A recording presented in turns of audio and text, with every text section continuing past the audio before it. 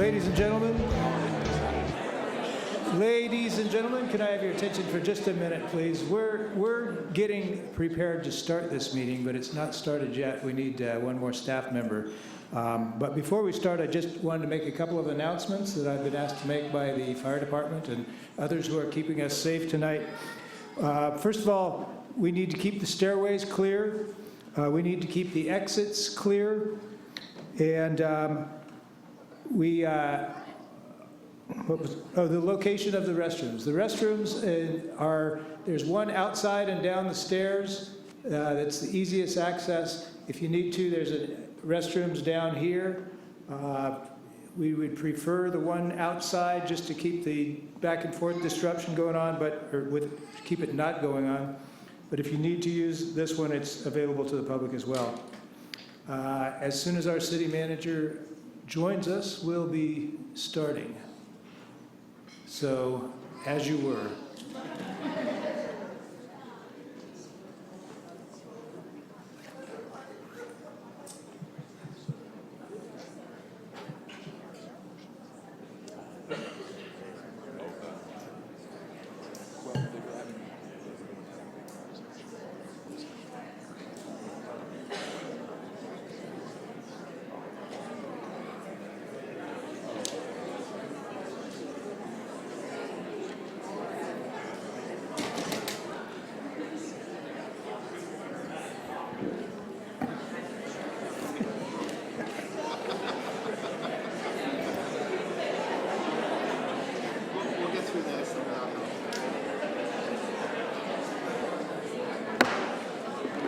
All right.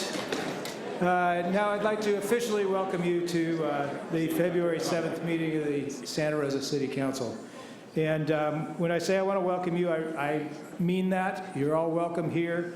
I appreciate that you're with us tonight. It's always good to see a full house in this chamber. I know that a lot of you are here for one item in particular. The council has many items on our agenda tonight, and we're going to need to get through a few of those before we get to the one that you might be here for. So please bear with us. We want to hear from you. We are interested in what you have to say. And in order to ensure that we get to hear from as many of you as possible, I am going to limit each speaker to 1.5 minutes. That way we can get a lot of speakers and still get out of here this week sometime. Just as a reminder, I know that some of you are here for the first time.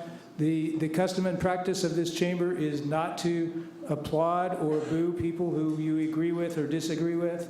You can show your support to speakers by raising your hands and waving your hands, but please let's keep the interruptions to a minimum so we can get through all of the speakers and get through all of our items on the agenda. When we do get to speaking, I'll be calling people up 2 or 3 names at a time. Please be ready when you know you're next, please be ready at one of the microphones. You can come down here and use this microphone. There are microphones at the top of each of the sets of stairs up here. All of these have little toggle switches on the edge where you can move the top of the podium up or down to better suit your height. So with that, I think we're ready to start our meeting. And would you do the roll call? Let the record show that all council members are present. Thank you. Ms. City Attorney, do you want to give a report on the closed session, or is it appropriate for someone else to do that tonight? This evening, I think it's appropriate that someone else do that. I was not present during the closed session. Can I do that then? Yes, you may. We had a closed session of the council tonight to discuss our appointment of a new city attorney, and there was no action taken. We have no study session tonight. We have no proclamations, no staff briefings. Mr. City Manager, do you have a report? Yes, I do. This was mentioned last week, but I think a little more detail needs to come out regarding it. Back at the middle of the month, Officer Denise Stebler was selected as the 2016 Santa Rosa Rotary Police Officer of the Year, and Fire Engineer Jeff Brown was selected as the 2016 Firefighter of the Year by the Santa Rosa Fire Department Labor Management Team and the 2016 Santa Rosa Rotary Firefighter of the Year.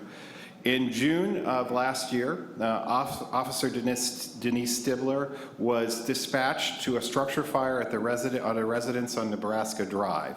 An elderly couple who lived in the residence was believed to have been at home when the fire started. Officer Stibler was first on the scene and found the home fully engulfed in flames. 20-foot flames shot upwards from the garage area, and she could hear popping sounds. The heat from the fire was so intense that a van parked in the driveway had combusted into flames. Officer Stebler knew the fire department had just been dispatched and that it would most likely be several minutes before they arrived. As she approached a sliding glass door at the back of the house, she could see the silhouette of a person standing in the doorway, shrouded by heavy smoke. Officer Stebler grabbed the person, an elderly woman, and carried her away from the burning building. Officer Denise Stebler displayed a strong commitment to her job and the community, and an overall fortitude and determination of character that drove her to selflessly endeavor to save the lives of others while sacrificing her own personal well-being and safety. Engineer Chief Jeff Brown was part of the team that made a valiant attempt by entering the same home to rescue a man who was trapped under extreme fire conditions. Unfortunately, while the rescue of the gentleman was not ultimately successful, Engineer Brown is being recognized for his bravery on this day in which he tried to save a fellow human being. His peers reflected that his actions were truly heroic, and he was willing to risk his own personal safety to save a person under extreme conditions. Engineer Brown has worked for the Santa Rosa Fire Department since November 12, 2002, and was promoted from firefighter to fire engineer in July of 2013. He is currently assigned to Medic Truck 1 and is regarded as an excellent engineer and employee of the Santa Rosa Fire Department. And again, I just wanted to take a chance to thank the two staff people and commend them for the work they do on a daily basis, but the work they really did on this particular day was astounding.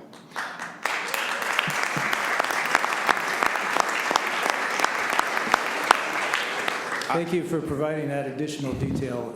That's why they're called Santa Rosa's finest. And somebody here just broke the rules about applause. We'll let John. We'll let him go for now. But from now on, it's this. And let me give this to both Officer Stebler and Captain Engineer. Right. Thank you. Lastly, just also briefly, I've requested that the mayor continue the items when we get to the regular agenda, continue items 14.3 and 14.4 to February 28th, and that meeting agenda to allow staff to additional preparation for those two items. Thank you. And I believe those concern the Roseland Creek Community Park, and just to repeat, those items will be continued for a couple, 3 weeks. Till the 28th of February. Till the 28th. Thank you. Is there any city attorney's report? No, sir. Thank you. Go to mayors and council members' reports. Anybody have anything to report? Start down at the end, Mr. Rogers. I'll be very brief, Mr. Mayor. Last week, we had our first Sonoma Clean Power meeting of the year. Had an opportunity to hear about the good work that SCP has been doing, in particular on their incentive program for getting into electrical vehicles. They had a really successful program last year, and all of the retailers that they had in the program actually came from Santa Rosa. They found so much demand that they're going to be doing a second cycle of it, hoping to open it up a little bit more countywide. So that's something to keep a lookout for. They also announced that the California Public Utilities Commission will be here on April 6th, having one of their regional meetings and hoping to get a lot of support from the community related to community choice aggregation. Also wanted to make a note that I had an opportunity on Saturday, as some of my colleagues did, to do my best Mr. Rogers impersonation and ride the new CP Huntington engine at Haworth Park. I'm sure other council members will talk about it as well, but if you think I look 12 now, picture me behind the caboose there. So thank you very much. Where's your cardigan? Mr. Schwedhelm. Thank you, Mr. Mayor. Want to report on the Water Advisory Committee meeting that we had on Monday. I think everyone's got in their packet the Russian River Biological Opinion Update from February 2017. A lot of great information in there. Do want to highlight that the annual Public Policy Facilitating Committee meeting is scheduled for Monday, March 13th from 9 to 11 at the Sonoma County Board of Supervisors chambers. A couple other items we discussed during the meeting. First, the election of the vice chair, and that went to Mark Milan from the town of Windsor. Also gave an update on water supply conditions. The Army Corps of Engineers approved more water to be stored in Lake Mendocino, and that is a big deal because Lake Mendocino is used both for water supply and for flood control, and so the science has been improved where they feel comfortable storing more water up in Lake Mendocino, which will come helpful later in the year once it stops raining. State Water Board tomorrow is meeting to extend the current restriction for 270 days. And it's kind of interesting given the recent weather patterns, but it sounds like the state is going to keep those restrictions in place. We will have some staff attending, and I'm guessing they will communicate what the State Water Board's decision is at the end of the meeting tomorrow. And additionally, just a heads up for this body, the Sonoma County Water Agency will be making a presentation to this board in March about its budget. Stand by. Thank you. Thank you. Ms. Combs. Thank you, Mr. Mayor. I attended 2 meetings of the Association of Bay Area Governments, the Regional Planning Committee meeting and the Housing Subcommittee meeting, which I chair. So I'm passing out the 2017 ABAG programs list for your information. The Housing Subcommittee is working on 2 issues. One of them involves how to do a streamlining process regionally, and the other is whether or not it's possible for us to establish something like a pay and trade for housing, so that municipalities that don't want to build certain housing because they have limits to how many houses can be built would be able to buy housing in another region or another city. And so that's the sort of way the conversation is going. It's still in the very amorphous stage. We also have some state legislative action that I was hoping that our staff or legislative subcommittee could follow up with. Some of these are placeholder bills that are coming forward, and some of them we learned a little bit about at the League of Cities, such as SB 2, Building Homes and Jobs Act, SB 3, the Affordable Housing Bond Act, SB 35, Housing Accountability and Affordability Act from Wiener, AB 71, Bring California Home. That looks like it may have some money in it, so we want to talk about that one. Some of these are packages. AB 72, Increased Enforcement of Existing State Housing Laws. AB 73, Housing Sustainability Districts. AB 74, Housing for a Healthy California. So we may want to follow up on whether or not we would like to take council positions on those pieces of legislation as they develop and we know more about them. So I just wanted to share that, and thank you. Thank you. Mr. Vice Mayor. Just a couple things from me. Also enjoyed the dedication of the new train at Haworth Park. That's one of those events that is a lot of fun. Everybody was happy. Everybody had a smile on their face, even though it was raining. Yesterday, Councilmember Schwedhelm and I attended a meeting of all of the stakeholders involved in the groundwater sustainability agency for the Santa Rosa groundwater basin. And this was a facilitated session trying to come up with some resolution of what the governing board of that agency eventually will look like. I believe that we came to some consensus at that meeting.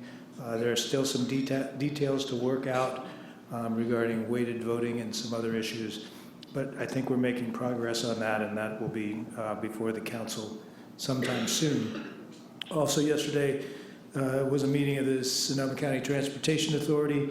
There's some good news to report from that. A segment of Highway 101 between the Lakeville interchange in Petaluma and the county line at San Antonio Creek has been funded. That's an additional 5 miles of carpool lanes that will be open by 2019. So it's a ways off, but it has the funding now due to refunding of the Measure M bonds that produced some additional money, and an earmark that was returned to transportation projects in the North Bay from the former Port Sonoma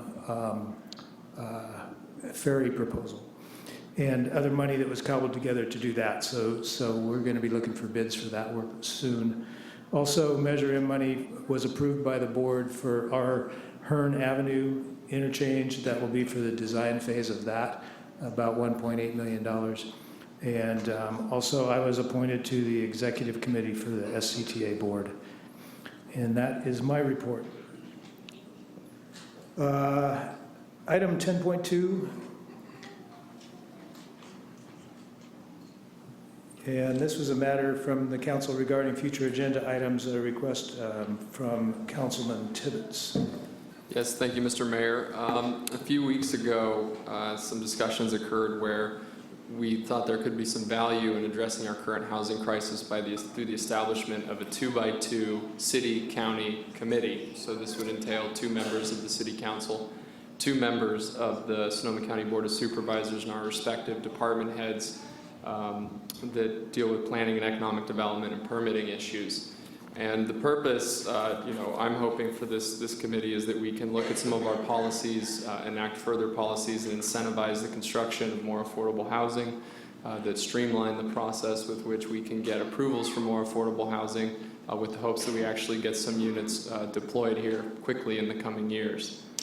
So I really appreciate to have my colleagues' support, and so we can move this forward. And I'm happy to answer questions as well. Any questions, council? Yes, Mr. Thank you, Mayor. And thanks for bringing this forward for discussion.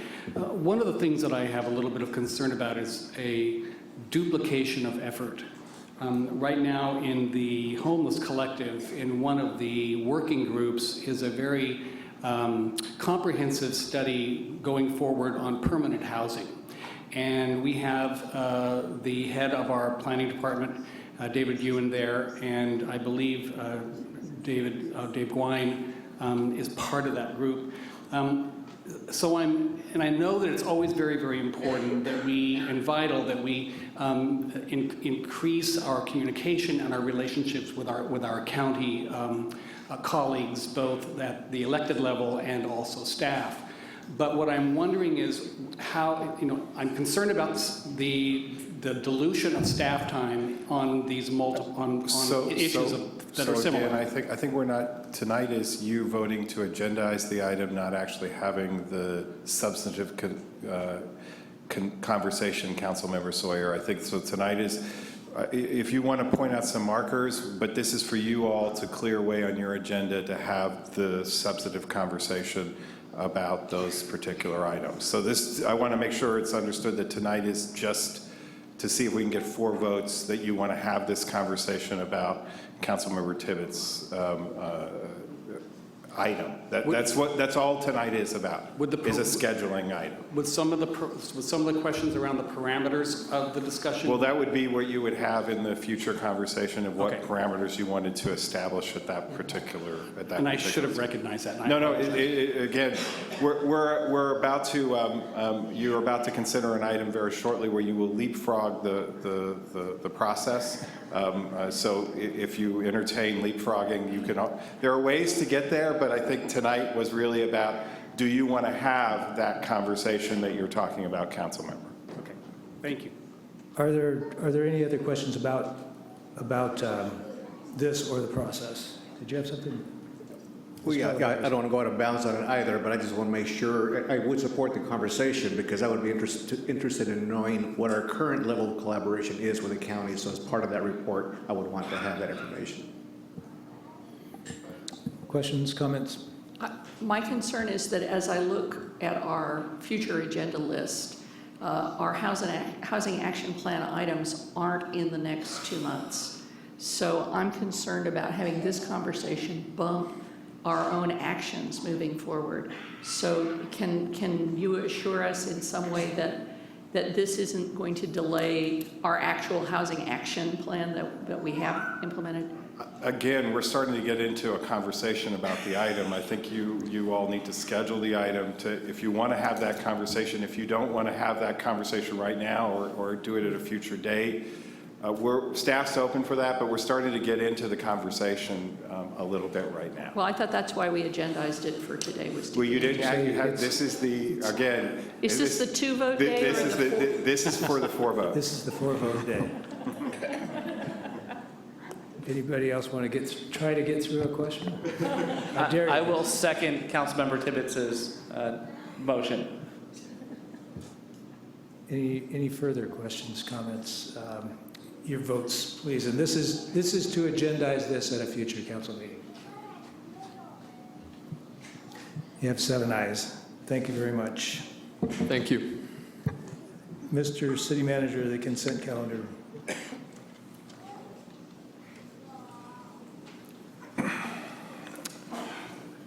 Consent 12.1, resolution authorizing the submittal of a grant application to the Federal Emergency Management Agency for funding, staffing for adequate fire and emergency response, SAFER, in the amount of $1,542,180.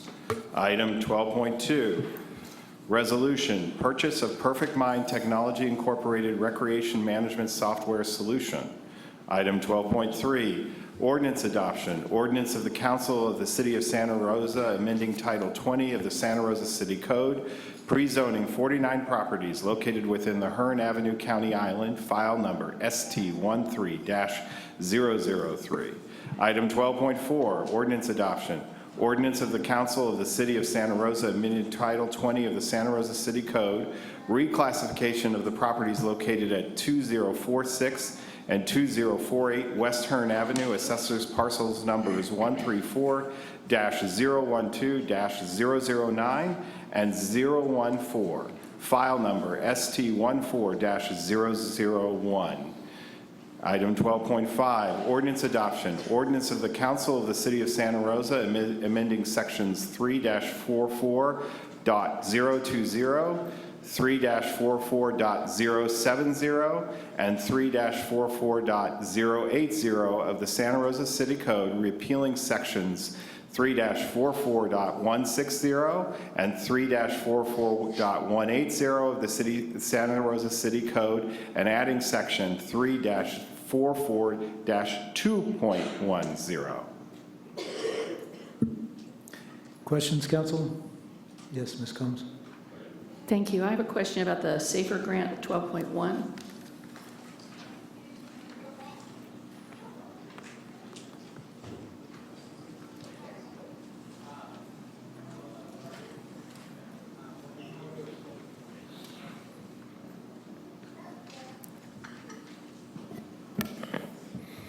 Hello, Tony Gosner, Fire Chief for the City of Santa Rosa. Thank you, Chief, for coming down to answer the questions. You bet. I'm always delighted to see federal funds to support our safety services. I am concerned that this is increasing our staffing by 6 firefighters or FTEs for firefighters, and want to know what the plan is when the grant is no longer available for those 6 individuals. It's not increasing. We're looking to do a reorganization of our department, utilizing some office staff and some field staff to make some long due changes. So the positions are already in the budget. They're just unfilled. And if we move forward with the application of the SAFER grant, we're able to check a box which allows us to waive some of the stipulations for the grant. So first we have to apply, then it has to be accepted, and then with the checking of the box of a waiver, which would be sort of a a reorganization question that they would have to look at what we're doing to see if it makes sense for them to also play along. So it's not adding 6 positions. We have 6 that are currently unfilled. Okay, thank you very much. I appreciate the clarification. Any other questions on the consent calendar? All right then, Mr. Tibbetts. All right, seeing no other items to be pulled, I move that we approve item 12.1, 12.2, 12.3, 12.4, and 12.5, and waive further reading of the text. Second. Your votes, please. That passes with 7 ayes.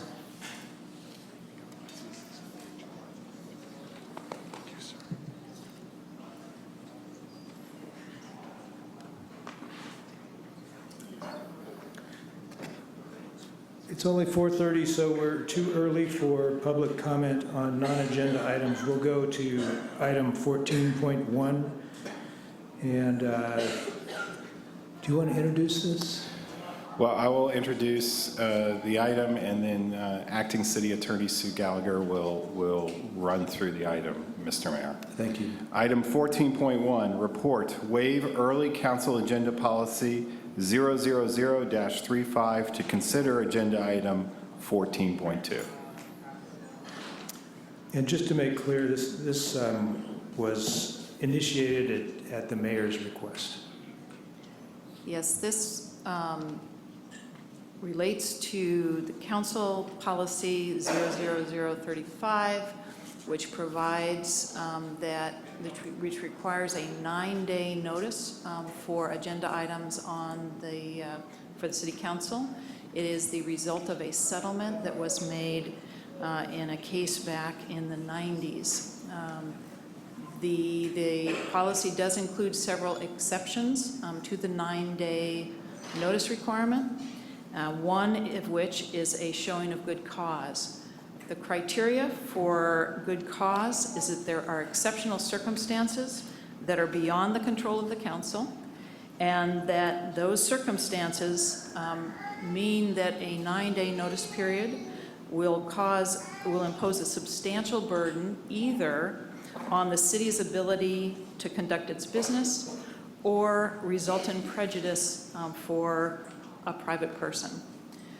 If you find those criteria are met by a concurrence of at least 5 council members, then you can proceed with consideration of the welcoming city resolution, which is the next item on your agenda.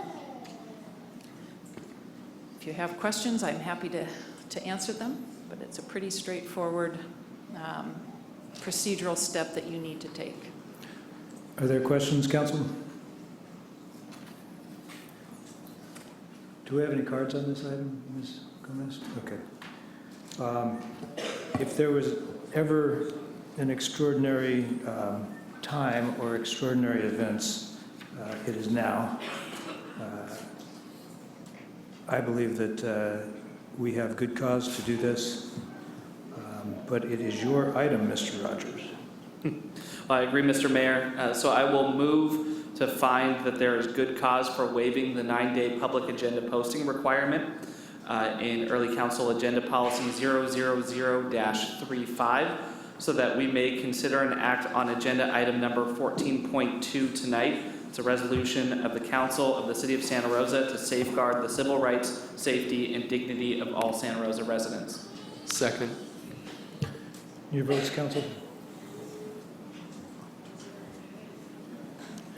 That passes with 7 ayes.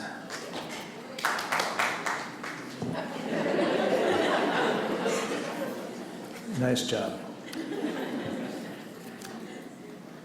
Item 14.2. Report, resolution of the council of the city of Santa Rosa to safeguard the civil rights, safety, and dignity of all Santa Rosa residents.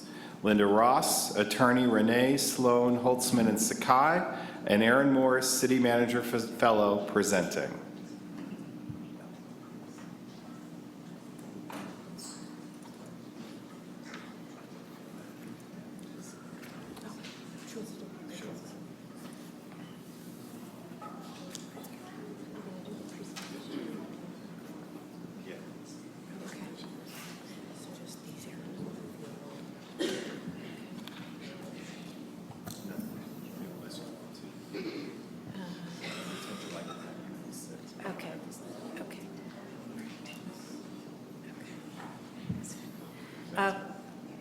Good afternoon, Mayor and members of the City Council. My name is Linda Ross. I'm with the law firm of Rennie, Sloan, Holtzman, and Sakai. And Teresa Stricker, who is your interim city attorney, asked me to appear today and to go over some background information that relates to your resolution to safeguard civil rights, safety, and dignity of all Santa Rosa residents. I've been following all of the events related to sanctuary cities, and I have a background in it because for many years I was general counsel to the mayor of San Francisco. And of course, San Francisco calls itself a sanctuary city, so I became familiar with all of the issues at that point.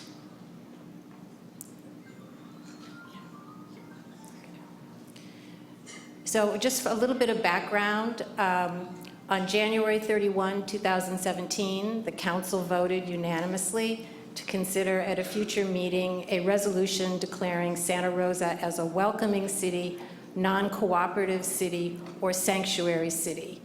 The mayor has proposed a resolution adopting a policy to safeguard the civil rights, safety, and dignity of all Santa Rosa residents. A little bit of background on the what are called sanctuary cities, although there are many different names that cities give to their policies. In an effort to promote public health and safety, some cities have adopted policies to encourage undocumented individuals to access city services and to report crime. The rationale is that the entire community is safer as a result.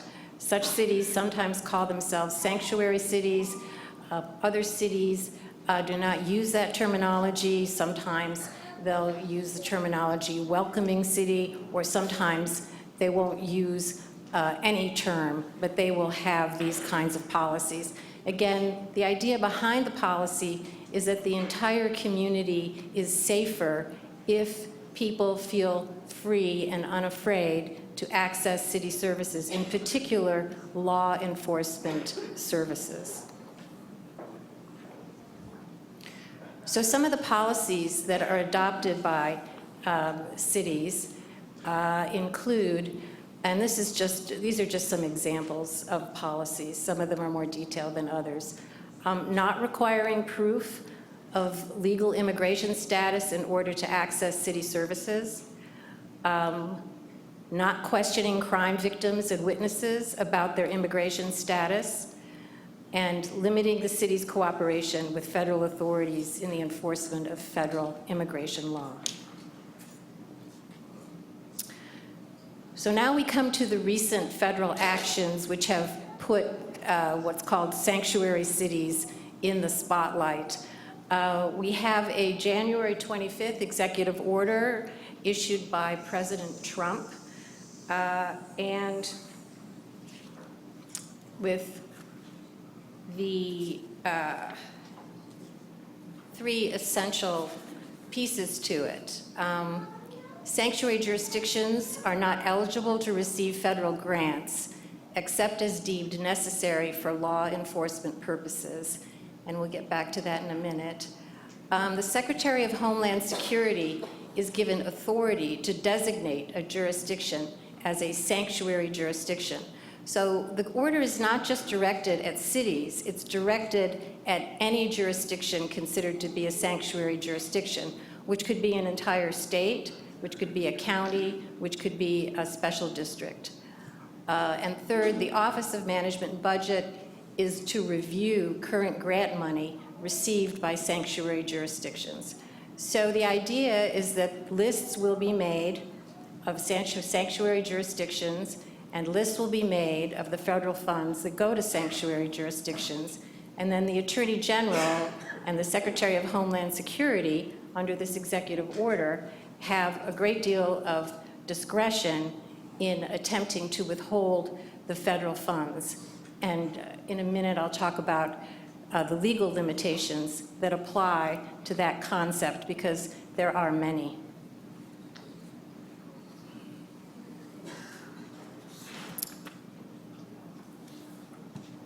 a comment about what constitutes a sanctuary jurisdiction. At this point, it is not completely clear. It's given over to the discretion of the Secretary of Homeland Security to figure that out. But we do know two things. One is that it's jurisdictions that don't comply with 8 U.S.C. 1373.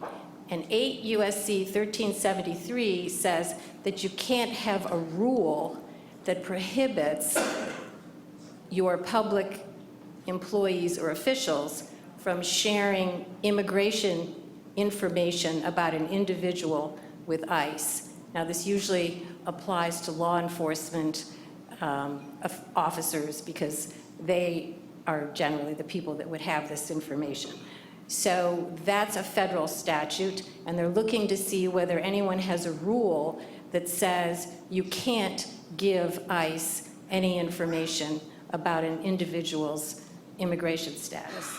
The other thing they're looking at is something called a detainer, and there's a tremendous amount of controversy about these detainers.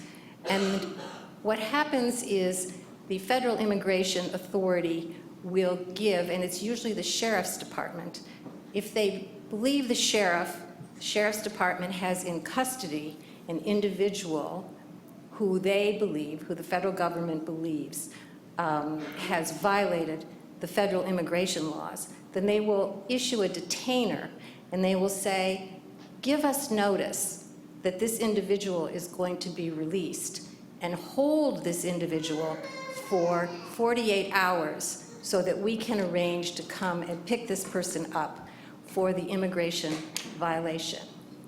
So what's happened in these detainers are not mandatory. And what's happened in California is that the state legislature has legislated a series of rules about when these detainers can be honored. And right now, it's only in the case of a serious or violent crime. It's not in every case. So that is a current limitation under state law.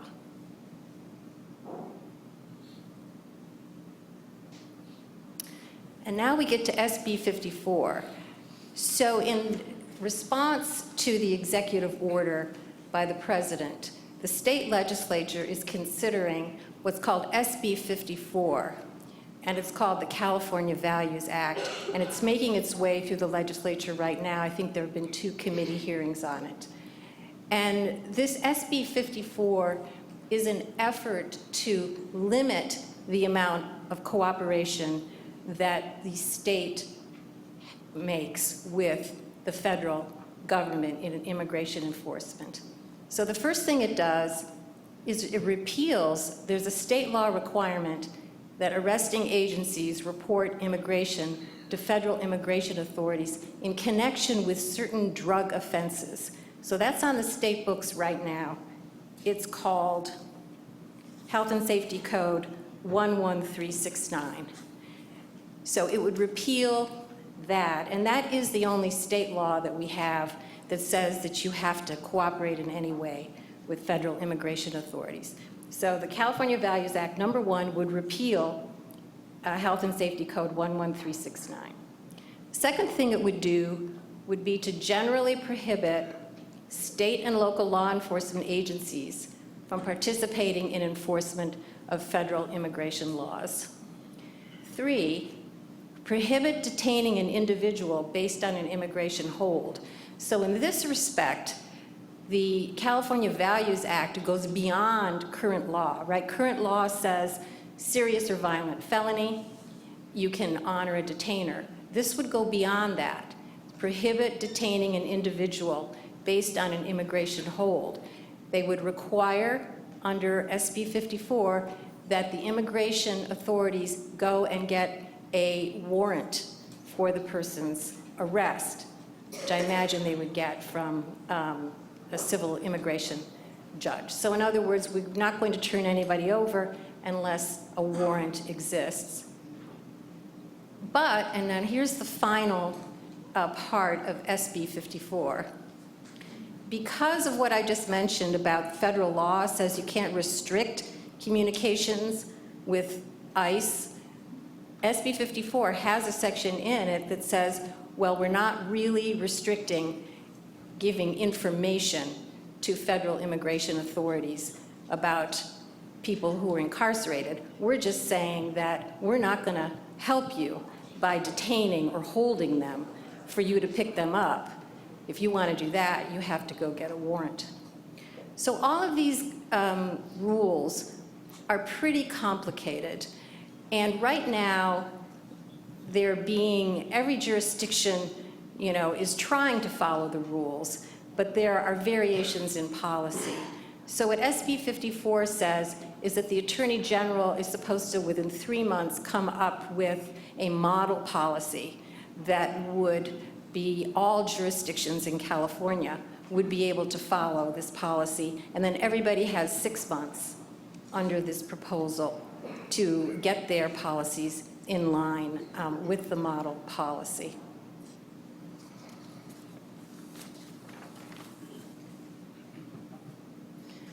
Okay, another reaction to the executive order of the president, San Francisco has filed a lawsuit and it challenges the executive order.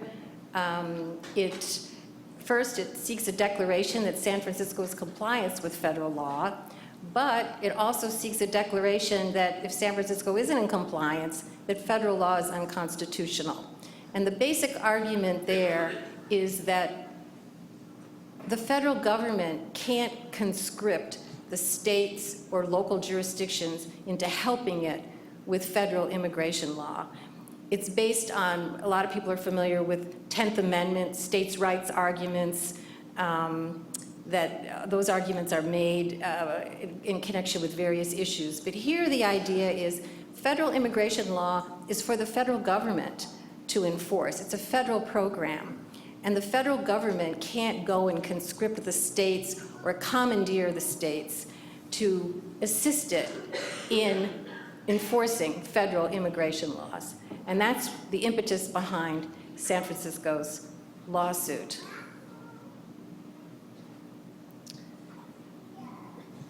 So, in addition to what San Francisco is arguing, there are other potential arguments that the president's executive order is illegal. And I think we'll probably be seeing lawsuits that are making these arguments. First is just the argument that the president doesn't have authority to do this, to deny federal funding to states and local entities. He just simply doesn't have it, right? The second argument would be that this is Congress's job, but even Congress doesn't have the authority to do what the president tried to do in his executive order, which was very sweeping, which was to say, if you don't go along with our federal program, we're going to take away all your federal funding, because that's basically what it says. And so the argument would be, even if it was Congress that came up with that idea, that is simply too broad. Because what the US Supreme Court has told us is that in order to withhold federal funding, there are 3 criteria need to be met. One is that the condition has to be unambiguous. So in other words, if you have a contract for federal funding and it just says, you must comply with all federal law, the argument would be no, that's not good enough. You have to tell us that we have to comply with particular and specific federal requirements. So then the second thing that is required for federal funding conditions to be legal is this nexus argument. In other words, the condition that is set has to relate to the funding. So you couldn't say, you have to honor all immigration holds. If you don't, we're not going to give you transportation money, right? There's no nexus there. So that argument, that's another argument. You can't possibly get rid of all the federal funding. And then the third argument that would be made is that you can't do something that's coercive. You can't threaten to take away all our federal funding. Maybe you can, tie a particular program to a condition, but not all our federal funding. And so these are arguments, I think you've probably, if you've read about it, this is the newspaper, you've seen some of these arguments being made, but these are the arguments that are going to be made. Oh, now I'm going to turn it over so you can hear about your federal grants. Hello, Mayor Corsi, members of council. I'm going to walk you through the ways that the city of Santa Rosa uses federal funding, first at kind of a broad level, and then I'm going to drill down into the individual departments. These figures are based on our fiscal year 2015-2016 budget, and these are actual expenditures because we thought that would be useful in this discussion. So starting off, essentially in an overall picture, federal funding comprises 5.46% of the city's operating budget. At least that was true in fiscal year 15-16, and 1.6% of the city's capital improvement budget. So with our total city operating expenditures at $461 million, the federal funds are about $25 million of that. And then on CIP, which is our capital improvement program that fixes our infrastructure and does a lot of other things, overall expenditures there were around $27 million, of which the federal funding was about $435,000. So getting down more at the department level, starting with public safety, federal funding in 15-16 comprised less than 1% of the funding that supported our police functions. As far as fire goes, federal funding was at approximately 2.19%. One thing to note here is in fiscal year 16-17, the fire department is not relying on any federal funds, although, as you saw earlier, they are looking into this SAFER grant. That would be about $1.5 million from FEMA. Getting into three other departments that rely on federal funds to some extent. Our transit department, about 14.4% of their budget comes from federal government. Our housing authority, it's about 87%, and that is significant. Housing authority is the city's voucher program for Section 8 and a lot of our homeless services and our other services to our lowest income residents. And then when we get into our CIP, again, federal funding is a small percentage of that, but I did want to note this 1.6%, but I did want to note that there's about $6.5 million of One Bay Area Grant 2 funds that the city is expecting to receive into the CIP during the next fiscal year. Moving on to the next topic, just to briefly highlight, it's in the staff report as well, the police department has a policy 428, and just to step through it kind of as an overview. Policy says that the immigration status of individuals alone is not a matter for police action. The department does not conduct immigration sweeps, and all individuals, regardless of their immigration status, must feel secure that contacting law enforcement during times of crisis or to report suspicious or criminal activities will not make them vulnerable to deportation. And this is existing police department policy. So at this point, we are concluding our presentation with the recommendation that the council consider whether to adopt by resolution a welcoming city policy entitled Resolution to Safeguard the Civil Rights, Safety, and Dignity of All Santa Rosa Residents. Thank you, and we're happy to answer questions. Thank you, Ms. Morris. And I want to just appreciate that the staff and also Ms. Ross have put this together in a very short time, and I think you covered a lot of the bases that we asked for, and appreciate the effort that went into this. I want to say a couple of words before I ask if there are any questions. And the first is that the resolution that's included with this item is provided strictly as a starting point for discussion. This was provided to me, and I'm sure to other council members, by members of the community as a potential direction for us to go. We may head down this road, we may head down no road, we may take another road entirely. So this is a starting point for the discussion, and there's a lot to discuss, including, I've heard some council members say they'd like to formalize our support for SB 54 that Ms. Ross talked about. Others may want to specifically exclude people from this who are convicted of serious crimes or specific crimes. We may want to specifically reference our own police department policy. So there are options that we have, and that's not a comprehensive list of the options either. Also, I want to say that over the past couple of weeks, and actually longer than the last couple of weeks, I and all of us have heard from many dozens of people, both who support this and who oppose this. And personally, I just want to say I'm sorry I haven't been able to get back to all of those people who've contacted me, but we may have an answer tonight. The biggest concern that I've heard is that we will lose city funds, and of course, I'm concerned about that. I'm sure we all are. But I see this threat of withholding funding as like a threat to harm a family member if a ransom isn't paid. And this sounds to me like a reverse ransom demand or a preemptive ransom demand. The United States has a longstanding policy that we don't pay ransom for kidnapped U.S. citizens, and there's a very good reason for that. And that's that paying ransoms leads to more kidnappings. And so I ask myself, if we give in to this threat, what's the next threat that comes down the road? So I'm ready to make a statement in support of the good people of this city. I don't know whether it needs to say sanctuary on it. I expect that to be part of the discussion tonight too. And I want to just throw a couple of things out because I've heard a couple of recent suggestions for other terms. And one is to make Santa Rosa an inclusive city. Another one is to make Santa Rosa an indivisible city. And indivisible has a familiar ring to it. And I kind of like that. Indivisible with liberty and justice for all.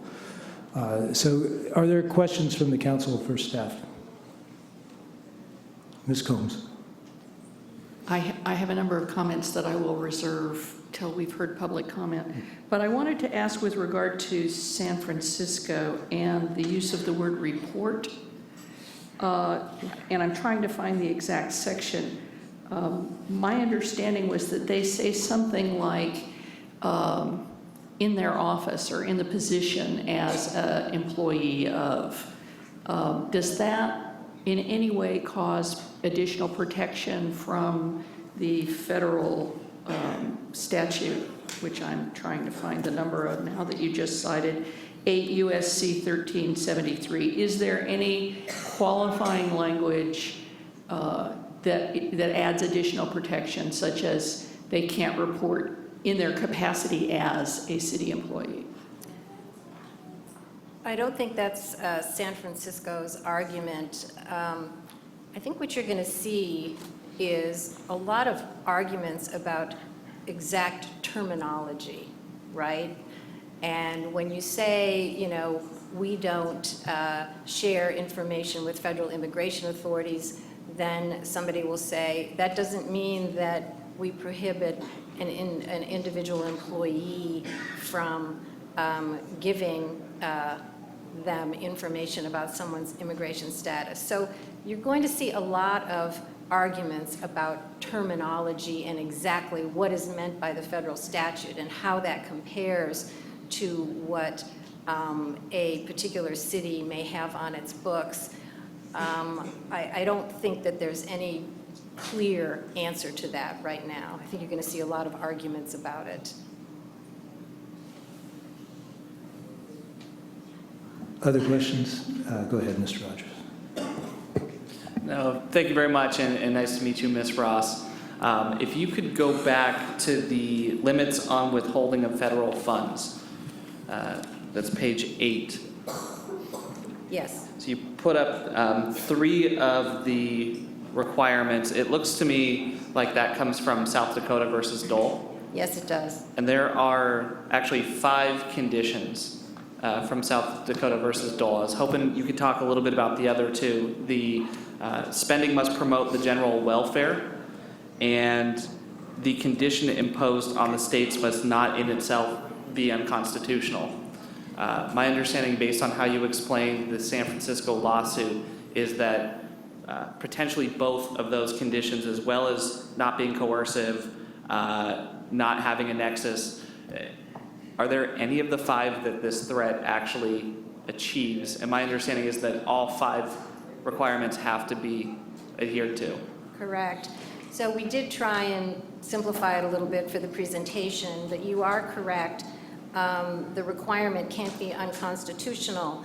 And some people, have made the argument that in respect to the detainers, that holding somebody beyond their release date without a judicial warrant is a problem, and in terms of the Fourth Amendment, and at least one court has found that. So then there's an argument there that is unconstitutional, and that's the argument for requiring a warrant.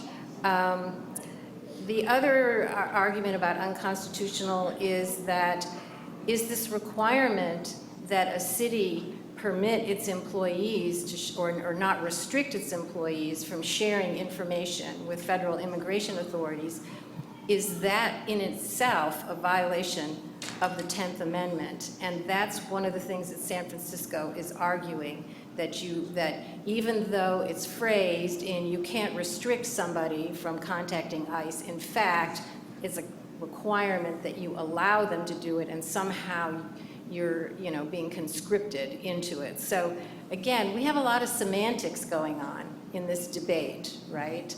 And I think you'll see more of that.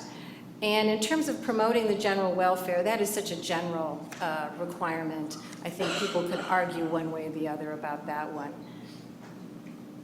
And then I appreciate that. I know that we're sort of working in kind of a murky environment here, not knowing what's going to happen and knowing that some of this is unsettled case law. You did bring up whether or not Congress has the authority to do this if the president does not. And I think, correct me if I'm wrong, it seems like you were referencing there Prince versus the United States, which said that the federal government can't compel states economically to act in a certain way, which was written by Scalia, or NFIB versus Sebelius, which directly says Congress cannot make laws that are coercive to the amount of a gun to the head of a local government. Just wanted to ask if that was sort of where you were going with that, is this threat might be deemed as a gun to the head for local government. Well, I think the argument would be that if you are threatening to withhold all federal funding, and if it's a significant percentage of the budget of an entity, then you would have that argument that it was coercive. Yes. This originally came out of DUI law, right? That states that would not have DUI laws stricter than Congress had, or at least where they were at risk of losing 5% of their funding for that program, and I believe that was when the Supreme Court said no, correct? Right. I mean, the DUI law, the original case, I believe, was Congress said to the states, we want you to have your drinking age to be 21. And if you're going to not make your drinking age 21, we're going to withhold certain federal highway funds. And the U.S. Supreme Court in the Dole case said that's okay. That's a legitimate federal interest in drinking age being 21 and avoiding, highway deaths. And you're not, and it is tied to federal highway funds, and you're not depriving the state of such a significant percentage of its budget that it would be deemed to be coercive. Great. I'll reserve further comments for after public comment, but I did just want to indicate to my colleagues that looking at the resolution, I do want to make sure in the fourth whereas we say, if this is where we're started, Santa Rosa is a safe place for immigrants from all countries, people of color, Muslims, LGBTQ people, and people with disabilities. And I'd want to make sure that we didn't just have Muslims in there, but we said of all religions. Thank you. Mr. Schwedhelm? Thank you, Mayor. I had some process questions about that same slide that you have up there and the timing of this. So if we make some sort of sanctuary city declaration here and the feds do, let's say some funding is supposed to be coming, and my biggest concern is with our Section 8 housing. So I know there's an appeal process going on right now. Is that up in Seattle that may stay the order? So there's, the Seattle litigation is a separate executive order of the president's. It's the travel ban order. Sorry, I'm having a hard time keeping them all Right, track. I know, it's so fast and furious. So that's separate, that's in front of that was just argued in front of the Ninth Circuit today. So actually the only litigation going on about sanctuary city status right now is the case brought by San Francisco, trying to get out in front of it. But in terms of what the rules will be for a particular jurisdiction, I think what's going to happen is the state is attempting to set statewide rules. There are statewide rules right now on honoring detainers, and that is what is happening now in Sacramento. They're looking at those rules, and they're going to come up with some sort of model program that will be a statewide program. So in terms of what any particular jurisdiction does with a resolution or a policy, it probably will be superseded by state law within a short period of time. And the resolution that you have in front of you is very general, a general set of principles, and but it would be augmented by state law when the state legislature decides what it wants to do. So I guess that's what my concern is, although I agree with everything our mayor said about these strategies. During the course of my career, I've disagreed with other federal court decisions, and as much as we'd like to say what we get to say is going to be the way it's going to happen in Santa Rosa, I'm a little concerned that this is going to be dragged out through the appeal process, because whatever court is going to appeal, I'm guessing ultimately, and I'd ask your opinion, do you think this will ultimately be reserved or resolved at the U.S. Supreme Court? I think it depends. I think the Trump administration is at this point kind of a moving target. What they end up doing with these sanctuary city orders is unclear. So it's hard to predict what will happen. Exactly my unease. It's hard to predict. And I'm not sure if you'd be the person, or maybe Aaron, what types of crimes, because I know the mayor also mentioned that about, I have concerns about any serious violent offenders being in our community. If there's a way that we can make sure that they don't come in our community, that would be a good thing. Do you know what types of crimes would prevent someone from entering our country in the first place? I don't know what the requirements are for entry. We would have to take that under further consideration. That's not currently we rushed to get here, but we'd have to do further research there. All right, we'll have more questions later. All right. Ms. Combs, did you have a question? Okay. All right. Mr. Vice Mayor? So I have a question. If I'm an undocumented resident of Santa Rosa and am I eligible to apply for Section 8 housing?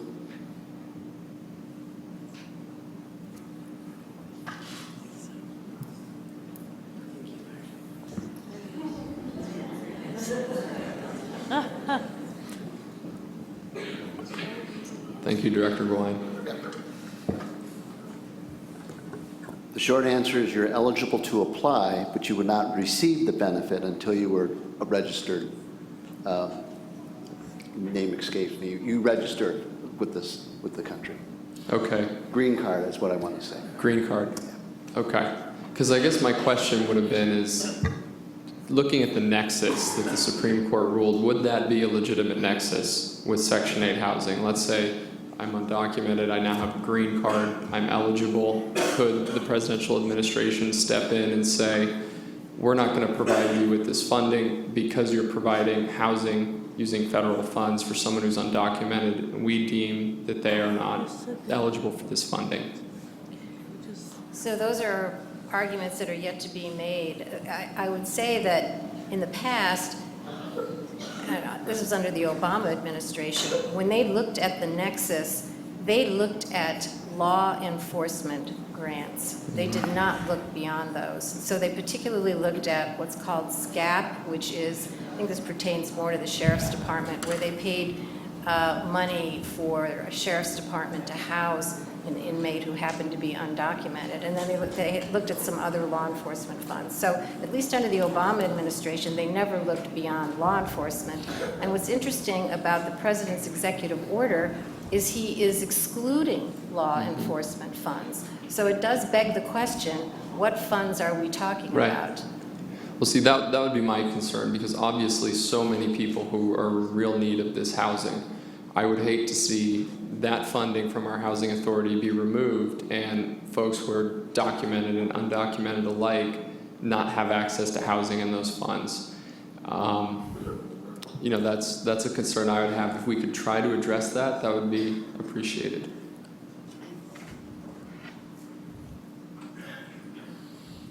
And I guess as a follow-up question is, would that contract be between the federal government and the individual applying for Section 8, or would that be between the federal government and the municipality that's administering those funds? Meaning, would some folks be eligible and would others not, if federal funding would be withheld? Are we talking about losing the whole $25 million that I saw in that fund, or not? Again, I'm not sure we can answer that question. I mean, we're talking about an area where there's not been any definition applied. What we do know is what Ms. Ross said, which is we can note that the executive order seems to focus on, exclude on is the law enforcement funding. But where the administration intends to take this, we'd be in a highly speculative conversation, council member. I don't know how to answer. I don't even know how to get staff to begin a research project on that about something we don't know what the answer is going to be. I mean, I understand the question. It's a question I think staff has asked itself, the implications of what the decisions, but the fact is we're also sitting in a space where the decision hasn't been made. The approach, we're guessing at what the approach would be. I mean, even this conversation is, you're talking about funds, you're excluding certain funds, but then you're not naming the funds that you're actually targeting. We don't know what the criteria is, so I'm not sure we can answer that question. What we can tell you is there's a substantial portfolio of federal resource assigned to programs that we run that provide social net, safety net, address the social safety net, and obviously that would be, if you were looking at all things, where the city in a lot of ways remains the most vulnerable.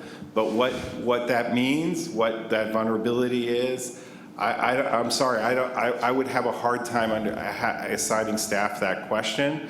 I think we're all in a wait and watch conversation, but it is what the assignment was to look at where we have federal funding obligations. And you saw quite clearly it is in this arena that most of our federal funding resides. But I have to be honest, I'm not sure what I'd be researching at that point, besides paying attention to what's going on. I'm just asking the question because, one, I think it needs to be fleshed out, and two, maybe there are answers that exist. So a follow-up would be, is assuming a nexus could be established, and let's say a court were to uphold the presidential administration's mandate, if you will, would they then look and say, you know what, would it be likely that they could look and say, seems coercive to us, and then throw it out despite the nexus? I think there would be arguments on all three of these elements, and it would just depend on the facts of the situation. And I mean, as the city manager was saying, it's very hard right now to predict what's going to happen.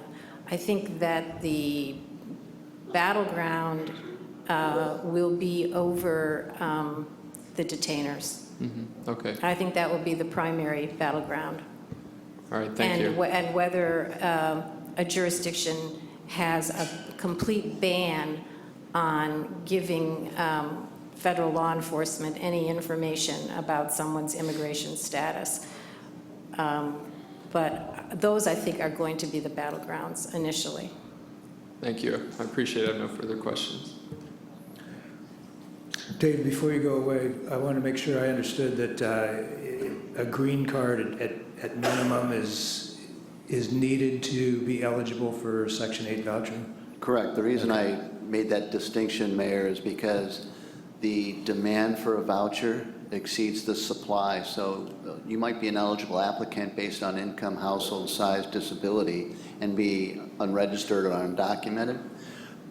You have to be registered by the time you receive the benefit, usually in several years. Okay. And just so we don't have any confusion, having a green card means you are documented. I think so. I believe so. I think a green card is a document. Yes. Okay. All right. I did have one other question for Ms. Ross. Given our existing policy within Santa Rosa, the police department's policy 428, and the state's SAFER Act, would it be possible that the Secretary of Homeland Security, under the executive order of January 25th, could designate us as a sanctuary city regardless of what we do tonight?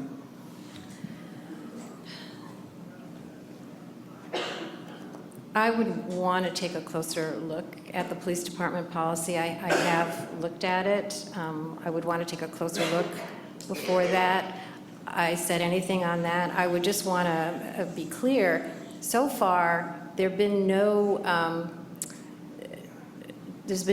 sort of definition of sanctuary city determined, by the federal government, right? They haven't said what is a sanctuary city. So you have to kind of wait for that. And also, whatever the police department's current policy is, we know that the state is coming along with its own policy. So I think it's sort of a wait and see in terms of what the state decides to do, because that would be a statewide rule. All right. Okay. Thank you. Any other questions, council? I'm going to move to public comment. And just to remind folks, we're going to limit comments to 1.5 minutes. We've got about 60 cards here, and I expect more that will be coming in. So please keep your comments concise. We do want to hear from as many people as possible tonight.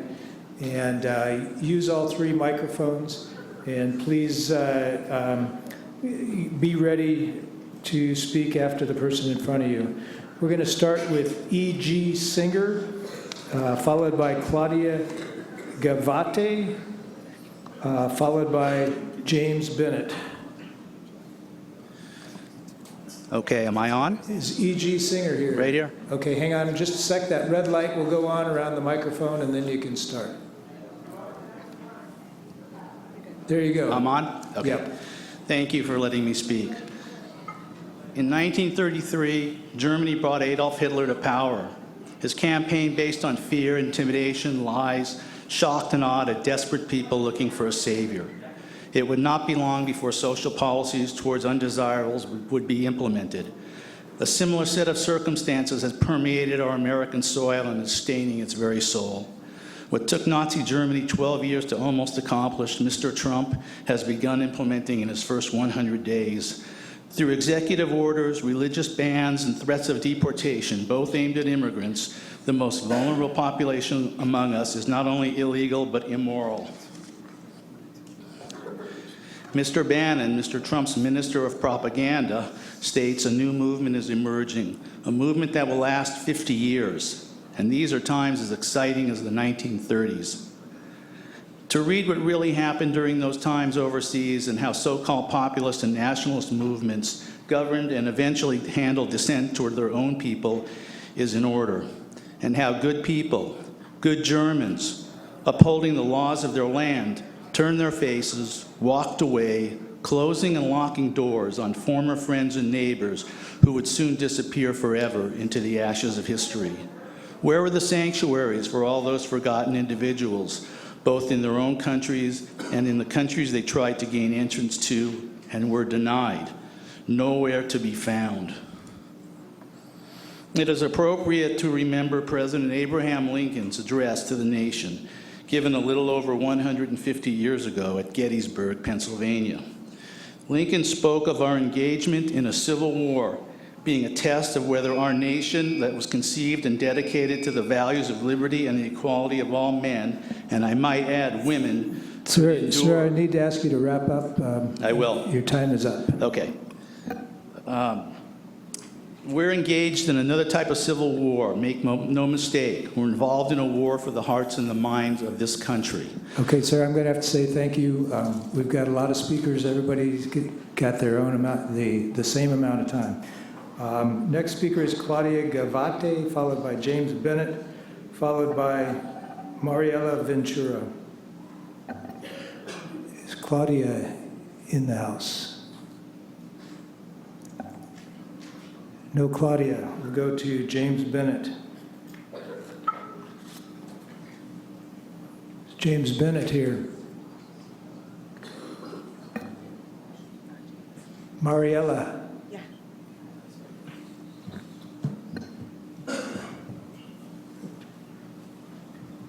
Where am I going? Okay. Yeah, go ahead. Hi, good evening. My name is Mariela Ventura, and I'm the lead organizer for North Bay Jobs with Justice, and I'm also an immigrante here. And we're here in support of the resolution with a greater collective of organizations.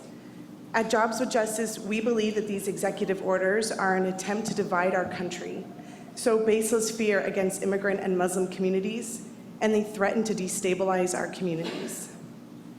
In these times, we are reminded the fight for justice begins here at home. We are here to also ensure that protections in this resolution are without exception for anyone, including our community with criminal history. As of 2011, 86% of crimes committed in the US were victimless, meaning no property was stolen or damaged and nobody was directly harmed. Of the remaining 14%, many of these crimes are crimes of desperation or survival. Mothers using public transportation without paying their fares, people stealing food or baby food to feed their families. We also want to point out that in the case of violent crimes, the evidence for immigrantes, especially for those who don't speak English, are often lacking, and the person arrested is never charged nor convicted. We believe the root of these crimes are not addressed by imprisonment or family separation, and we believe that not reporting any of our community members to ICE maintains the trust of this community in its law enforcement. Thank you for your time. Thank you. Next is Jessica Mendoza, followed by Millie Phillips, followed by Abel Enriquez.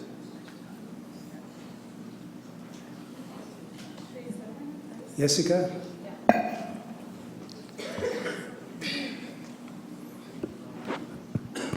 Is it on? It's on, yes. Okay. Go ahead. Hi.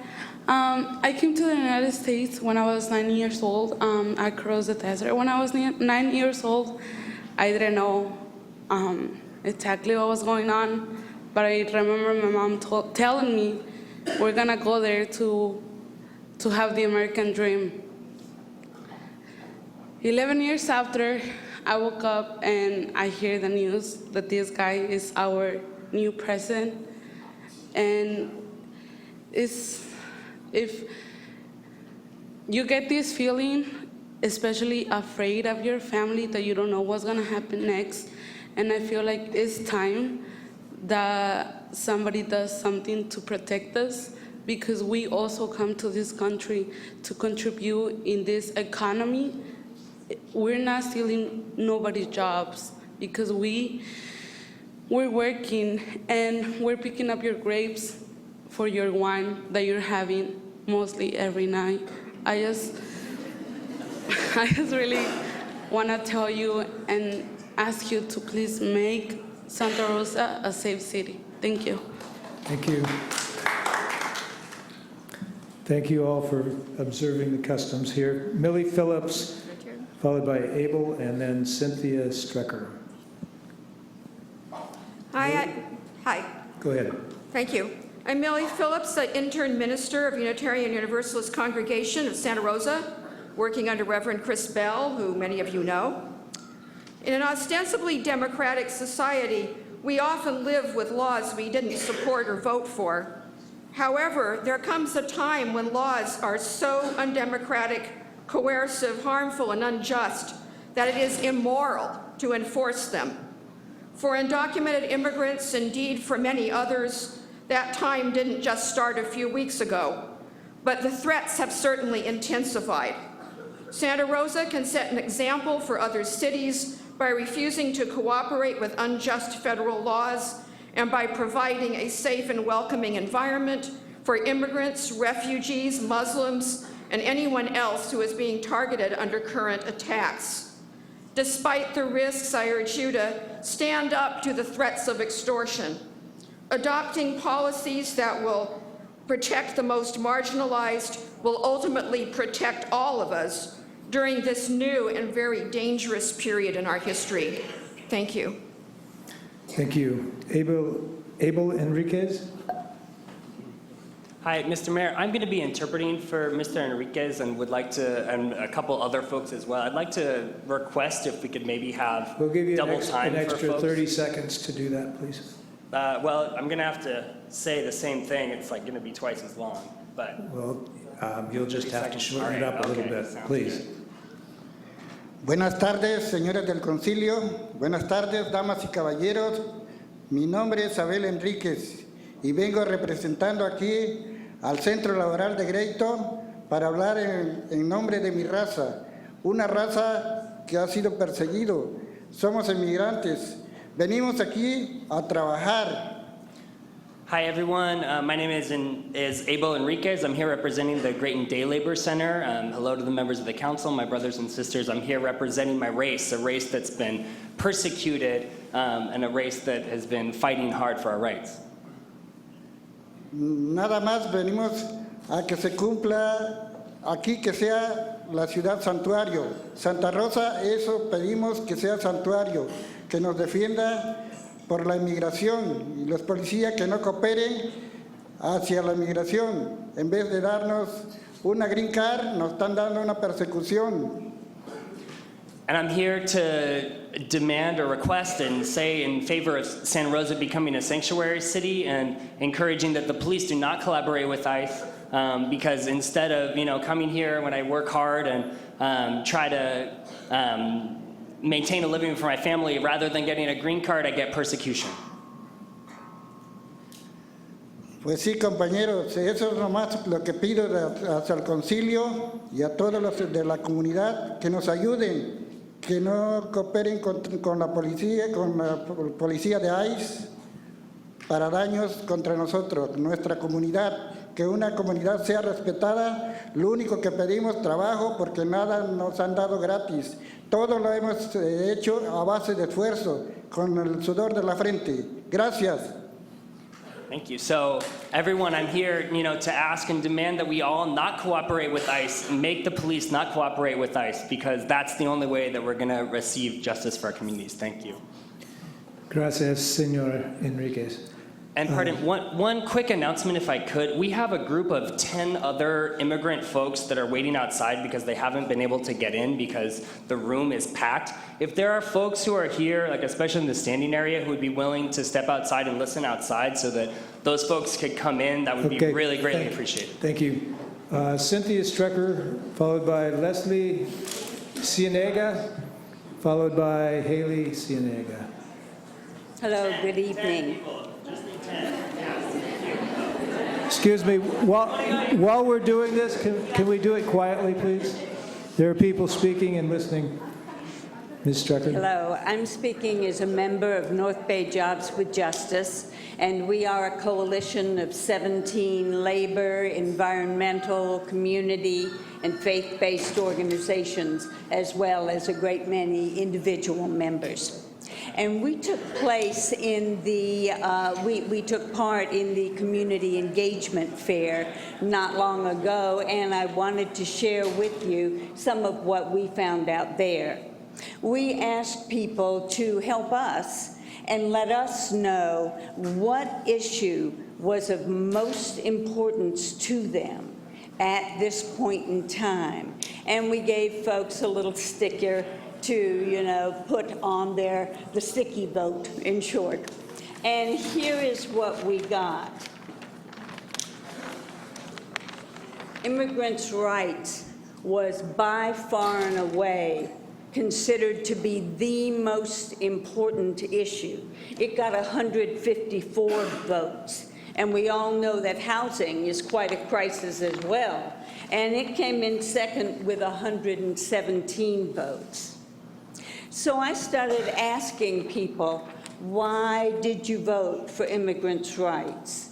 And what I was told almost to a person was that this was not a vote because they felt personally frightened, as much as what people told me was, I voted because these people need our help, because they need it now, because we need to get out in front of this issue, and because whatever we have done in the past, we need to step up and do more, because this is simply far too important to mess around with. This hits people at the very basis of their lives, and because it is quite simply the right thing to do. So I'll leave you with the words of your constituents. Thank you, Ms. Strickland. Gary.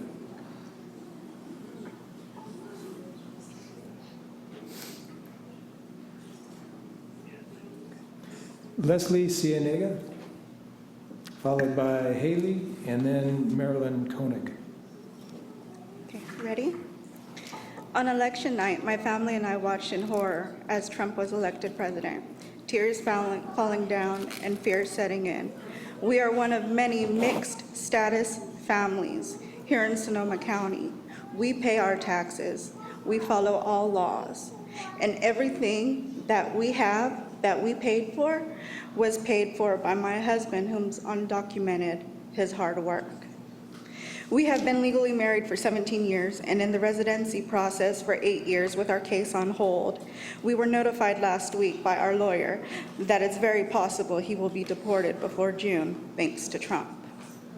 So while you all sleep peacefully, we stay awake worried and unsure. While your children sleep soundly, mine sleep unsure of what tomorrow will bring. Each goodbye hug lasting longer each morning. How would you all feel if you were in our situation?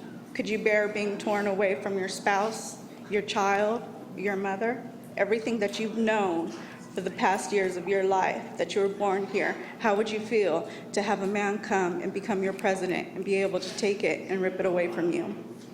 So I ask you to do the right thing and protect all Santa Rosa residents, not just the documented ones.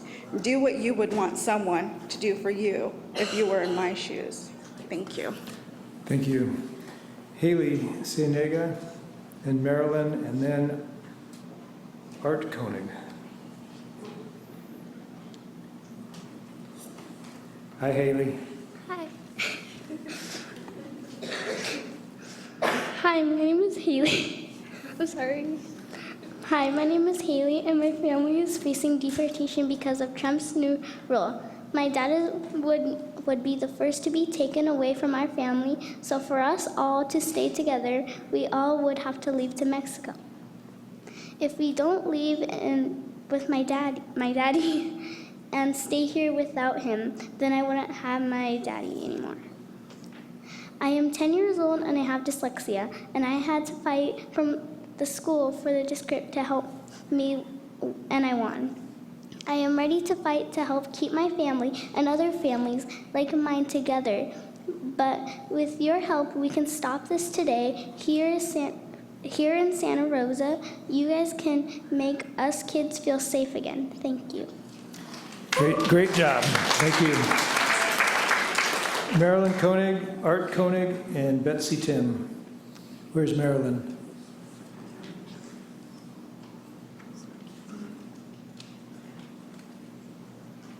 No Marilyn? Art Koenig is Is Art here? Okay, Betsy Tim.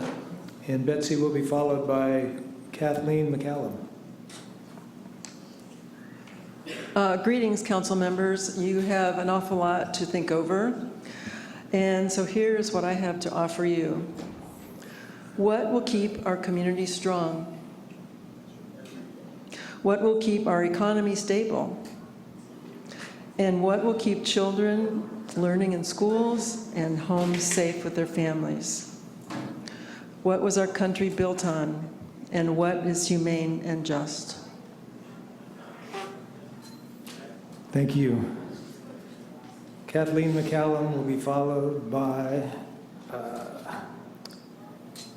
Mary Barsoni, and then Enrique Yarse. Kathleen? Hello. I am here to ask you to stand behind the city and every citizen in it and stand up against bullying and illegal mandates that promote racism and division in this country. I moved to Sonoma County knowing that this was wine country, beautiful area, very supportive of families. Our #1 agricultural product is grapes. And so many of our people that make us known for wine country are immigrants. I ask you to do the right thing, be the Good Samaritan, and stand up for all of us. I think we all know that dark times are upon us. We need the precautions and the backing to be able to handle what comes. And we don't want to see families divided and stripped apart because of a racist bully who is not here for us, but for self-profit. Thank you. Please do what's right. Thank you. Mary, followed by Enrique Yarse, and then Brent Lindsay. Good evening, council members. I am here in strong support of this resolution. Excuse me, Mary, we use the toggle switch right to the right-hand side of your, let's see, move that up a little bit. Oh, is this better? And we'll give you a few seconds at the end Thank you. To make up for that. Okay, I'm an astrophysicist. I use the Hubble Space Telescope to do my research on how stars form and how our planets form. I put myself through Caltech at MIT, and I am an immigrant. I got here at age 5. My parents survived the Nazi Holocaust. My father was in Stalin's Gulag for 9 years. And what goes through my mind is it can't happen here. We can't allow this. Solzhenitsyn, in his address to the Harvard class of '74, said that our society, from his viewpoint, was lacking courage and morality. It is time to get back our courage and our morality and stand up for what is right. Thank you. Enrique?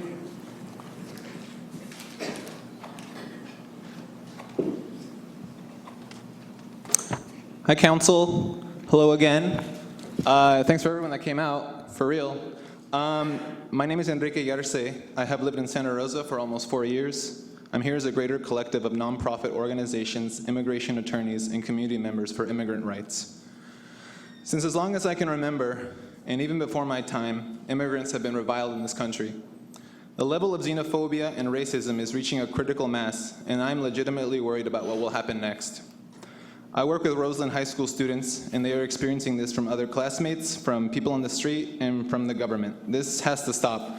People are harassing these kids, assuming they're immigrants just because they're brown. And that's not right. There are so many other immigrants in this country. The immigration issue isn't solely based in, with Latinos and stuff, Latinas. I grew up with a fear of being deported and a fear of being assaulted by racists. I don't want more kids to experience that. We do not deserve it. Just because we can't vote doesn't mean that we're less worthy of protections or anything like that. Please adopt the resolution, and with the amendment that city employees be prohibited from reporting suspected immigrants to ICE. This is a very crucial time in the history of this country, and history is being made, so please do what's right. Thank you. Thank you. Brent Lindsay, followed by Anna Fratolillo. Sorry about that. And then Luis Cruz. Brent? Hello. Thank you, Council Mayor. I'm Brent Lindsay. I'm also here as part of a greater collective of nonprofit organizations, immigration attorneys, and community members for immigrant rights. I'm also co-founder of the Imaginists, and we've been touring a theater piece called Real about immigration issues to high schools and middle schools. In fact, this Thursday at Piner at 10, I'd like to invite you all. At every show, we allow students to have questions and answers at the end, and every show we've taken this school to, Comstock, Cook, Elsie Allen, students always come up saying, "Thank you for telling my story. My brother was deported. So was my father." This is what a 12-year-old said to us at Comstock Middle School. And I stand here tonight for that child. Our own theater company here in Santa Rosa has had 2 company members deported in 8 years. And I stand here tonight for those 2 incredible people and for a community that lost 2 amazing human beings. We are here for a sanctuary city that protects our most vulnerable communities in every way, every shape, and every form, period. We are here because no one can enjoy freedom if one of us is hiding. There can be no freedom if one of us is ashamed. There can be no freedom in fear. I suggest we get this done so we can get the next thing done and get the next thing done, and then we're going to have a big party. Thank you. Thank you. Anna?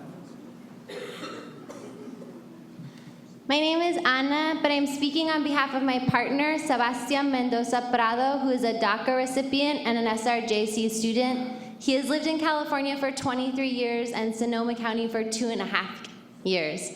Sebastian and I both are part of a greater collective of nonprofit organizations, immigration attorneys, and community members for immigrant rights. I'm going to read a statement that Sebastian wrote because he could not be here. Sebastian says, "As a Mexican immigrant who was raised in Los Angeles, what worries me about the new federal administration is the increasing criminalization of brown people and the effect fear will have on communities. Folks will be afraid to take their kids to school, go to work, go to doctor's visits, or call emergency response services out of fear of being detained and deported. As a worker, a student, a son, and a positive, active member of my community, I ask you to make this a safer place for all people and declare yourself a welcoming city that will not comply with ICE." Pablo Alvarado, executive director of the National Day Labor Organizing Network, said something like, "What I want to say to undocumented folks is that Trump said he's only going to deport criminals, but to him, we are all criminals. I ain't no criminal, and it shouldn't be assumed that other immigrants and refugees are criminals. I am a hardworking, tax-paying, education-earning young adult, and I refuse to be afraid. And other people shouldn't have to be afraid because local officials should work to protect them. Please adopt the resolution and with the amendment that city employees be prohibited from deporting suspected immigrants to ICE." Thank you. Thanks. Luis Avila Cruz, and then followed by Emilia Carbajal and Jacob Mernon. Hi, members of the City Council. My name is Luis Avila Cruz, and I've lived in Santa Rosa for 3 years and 9 years in the United States.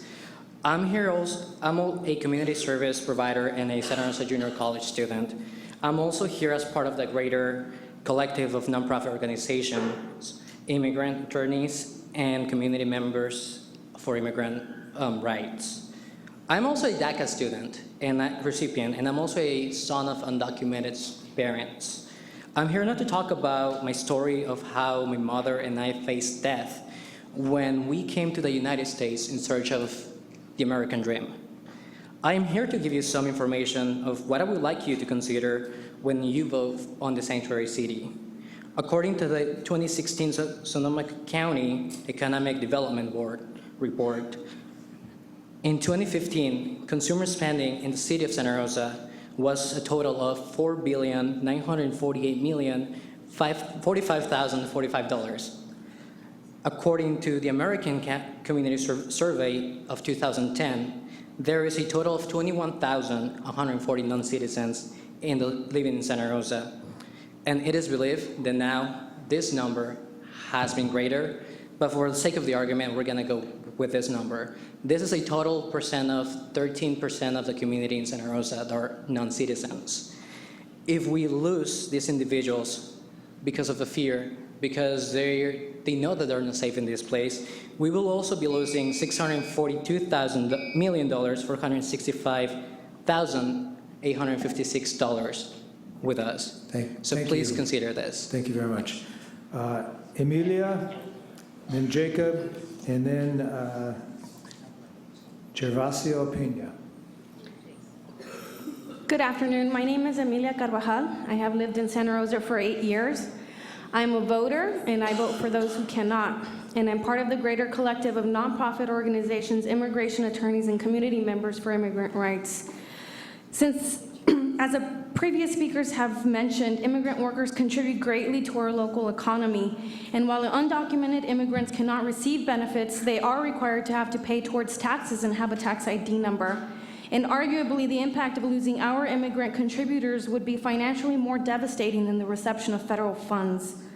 The executive order threatens to penalize those jurisdictions that fail to comply with Title 8 U.S.C. 1373. However, the threat is not valid.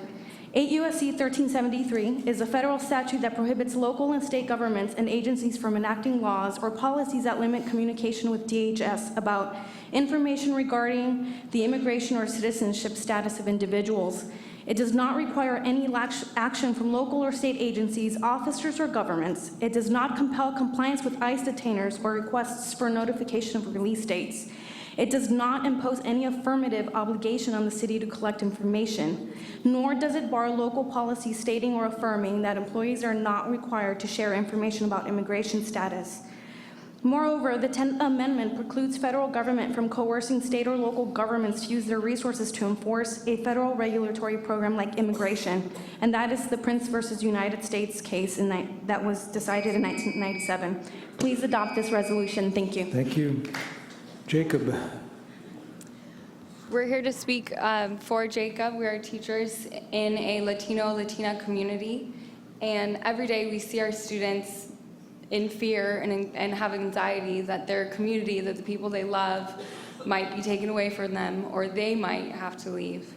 And it's heartbreaking to see them go through this. And every child has the right to learn without anxiety, to learn without fear.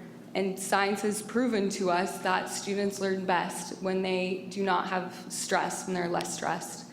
And our students deserve to learn stress-free, anxiety-free, and to feel safe, and to trust everyone around them, to know that they can trust others. Thank you. Could you give us your name for the record, please? Jacob Murnan. I am Ava Gallagher. He left, so we're speaking for him. Thanks. Gervasio, followed by Linda James, followed by Jim Tulip. Buenas tardes, Concilio de Santa Rosa. Soy Gervasio Peña. Soy parte de la mesa directiva del Centro Laboral de Grayton, familias que viven aquí en Santa Rosa y trabajan en todo el condado de Sonoma. Good afternoon, members of the council. My name is Gervasio Peña Lopez. I'm a member of the board of directors of the Grayton Day Labor Center. Our members mostly live here in the city of Santa Rosa and work throughout Sonoma County. Estoy aquí para abogar por mis hermanos, que son familias trabajadoras, y no quiero que vivan con el temor de que sus familias van a ser separados. I'm here to advocate on behalf of my brothers and sisters at the center who are hardworking families, and I don't want any of these folks in my community to live with fear or to have their families separated. ustedes sí pueden dar una declaración de santuario y pedimos también que la policía no colabore con ICE, que es otra agencia federal. Nosotros queremos ser parte de la comunidad, queremos sentirnos protegidos, igual que todos los que trabajan y procuran hacer una vida aquí en el área del condado, Sonoma.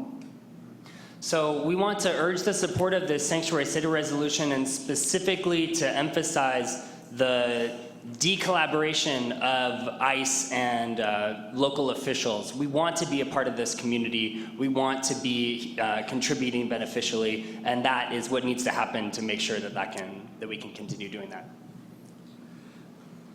Nosotros como representantes hemos estado en Sacramento también. Estamos siguiendo de cerca el acta de valores SB 54, pero queremos oír de ustedes como nuestros representantes locales que también tenemos protección para todas nuestras familias y que no vamos a ser separados si otra ley interviene aquí localmente. And so we've also been advocating at the state level. We went to Sacramento the other day on behalf of the SB 54 Act, and we'd love to see your support from the council. I forgot what else you said, sorry, but thank you. Gracias. Gracias, Señor Pina. Linda, James, followed by Jim Tulip, and then Stephen Parsons. Hey, Mr. Mayor, City Council, and fellow citizens, documented and undocumented. I've lived in Santa Rosa since 1987. I'm a civil service employee serving a diverse community in the city of Sebastopol and its outskirts. This area is, or used to be, largely agricultural and has for decades employed many hardworking immigrants.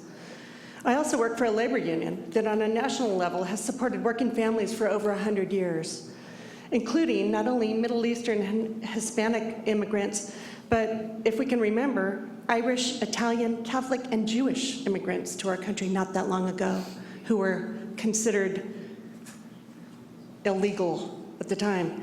My husband has been a teacher in the Roseland district for over 20 years. He works with immigrant families every day. Many of these parents work 2 or 3 jobs to support their family and to provide the best possible opportunities for their children and for their education. We know these people and what they contribute to our community. I urge you to support designating Santa Rosa a sanctuary city, including that word, which means providing refuge. It's time to take a stand, not only for immigrants, but for members of other communities that suffer from discrimination, including LGBTQ people, other religions, other faiths, and under this new administration may well include other so-called groups of people. Thanks for your time. Thank you. Jim Tulip, followed by Stephen Parsons, and then Maddie Boselt.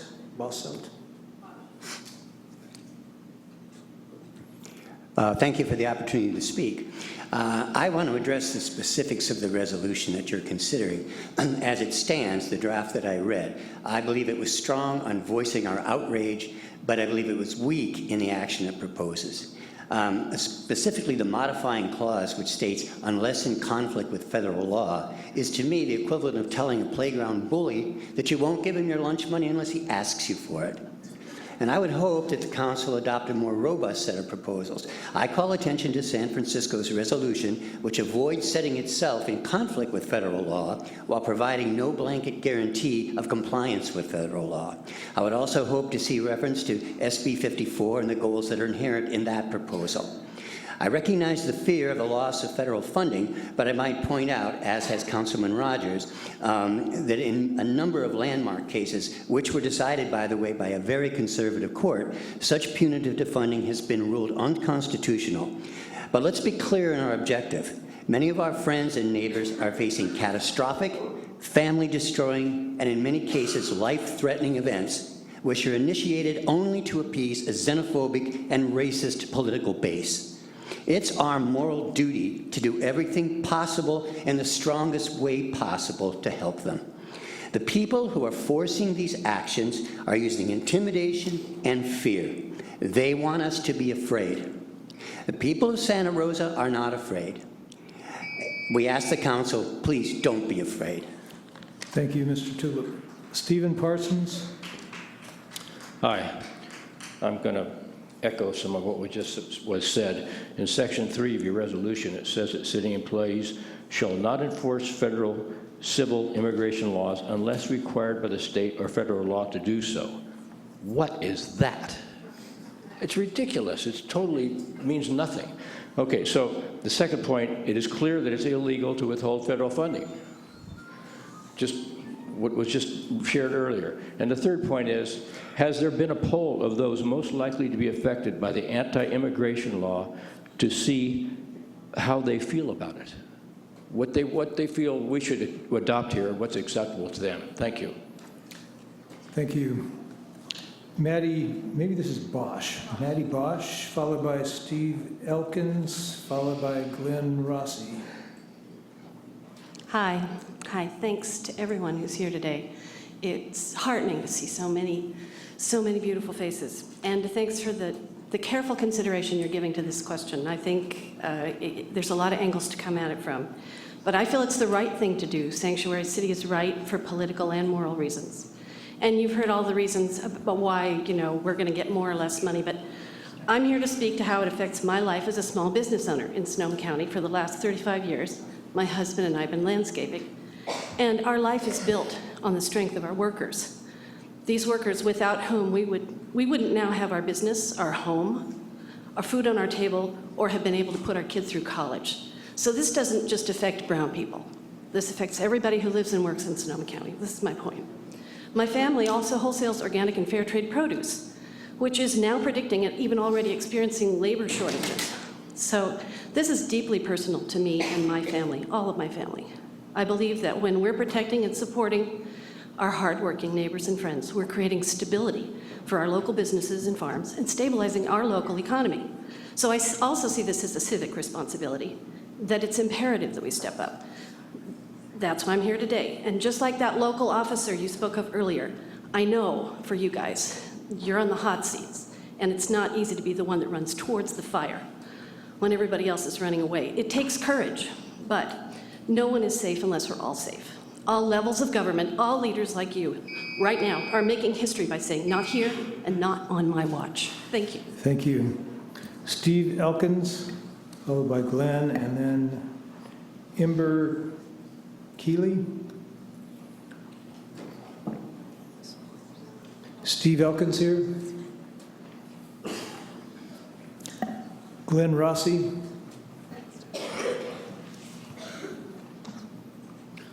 Hi, I knew I was going to be a minority voice in the room, but wow. I'm against the Sanctuary City. I don't think it's right to risk withholding federal funding. I think we can all agree nobody knows what's going to happen. But I feel like legal and illegal to me is a pretty clear cut. There's legal immigration, there's illegal. As a citizen, I don't get to pick and choose which laws I abide by and which laws I don't abide by. I'm not here to suggest that anybody should go door to door and kick people out. Quite frankly, a more constructive view or approach might be to try to change the laws you don't like. Our immigration system is totally jacked up. It takes way too long. I think that's the battle you guys should be fighting if you want to fix immigration. Making the city a sanctuary city, to me, I don't think is the right move. And I do appreciate you letting me speak, and I hope I get out of here safe tonight. Thank you. Thank you, Mr. Rossi. Ember Keeley? I know, am I getting anywhere close to that right? That's close. Hi, my name is Dr. Ember Keithley. I'm a family physician and a member of HPEACE, Health Professionals for Equality and Community Engagement. I'm here as a part of a greater collective of nonprofit organizations, immigration attorneys, and community members for immigrant rights. I'm the daughter of an immigrant father and a mother whose grandparents were European Jews who escaped prosecution before World War II. I trained to be a family doctor here in Santa Rosa and now work in a community clinic serving the underserved. Every day I talk to people who are fearful of their status. I care for people who work in the fields and vineyards. Immigration status and immigration laws have an enormous impact on health. Documented and undocumented immigrants have high rates of stress, anxiety, and hopelessness due to fear of deportation. 75%, 3 in 4 children of undocumented immigrants have symptoms of PTSD. We even see effects in unborn children. There's a 24% increased risk of low birth weight among infants born after a major immigration raid. As you probably know, ICE conducted a raid in Healdsburg this weekend. These raids create a climate of fear, they prevent people from seeking health care, and they weaken the network of our community. Sanctuary cities are safer, healthier, and more prosperous. Sanctuary cities have 35% fewer crimes per 10,000 people. The average income is $4,000 higher, and there's a 2% lower poverty rate in sanctuary cities compared to comparable cities. Making Santa Rosa a welcoming and sanctuary city is our moral obligation. Please adopt the resolution with the amendment that city employees be prohibited from reporting suspected immigrants to ICE. Thank you. Lauren Leach will be next, followed by Roberto Guevara and Patricia Moreno. Lauren? Good evening and thank you. I understand that you are between a rock and a hard place. Many of us want a strong statement about who we are as a community, and that statement needs to include the word sanctuary. I understand that you're in a position of weighing consequences of using that word, and I understand that you're afraid to make Santa Rosa a target of the forces that have taken over the federal government. Honestly, I don't know what I would do in your position. But what I'm here to say is that words matter. Mayor Corsi, you said once, I'm not sure how important the word sanctuary is. That word matters. The word sanctuary brings clarity, pride, a sense of doing the right thing. It's about standing up to threat. Anything that doesn't include that word becomes word salad. None of us can get excited about standing up for safeguard the civil rights, safety, and dignity of all Santa Rosa residents as a statement, in concept, of course, but it just becomes the big blah, blah, blah. So I hope you'll use the word sanctuary as you make your decision and not pick easier terms to use that will be difficult for the community to interpret and know what they mean. That word matters. Thank you. Roberto Guevara.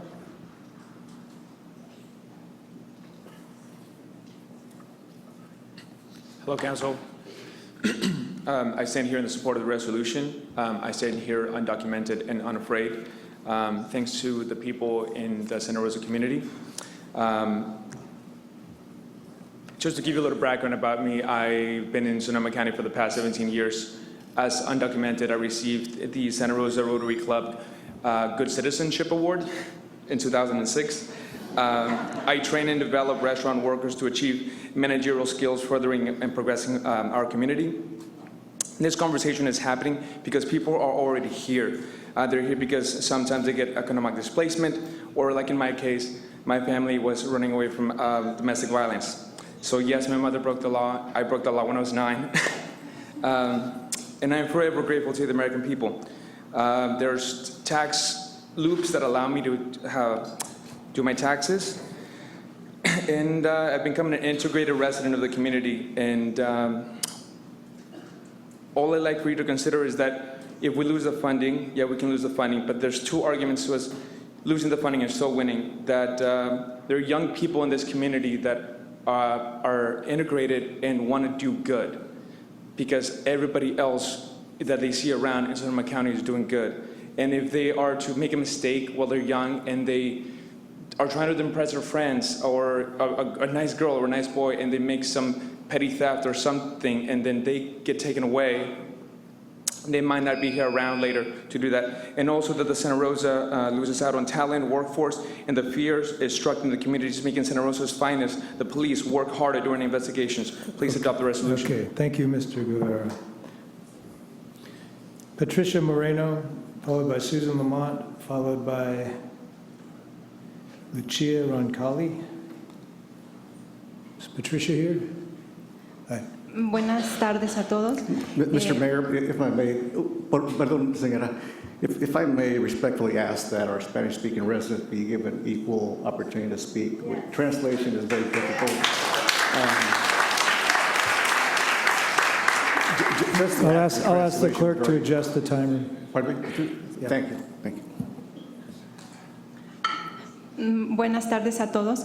Hoy estoy aquí para hablar a nombre de miles de madres de familia que estamos preocupados porque van a separar a nuestras familias. Les quiero pedir que no nos dejen solos.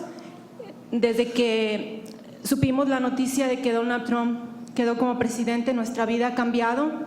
Nada es igual. En mi caso no celebramos Navidad ni Año Nuevo.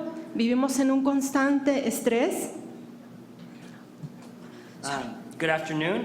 My name is Patricia Moreno. I'm here representing the thousands of mothers and families with undocumented members. I'm asking you to please not let us be alone.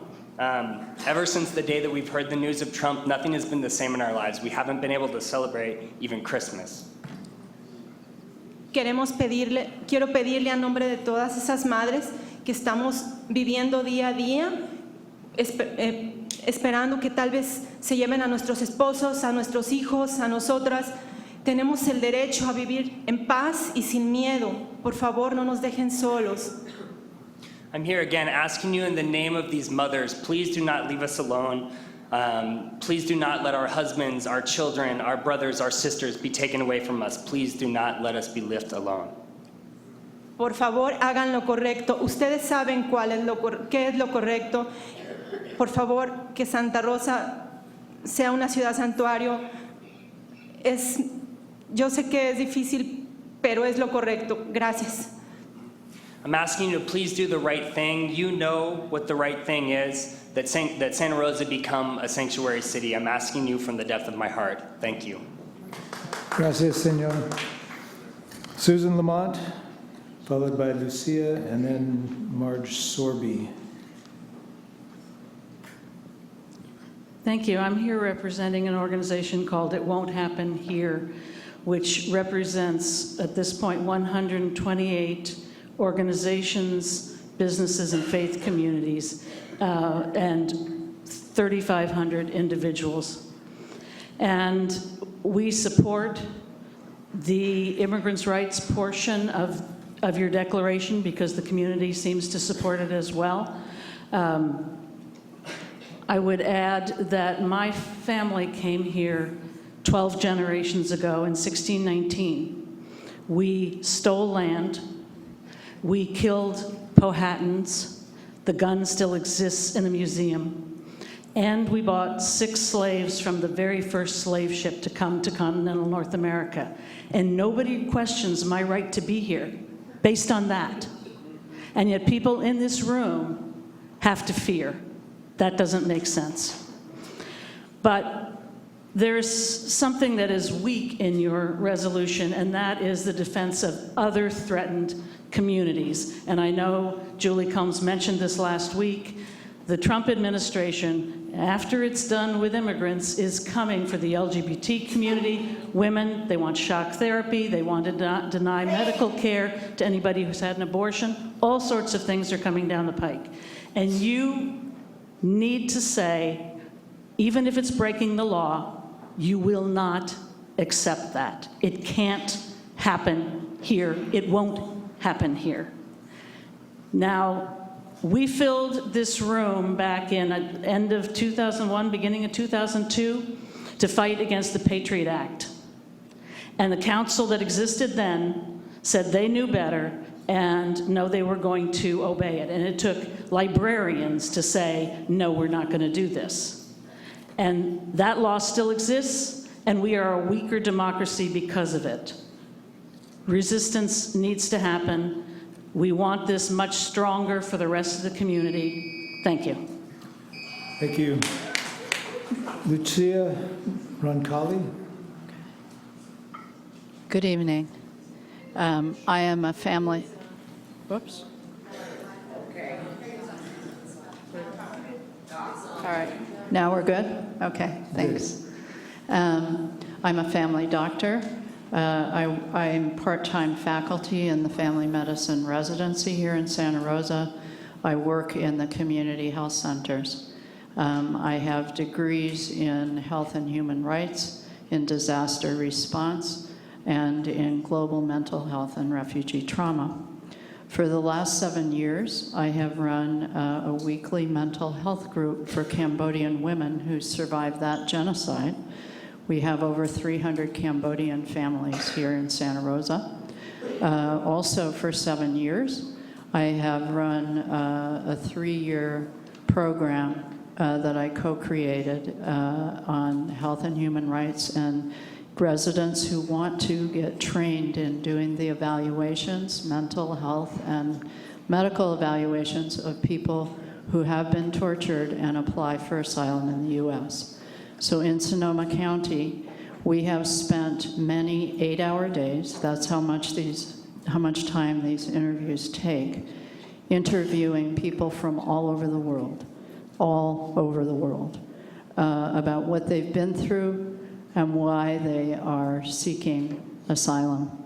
And one of our screening questions asks about revenge. Revenge again, do you consider revenge against your perpetrators?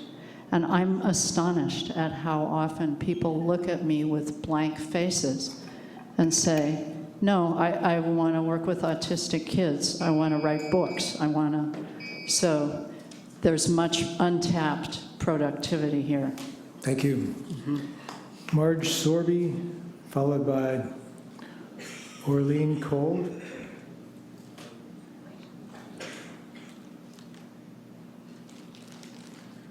Marge? Hi.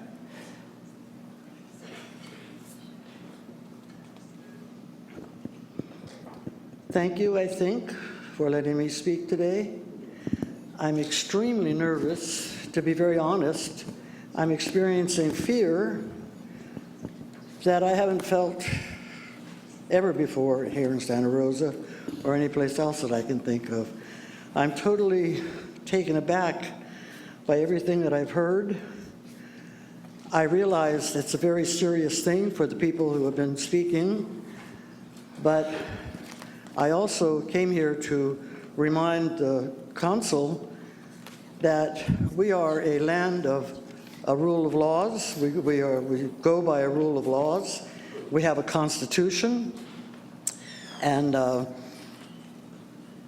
we have to follow it in order for things to work. So to me, a sanctuary city is something that's not doing that. And that doesn't mean that I'm racist, and it doesn't mean that I have anything against any other individual that I can think of.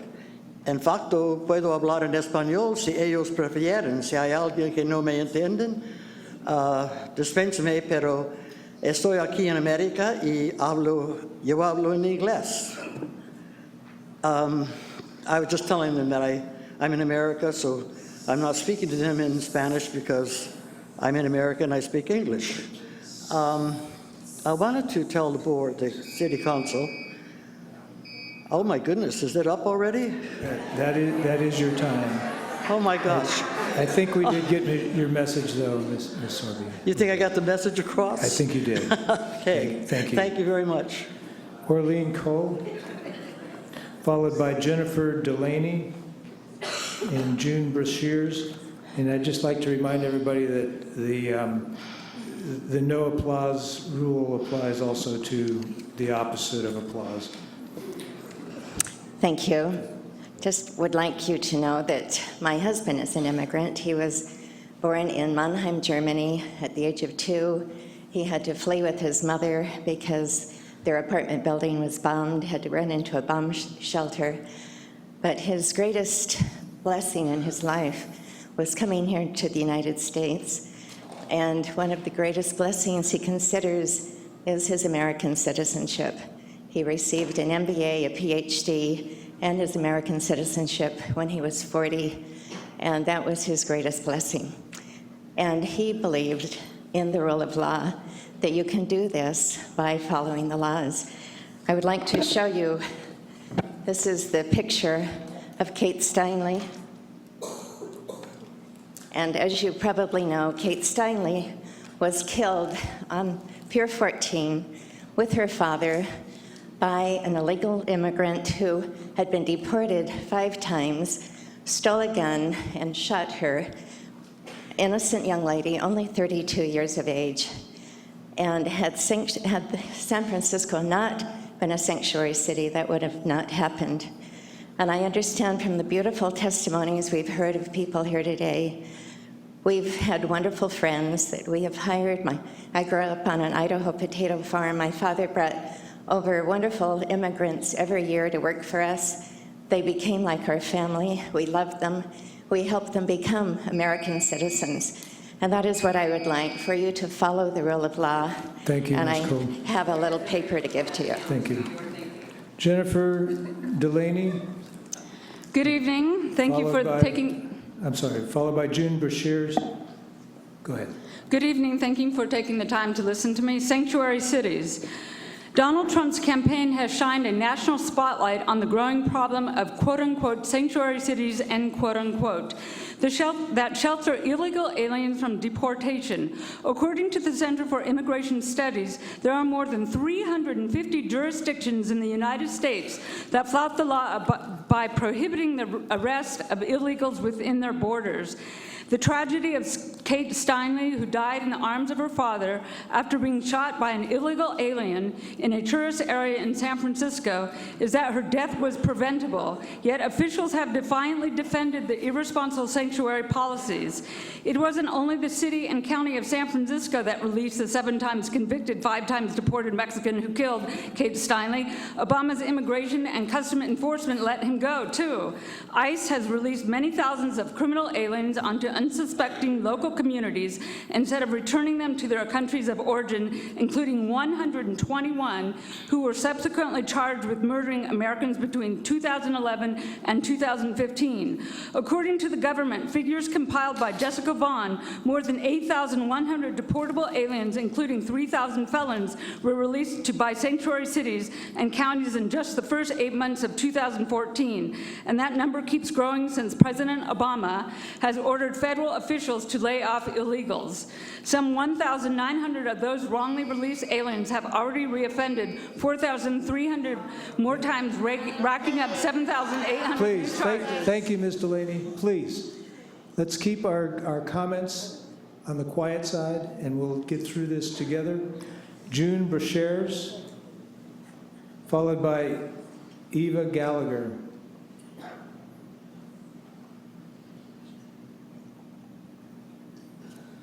Is June here? Eva Gallagher? White supremacy is a mental illness.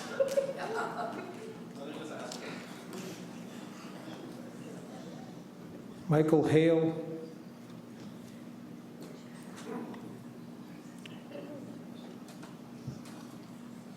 Good evening. One sec. There you go. All right. Good evening. My name is Dr. Michael Hale. I'm an instructor, an English instructor at Santa Rosa Junior College. I come here today to say that not only is the city considering a resolution to be a sanctuary city, but so is the college. In fact, I was the author, one of the co-authors of a petition on campus that over 500 faculty members signed. All of the shared governance institutions, shared governance bodies on Santa Rosa's campus did a joint resolution together. They did independent resolutions that passed supporting sanctuary status. I'm told that this is the first time in the JC's nearly 100-year history that this has happened, that all of those shared governance bodies have taken up a joint resolution together. The trustees will consider it on February 14th. We are at a time in which we're being called on to do extraordinary things. We're an extraordinary threat to our democracy, and each of us are going to be called on to consider our own soul, our own morality, and we should not allow that to be hijacked by threats. We should never negotiate with hostage takers. We should always consider what our morality is being asked for us to do. An immoral law, as Dr. King advised us, is no law at all.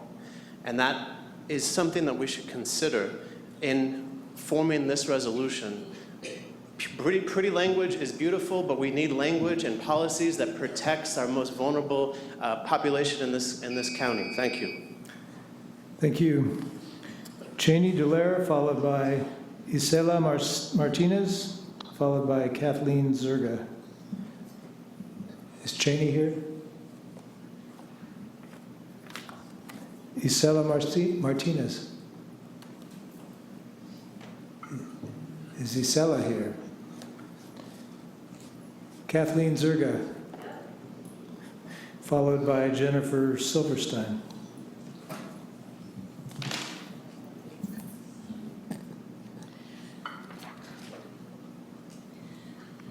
Sanctuary cities are safer.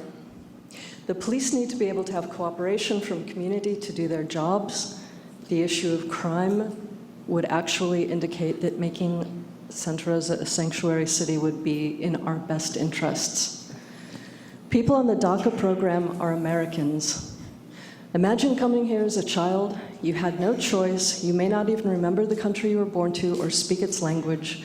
Your schools, friends, family, job, community, and everything you know of life is here. These people are us. The Trump administration is enacting a white supremacist agenda.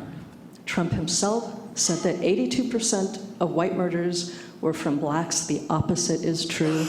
He said that blacks are genetically predisposed to laziness. I'm assuming I don't have to explain why that is BS. Sessions was denied a judicial position in the Reagan-era Republican due to his racism.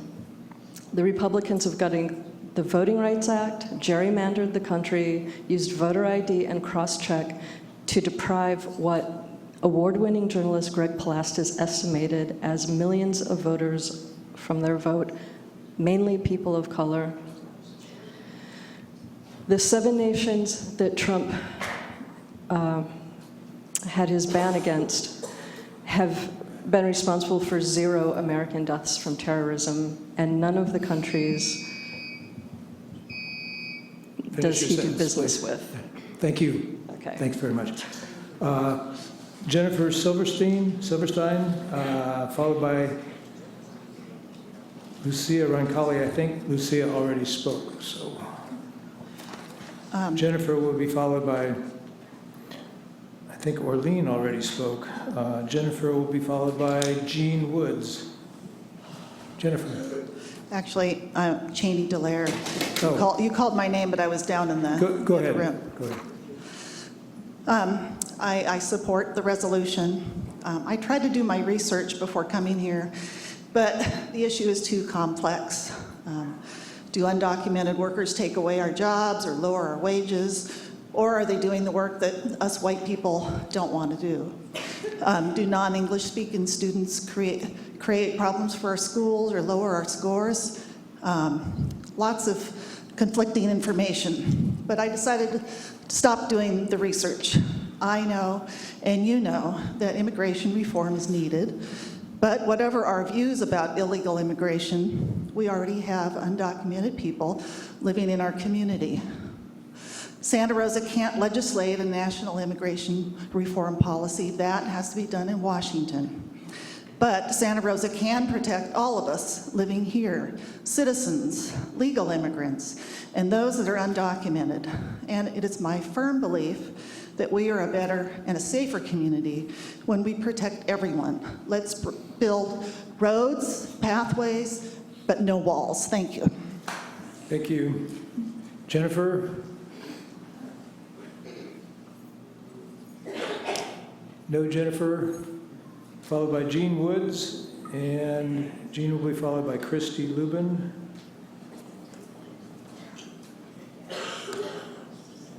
Hello, my name is Jeannie Woods. We're all immigrants here. Some of us have been seasoned by many generations, but we all came here because we really needed another place to go. And I think that's who we're talking about today. People whose places of origin can't sustain them or protect them or won't. I've been privileged to be a real estate broker in this county for over 40 years. But I'm more privileged to be a volunteer at the Grayton Day Labor Center, helping people learn English and helping them to be more productive members of our community.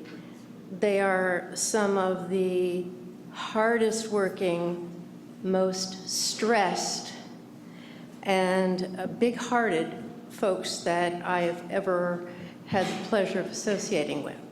And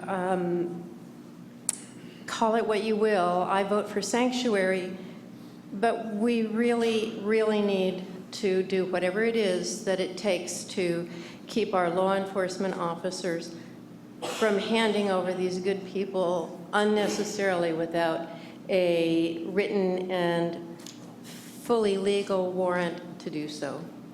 Thank you. Thank you. Christy Lubin, followed by Gregory Fearon, followed by Magdalena Cardenas. No Christy.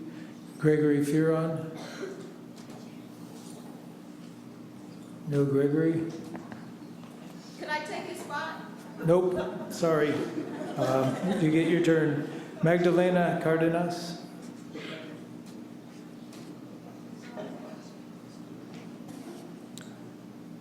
Victoria Yanez. Thank you for this opportunity to speak today. I'm representing myself, but I am active in the community with Homeless Action and other organizations. But I'm a Californiana, Native American Mexican. I didn't cross the border crossed me. And even so, with citizen parents, I was raised in the field in a tent. It didn't matter, we were brown. It didn't matter what papers we had. So I'm sorry I didn't prepare my comments, but this is giving me an opportunity to say some gut feelings that I really have. Because people who say, okay, immigrate, but immigrate legally, they don't know how the federal immigration structure has been set up to keep out Mexicans. Because to have undocumented workers serves the capitalist system to drain them even more and make more money off of them. And being the city of Santa Rosa, where my father picked grapes when he was in the 8th grade, I get tired of people just acting like they don't know these things, such as, like the Board of Supervisors informed me, $16 billion would be lost if we lost our undocumented workers.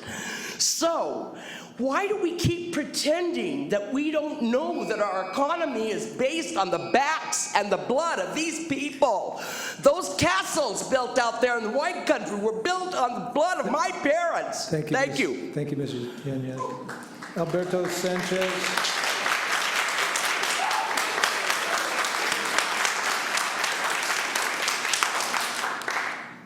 Did all of you just come in? Alberto Sanchez. Alberto? He's not here.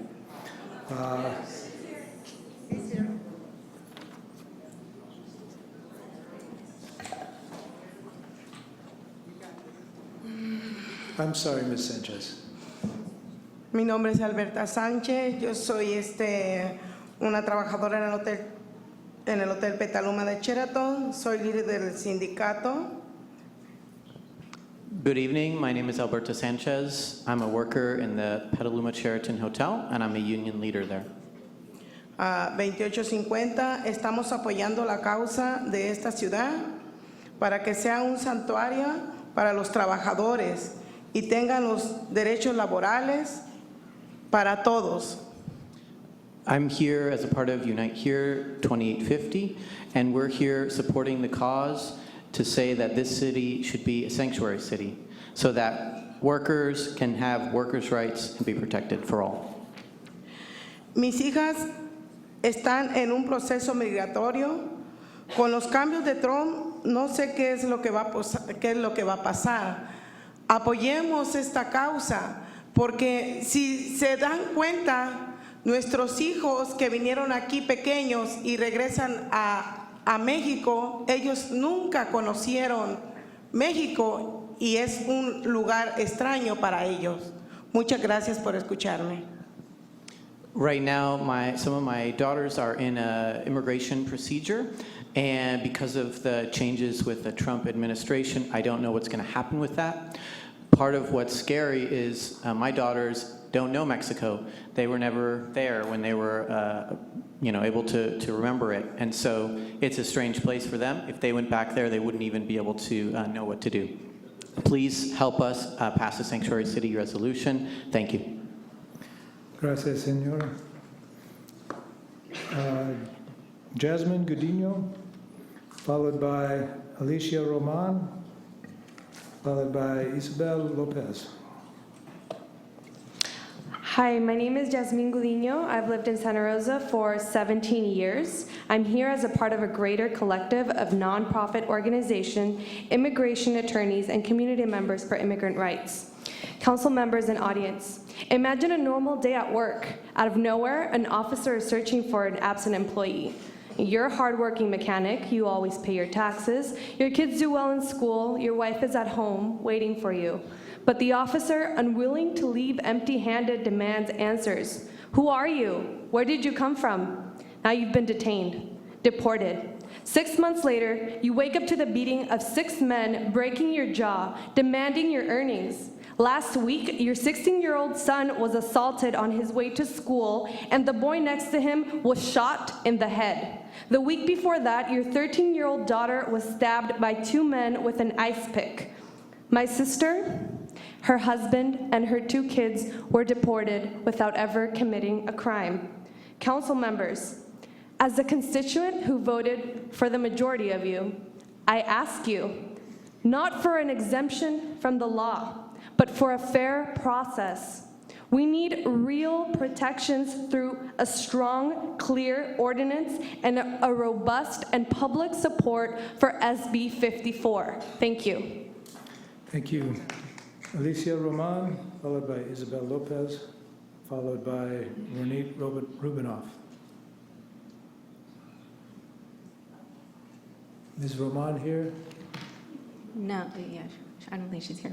But my name is Isabel Lopez, and I've lived in Santa Rosa most of my life by way of Mexico. I'm here as a part of a greater collective of nonprofit organizations, immigration attorneys, healthcare professionals, artists, and community members for immigrant rights. You've heard how important it is for you to take action to protect the rights of our most vulnerable community members. I'm here to also urge you to be supportive of creative efforts to empower and inspire us all to thrive and be proudly visible in this political environment. I'm the executive director of Raices Collective, a nonprofit community arts and cultural organization, and I'm dedicated to doing everything I can to ensure that Raices continues to empower our community through art. For example, a few weeks ago, we hosted a Healing Through Art workshop where families and their children expressed their fears and concerns through artistic expression, drawings, and pictures.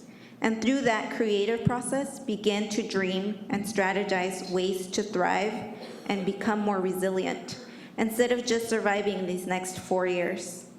There is so much you can do with the resources and reach that you have to support our efforts here. And I urge you to dedicate additional funds to our nonprofit community serving organizations as yet another way to make sure we come together in these difficult times and document this movement and all of who we are as people in Sonoma County in beautiful and celebratory ways.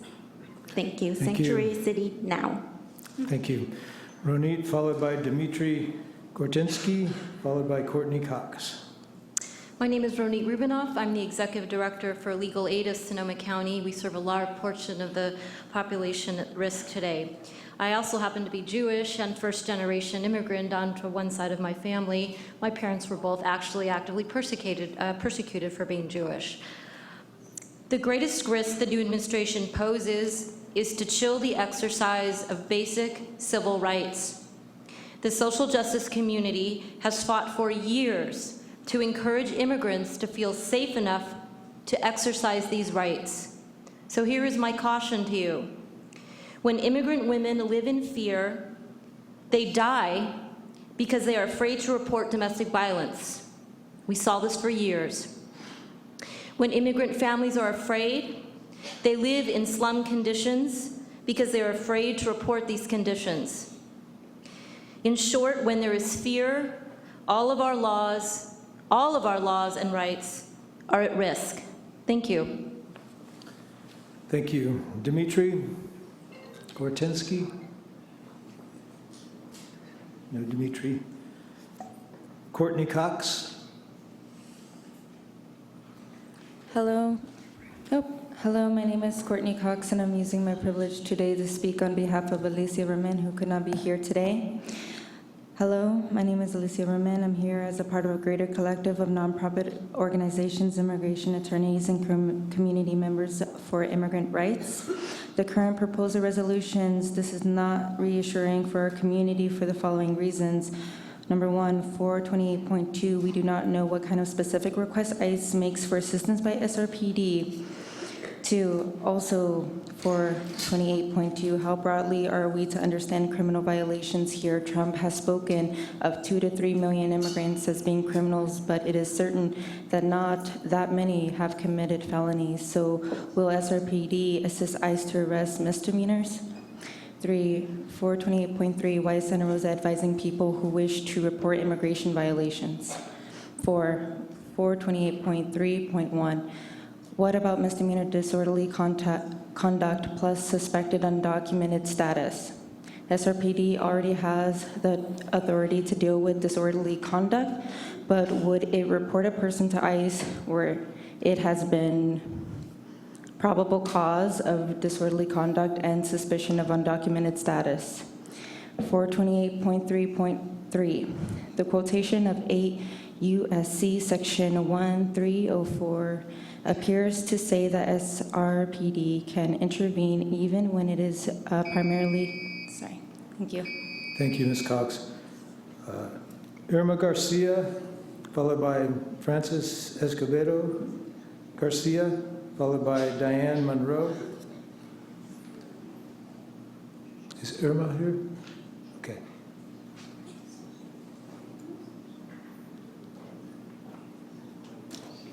Could you read? Could you read? Yes. 5 years old, married for all of you. And she's my daughter. Was that made by Francis? Very, very nice job, Francis. Very nice. Thank you so much, and I'm really sorry if I don't speak your language. I will do my best. For me, English, your color, my color, or all kind of sex you have, religion, I don't care. Excuse me. You are a person. Please use that microphone. Sorry, they can't hear. Don't worry. You are a person, and you have heart. I'm with you. I'm a person, and everybody here needs respect, and I will. And that's the way I'm teaching my kids. I have a son who is 12 years old, and my girl who is 5 years old. My promise to them is to teach from the bottom of my heart the best and positive way they can do, serving everywhere they are, not only here. I hope they can be everywhere. Why I came here, I didn't want to come. Believe me, the necessities pushed me to come here. I'm the youngest of 10, and my culture, the youngest need to take care of their parents. I came here to leave everything, to pay all the necessities for my parents. I'm so happy, and I want to say thank you of this wonderful country that give me the opportunity to learn your language, to understand you, but at the same time to work and have money to pay all the necessities for my parents. They passed away 2 years ago, and I didn't see them for 16 years. But I'm okay, because I did the best I can, and my heart is full of love, not of hate. My son, I'm teaching him to learn, to investigate you, and I'm sorry if I've taken a little more time. Excuse me. Francis is next. Francis, do you want to let your mom use your time? No. Good.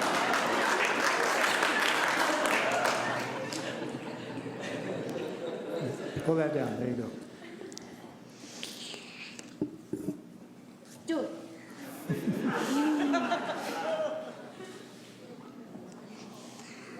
I only want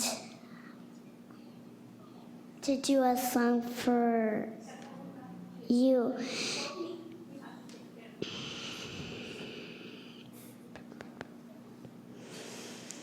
I just want to do a song for, and I want to sing. I love you, you love me. We're our happy family with a great big cake and a kiss from me to you. When you say you love me too. I love everybody.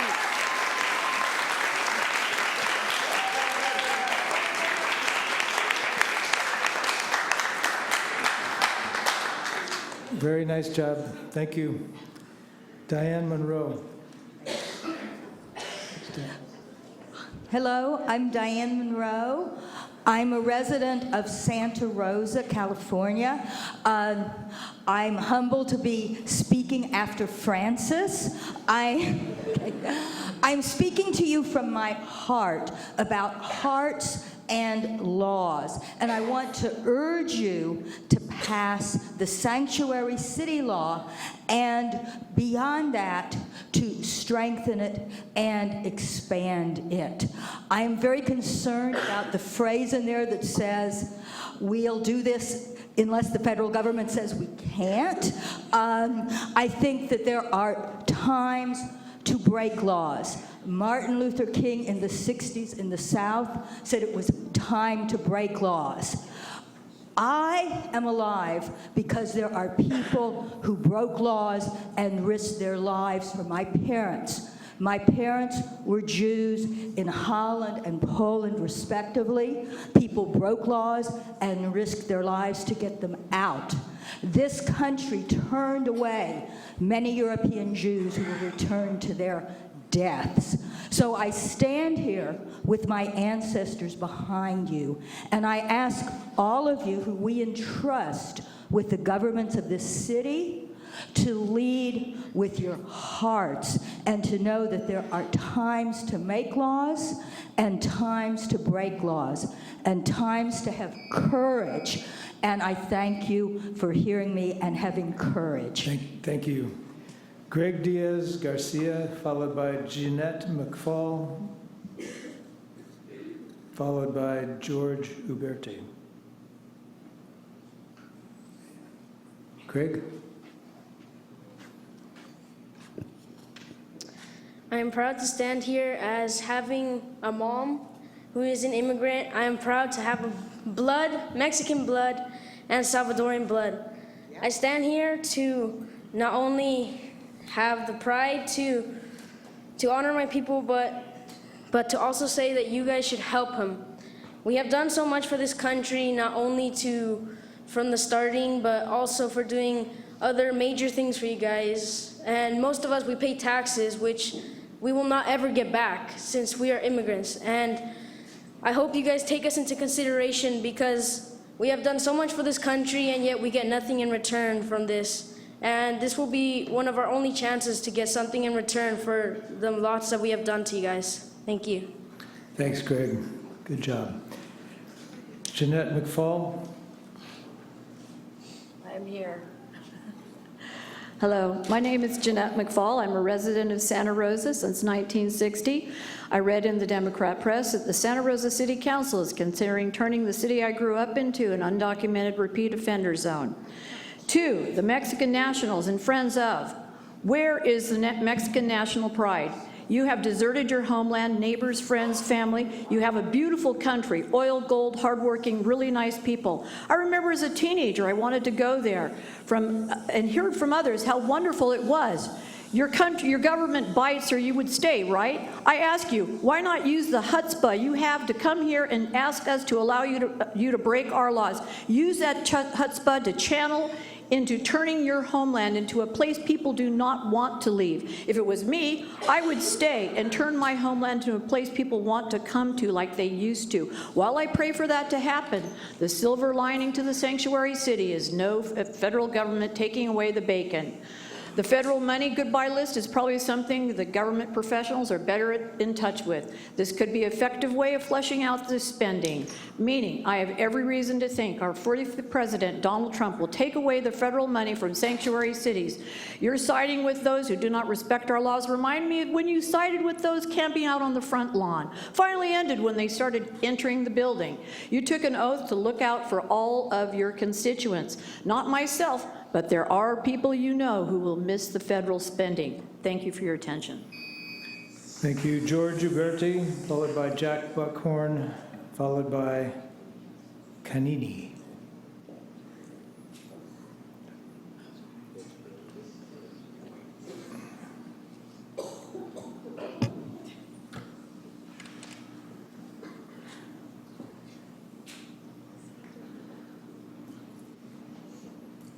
Yeah, it doesn't look too great. Hi, council members. I'm here to, I don't have any red, support Sanctuary City. I have something that I think is going to bring together people that are concerned about the rule of law and people that are concerned about providing a safe space for extremely vulnerable populations. You can't see it too well right here. This is from an app named Nextdoor. These words were written by Julie Combs. Right here, it says we cannot legally ask people to move along if we have no place for them. This is a discussion about the homeless, which we declared a state of emergency. It's kind of like what we want to do here, immigration and declaring state of sanctuary. Cannot legally ask people to move along. Here's a picture of the police making people move along. That was in a press Democrat. So if we can't legally ask people to move along, if we have no place for them, then that's a picture of the police breaking the law. So I don't know what you want to do about that. Like, the way I see it is either you did know about it or you didn't know about it. If you did know about it, then you lied to my face and to everyone else's face in here. And if you didn't know about it, then why don't you know what the police are doing? And why don't you know that the police aren't complying with the law? Because it's in the newspaper. And then here, this is, I went there myself today. This is the West End neighborhood. Nobody down there. You can't really, can't see. There's nobody there anymore. So unless they all randomly got their lives together, you know, here it is again. Here's 6th Street. Yeah, here's 3rd Street. Oh yeah, here's somebody, I like this too, because the Press Democrat wrote another article saying they didn't do anything. They like tried to Disneyfy them breaking it down. There's a worker throwing away somebody's possessions. Caught him. I went down there for 10 minutes. It was right there when I got there. Let's see, what else here? Oh yeah, also in this Press Democrat article, this one right here. Cleaning up rather than clearing out. Fun fact, Mayor used to work for this paper. Cleaning up rather than clearing out. Santa Rosa's homeless. Try to make it sound really nice, like like you show up and you're a cop and it's raining outside and there's the homeless people there and it just goes fine, right? They tried to make it sound really nice. They said no tickets were issued. Here's a ticket. It's 1 or 2. Again, I found 4 people. I went down there for about 10 minutes. Guy was like, I got a ticket right here. You can see at the top, I'll send it to you. On the 7th, blacked out his information because he's scared, because police lied. It's not happening here. It's already happening. Thank you. Jack Buckhorn, followed by Lisa Ward, and then Merlin Davis. I'll find it. He said, Jack? Yeah. Go ahead. Good. Good evening, Honorable Mayor Corsi, City Council, and staff. Today, millions of hardworking people who make enormous contributions to their community and their workforce are denied basic human rights because of their undocumented status. That's wrong. I'm here from the AFL-CIO, the North Bay Labor Council, to stand in support of the resolution that's under consideration this evening. I would just offer you one word of advice that my father gave me many years ago. He told me, if you're going to be a bear, be a grizzly bear. Pass a real ordinance. Pass an ordinance that has teeth to it, that isn't this watered-down version of welcome city or welcoming city. Pass a sanctuary city resolution that has real strength and makes a real statement. If you're going to be a bear, be a grizzly bear. Thank you. Thank you. Mr. Canini, were you indicating to me you don't want to speak, or you do? You do. Yes. Go ahead. Thank you, Mayor. This is not easy. This is a difficult one. But I'd like to remind all of my dearest brothers and sisters here, it's more complicated than it first seems. This is true. maybe we could keep one thing in mind. At one time, this was Mexico.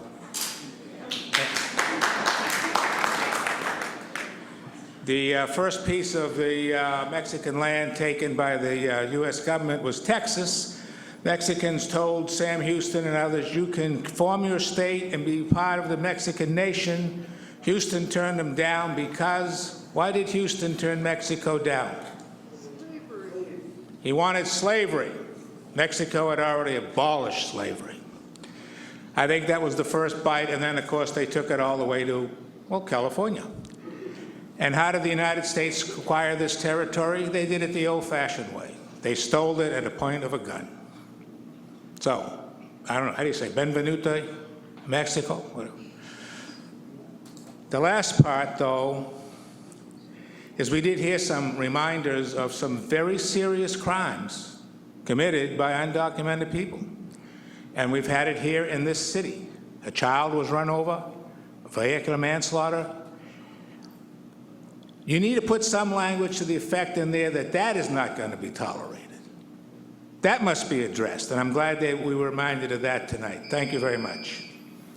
Thank you. Lisa Ward, followed by Merlin Davis, followed by Eliza Dean. Good evening. Thank you very much for the opportunity to speak. My name is Dr. Lisa Ward. I'm a family physician speaking on behalf of myself in support of sanctuary city status for Santa Rosa. I work at the community health centers in town where we care for over 7,000 children, most of which are citizens of this country. And we conduct trauma surveys on those children. 50% of those surveys are positive for children who've suffered significant trauma. The number one reason is something many of us know, divorce. The number two and number three is physical abuse and deportation. So our children are suffering profound distress from the consequences of what's going on in their family lives. As a result of those evaluations for trauma in our youngest people, we've generated over 1,500 referrals for mental health services. So I want to give you an appreciation for the deep sense of distress and long-lasting negative impact this has on our families and our children, their school performance, and their eventual accomplishment in life. And I have a deep, deep sense of how terribly disturbing this is for our children and our communities. And I hope to share with you how important it is that we protect these families and the children that live in them. Thank you. Thank you. Is it Merlin Davis? Yeah, hi, I'm Merlin. We really need a sanctuary city. You want to call it a welcoming city or an indivisible city? Great, do that too, but don't run from the term. The most important thing about this is that we're a movement, and we need to stand in solidarity with all the other communities all across the country that are doing this. Some people have mentioned the rule of law, but I think they're forgetting that the greatest law of the land is us. We're not going to let our families, our neighbors, our coworkers, our friends be taken. It'd be great if you helped us do that legally and peacefully, but we're not going to let them be taken. Power to the people. Thank you. Eliza Dean, followed by Tanya Brannan and Tom Seguros. Eliza? Yes. Good evening, Mayor, Congressman. I'm an immigrant, obviously, by my accent. I am here just to say that I was surprised that that you weren't aware of the process of immigration, that sometimes you're illegal and many years later you get a green card and many years later you get citizenship. It doesn't happen overnight. So people are here in limbo regardless, and yet in the process of getting things, getting their documentation. I am here because I am an American citizen, and my duty is to stand today for immigrants. My question is when we want to stand together, how do we stand as a community with policing and sheriffs when some of our sheriffs from Sonoma County in California met with Mr. Sessions? And I am wondering, how this is going to work between the department of the police and the sheriff, and seeing that they have met with him and spoke with him. I want to make sure that we have a very clear, very, very clear line on how we treat our immigrants when they are here, whether they're documented or not. And I was treated very fairly. I went through the system for 12 years. I was treated fairly, maybe because I'm white or I'm a woman, but it's a long process, and it's a processed. It is well-documented process. Thank you. Tanya Brannon. I'm not that short. Okay, a couple of things. One, the reason people come back here after they've committed crimes is because our court system doesn't do its job. It's much easier to call ICE and dump them back in Mexico or wherever they come from than it is to actually prosecute them and put them in jail. So that's our fault, not theirs. Secondly, what the woman just said, about legal immigration. Legal immigration is great if you're white. It is not great if you're brown. If you come from Mexico, if you even get approved for family immigration, it's going to take you 20 years to get a visa. I'm an immigration lawyer. My clients are fucking terrified. It is terrifying. And I have probably 150 or 200 clients who already have their immigration papers in the pipeline. But whereas before I could tell them, if ICE tries to pick you up, you just show them this, and it shows that you have an order in the pipeline. I can't tell them that anymore, because ICE is going to pick up whoever they want. We are living under the administration by a madman. And if we don't say, I don't care what the law is, the man is mad, we're not going to do this, we're not going to cooperate in it. I urge you to pass at least something. The fact that you're backing down concerns me greatly, but you have an obligation. Thank you.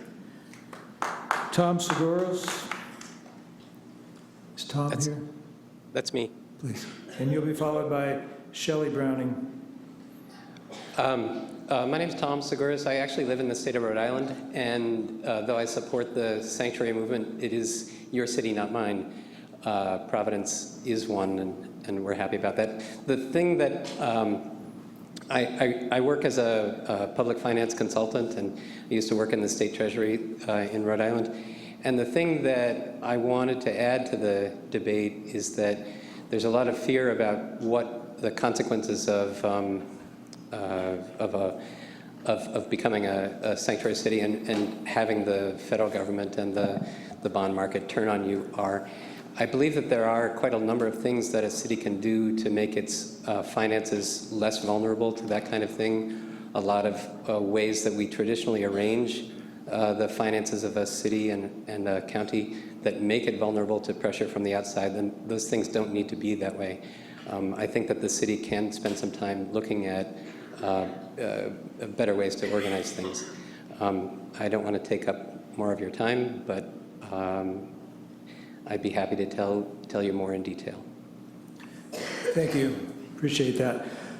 Shelley Browning, followed by Dana Bellwether, followed by Thomas Ells. Greetings, Mayor Corsi, council members, fellow community members. It's a thrill to see so many of you out here this evening, and mostly my heart is really racing because I'm so honored to have Tom Seguros here with us this evening. He is a friend who wrote the book, Checking the Banks. He really is an expert on banking, and he is the one who I submitted a proposal to the city 2 weeks ago to write a business plan for the city on a roadmap to establishing a public bank. And we are, posing the question here this evening, as a public bank, would that give us more autonomy and not need those federal dollars so much? We have our own dollars, and there's a lot to be discussed on that, but I want to push that idea forward.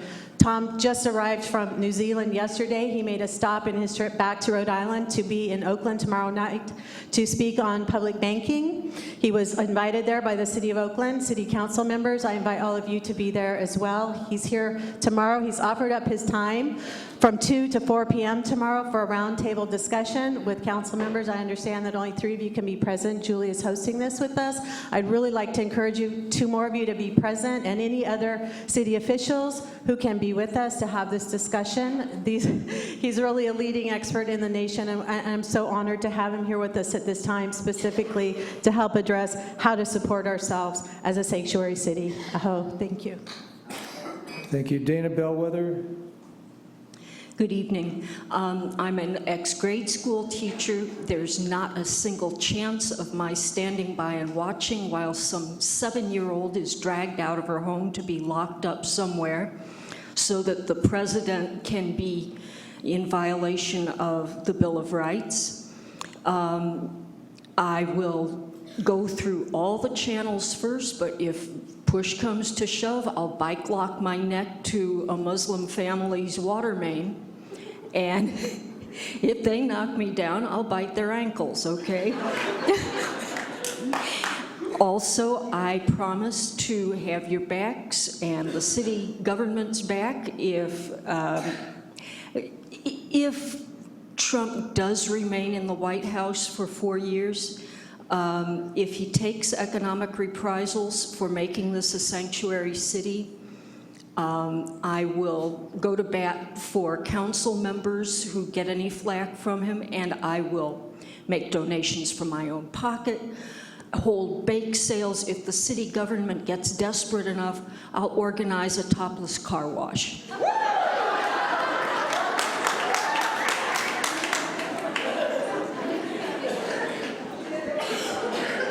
Okay, Thomas Ells. Thomas will be followed by Avalon Baldwin.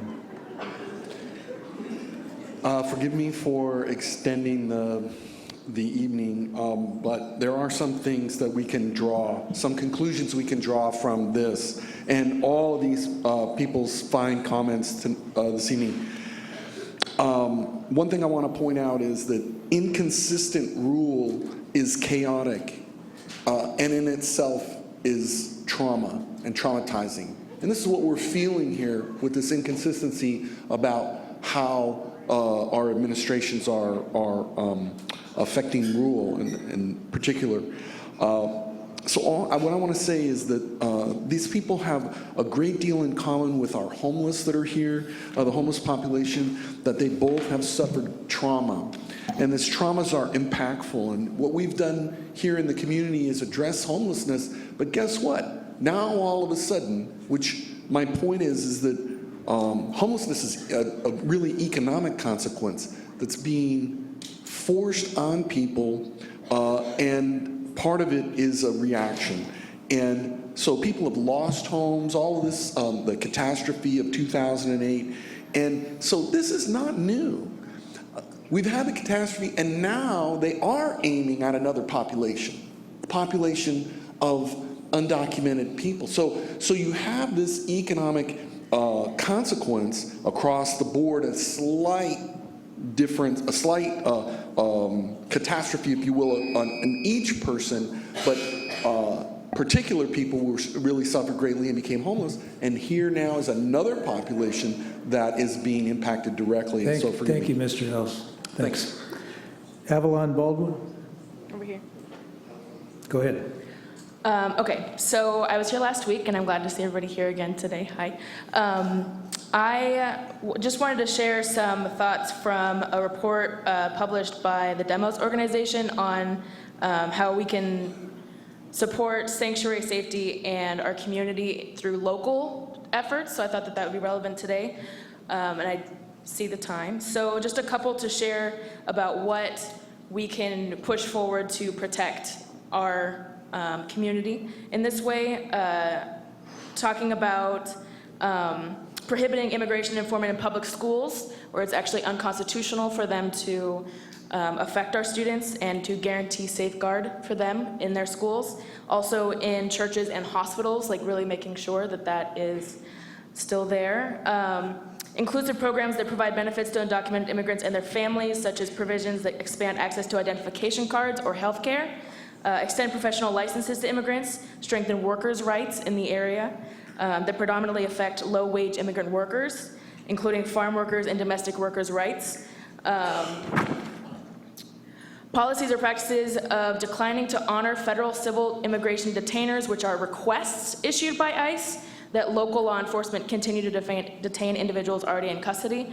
Policies limiting use of community resources for enforcement of federal immigration law. I think a lot of the people here who are in agreement of having a sanctuary city do not want our tax dollars supporting ICE because they are terrible. Thank you. Okay. Thank you. John Letty, and John will be followed by Logan. Hello, I'm John Letty. I go to LC Allen, which has some undocumented immigrants, and we need to be a sanctuary city because we need to protect those students too.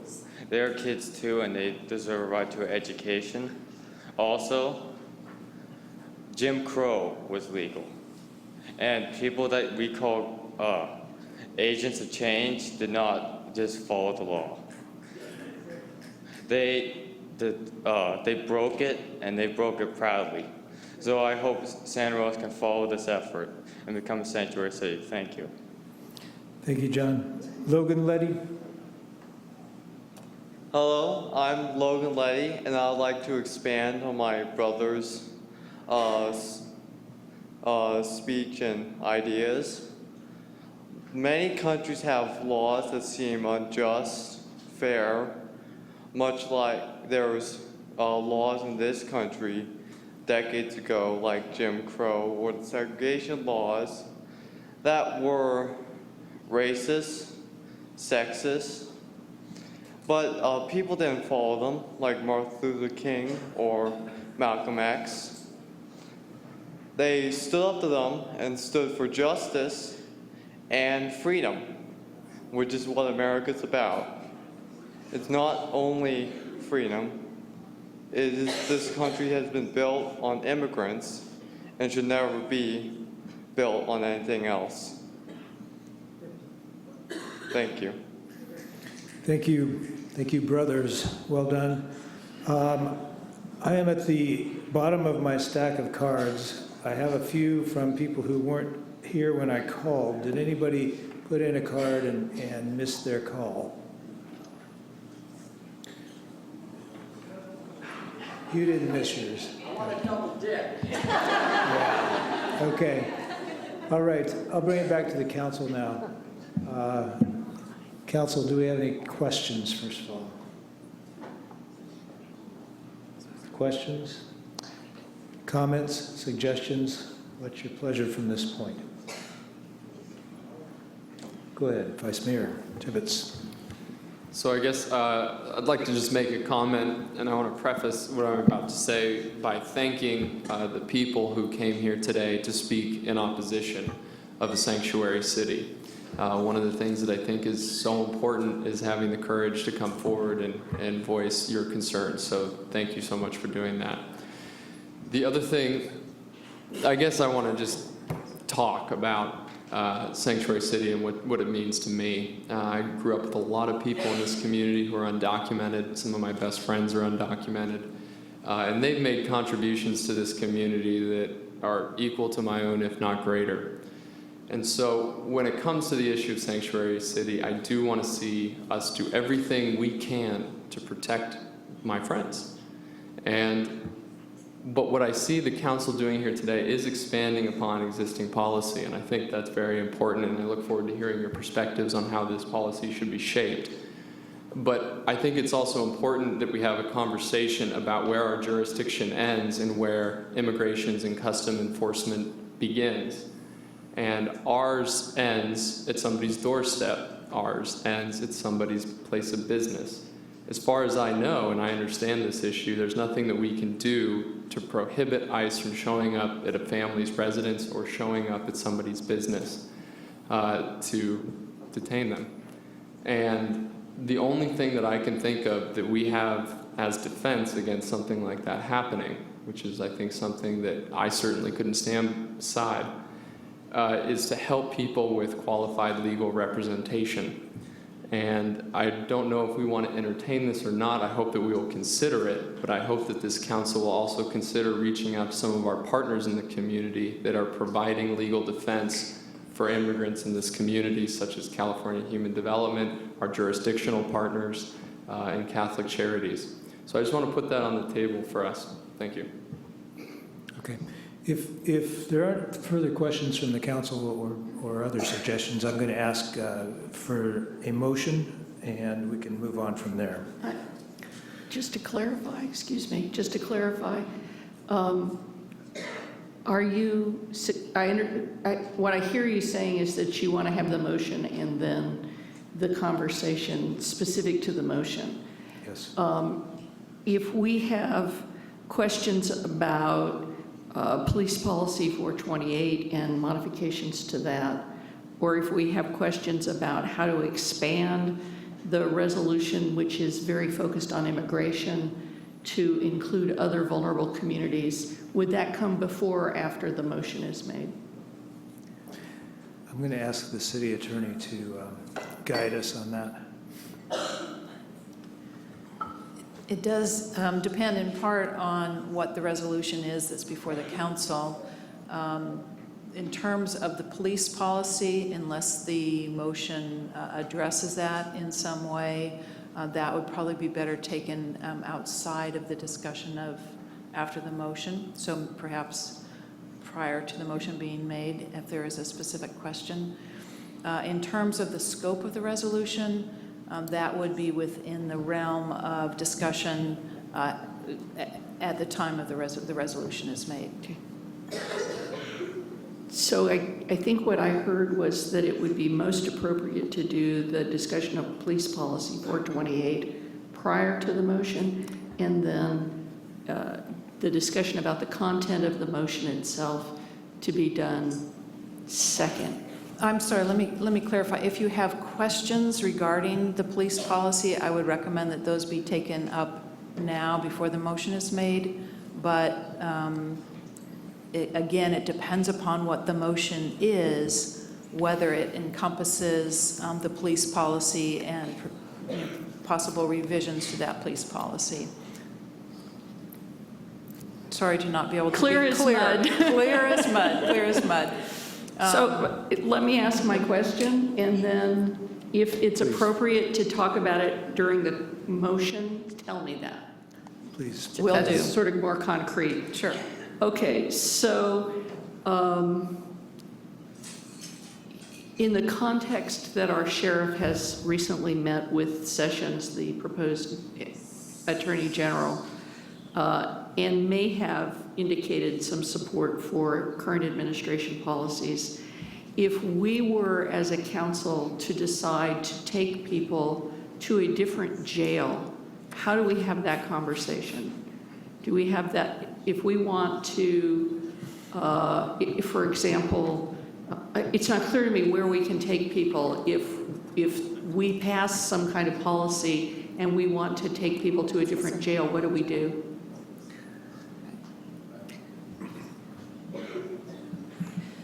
We're not prepared to delve into that discussion. We have not done that research.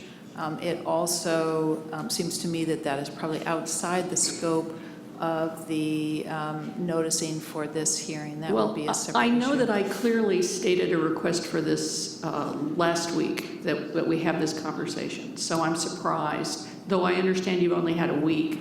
Do I need to make a motion to ask to discuss this? I thought that we had already included it last week. Again, there was a lot of requests that was actually, remember if council cast, there was a huge request in a very vague format because it actually was still a discussion about whether we're going to have a discussion. Yes. And so I'm going to beg a little bit of understanding if there's some specificity. I would say there's a huge workload that I would suspect would have to go into understanding a request to change a processing center that I'm not sure we could have ever answered in a week to begin with. That would have been a huge legal assignment, I think, even before it was beyond just the police department practice conversation. I don't know if we would have been able to answer that question, even if we had understood that question clearly in a week. Check 35.20 or 22 somewhere in last week's conversation, and you'll hear a very clear request. Well, council member, again, I understand, but I will say answering that kind of question about changing How do I move forward that item? Can I suggest that it's probably not part of this discussion? Well, I reject that suggestion because last week I really worked hard to make sure it was clearly part of this discussion and was apparently unsuccessful. So how do I move it forward from today? Mr. Mayor, if I may, we are having to react to a lot of uncertainty that has occurred, and it's caused us to even bend some of our own rules to get this to discussion point tonight. And yes, that may be a valid conversation to have at some point, but they may be problematic in that now we're going to have to ask everybody their immigration status and decide where to take them to jail. And so that concerns or we take everyone to another location. Right. So let me finish. My point is that as hard as we try, because we've reacted, we may not get it perfect tonight. So I would suspect and hope that there will be room for improvement if we have to move forward. This is going to be a very big discussion to have as far as where we can legally and how we move people who are taken into custody. So I'm not saying don't have the discussion. I'm just saying it's very hard. It'll be very hard for us to make a decision like that without a lot more information to make that happen. And my request is, how do we move this forward? Do I need to make a separate motion now, since I thought I had done it last week? Well, again, remember, there wasn't, I will just, technically there were no motions last week. I understand. So if you want to make a motion, there's a process under which we can have that conversation and we can move this forward through the normal process. But I just want to reiterate that there was not a motion-driven environment last week. And excuse me, Ms. Combs, can I just suggest that we deal with the item in front of us first, then if you want to If I have assurance from you that you will come back to this, I will move it. If I can finish, then after we finish with this item, we can come back to the question that you're asking about whether we can get this on a future agenda. My concern has to do with process, because it has happened in the past that once we voted on the motion, we went on to the next item, and we didn't have an opportunity to come back to the item. So I just want to assure that we'll have time to have that conversation. Ms. Gallagher, would we be within our rules to proceed as I have just suggested? Yes, you would. Mr. Oliveras, did you want to make a motion?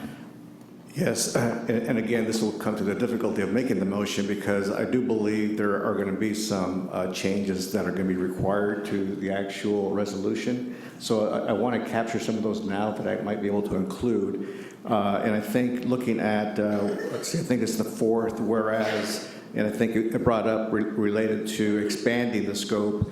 And I know that there was a request to add people of all religions and to replace the Muslim with that. And then to end that paragraph after with disabilities and all vulnerable communities. Does that make sense? And then on the paragraph of I guess the whereas number 6, my suggestion at the end of that is by United States Immigration and Customs Enforcement Agency solely due to their parents or their personal immigration status. So that would come after enforcement agency solely due to their parent status. And then the other suggestion I had on the second page under section 2, that the Santa Rosa City Council opposes deportations based solely on immigration status, which split up families, etc. And in section 3, in the last sentence, or apprehend persons solely on the basis of possible violation of immigration law unless required by state law, federal law. And then finally on section 4, that would call upon the County of Sonoma and all incorporated cities within the County of Sonoma to adopt the foregoing policies as well. And those are the suggestions that I would have. And if there's others, then I can go ahead and introduce this as a full resolution. Thank you. Is there a second for that? Second. Second for discussion. For those inclusions, I agree with those inclusions in this document. I don't know if you I'm want sorry, to- I'm not hearing you. I agree with those suggestions, but I don't know if there are more suggestions, but the suggested additions, I would second that if that's what the motion is. Yeah, so perhaps maybe with that, I will introduce a resolution of the Council of the City of Santa Rosa to safeguard the civil rights, safety, and dignity of all Santa Rosa residents as amended. And I would then from second there, that. okay, we have a second, so from there, we can go ahead and add it. Okay, now we can have a discussion about the motion on the table. Who wants to start? I have one. Please. Thank you, Mayor. In the fifth whereas, and if this was an ordinance, I would probably be a little more concerned with this language, but as a resolution, perhaps there is an ability to nuance it and have a little bit of flexibility. But it says, whereas it is the City Council's desire to ensure that the immigration or immigrant residents participate in civic life and daily activities without fear of being arrested. That says something that's a little grander, I think, than what the intention is. There are lots of conditions under which they would not be, they would be without fear of being arrested. If they have broken a particular law, they're going to be arrested. So this says they won't be, and I know it's picking language, but this is worth the way it's written. So unless this can be modified in some way, or unless it doesn't, because it's a resolution that doesn't matter, I have concerns that this is setting people up for unreasonable expectations about their ability to be arrested. This is they won't be, without fear. And I don't think that that's what the intention is. If someone has broken a law and they are arrested, this says they won't be. If they happen to have, they're not documented. So how do I change that to make it more clear? Ms. Ross has a suggestion. Thank you. When I'm reading this, I'm wondering whether the author meant without fear of being arrested by or reported to the United States Immigration and Customs Enforcement Agency. I wonder whether that's what the drafter meant. Yeah, I'm suspecting that they meant because of their immigration status, right? Not just for anybody. That was my assumption, but there needs to be some clarity there. Or you could put at the end based on immigration status. Yeah. Which is consistent with the language that Councilmember Oliveras has made Right. suggestions as well. And Councilmember Oliveras' language was solely because of immigration status. Yes. And Mayor, are we going to be able to have, in addition to these recommended changes, or to be considered these changes, some comments about this in general? Yes, once we get it wordsmithed, we'll go to comments from the council. Thank you. Any other questions? Mr. Rogers. Yeah, I had a couple of questions. I do see in the fourth whereas we are looking to make changes for the all religions. I did hear some public comment that this might not be broad enough or inclusive enough.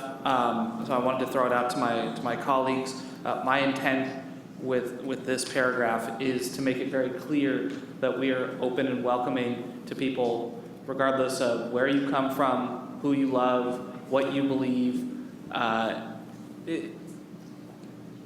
whether you have a disability, whether you come from any vulnerable community. I think that this gets there. I like the addition of the and all vulnerable communities at the end of it as well, but I wanted to flag that for everybody. I had questions going back to the section 3 that was brought up numerous times. The addendum at the end, unless required by state or federal law, and the possible redundancy of that within our resolution. And then I also was hoping to add a section at the end giving our support to SB 54, at least in concept, because I know that the language is still being worked on up in Sacramento. I know that there are negotiations as of this afternoon still going in about what the actual language is going to be, but I think it's appropriate for us to include in the resolution support based on concept and based on the sentiment that has been expressed thus far in protecting our communities. So let's go back to the your first point on the fourth whereas. Would it meet your intent to say that Santa Rosa is a safe place for everyone, comma, including the list? Yeah. I think that that would work.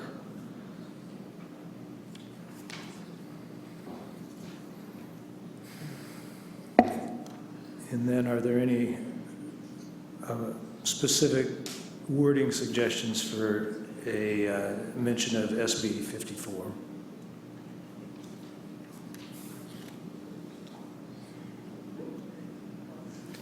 Let me Wanna write think about wordsmith that? for a minute. Yeah. Okay. Anyone else? Ms. Combs, go ahead.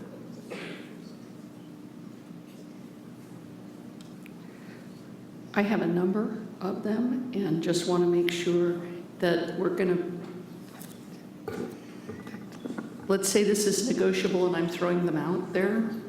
I would understand if we wanted to create two resolutions, a resolution that is specifically sanctuary and a resolution that is more indivisible, which is a word I actually really like that Mr. Mayor, you brought up.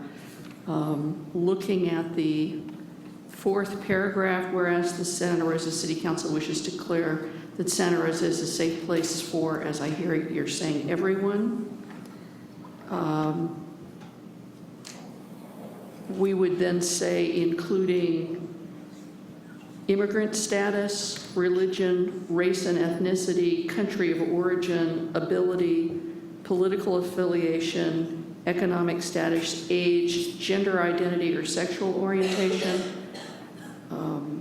Does that, and other vulnerable communities, is that the language we're looking at? And if not, can that be the language that we're looking at? Do I need to repeat it?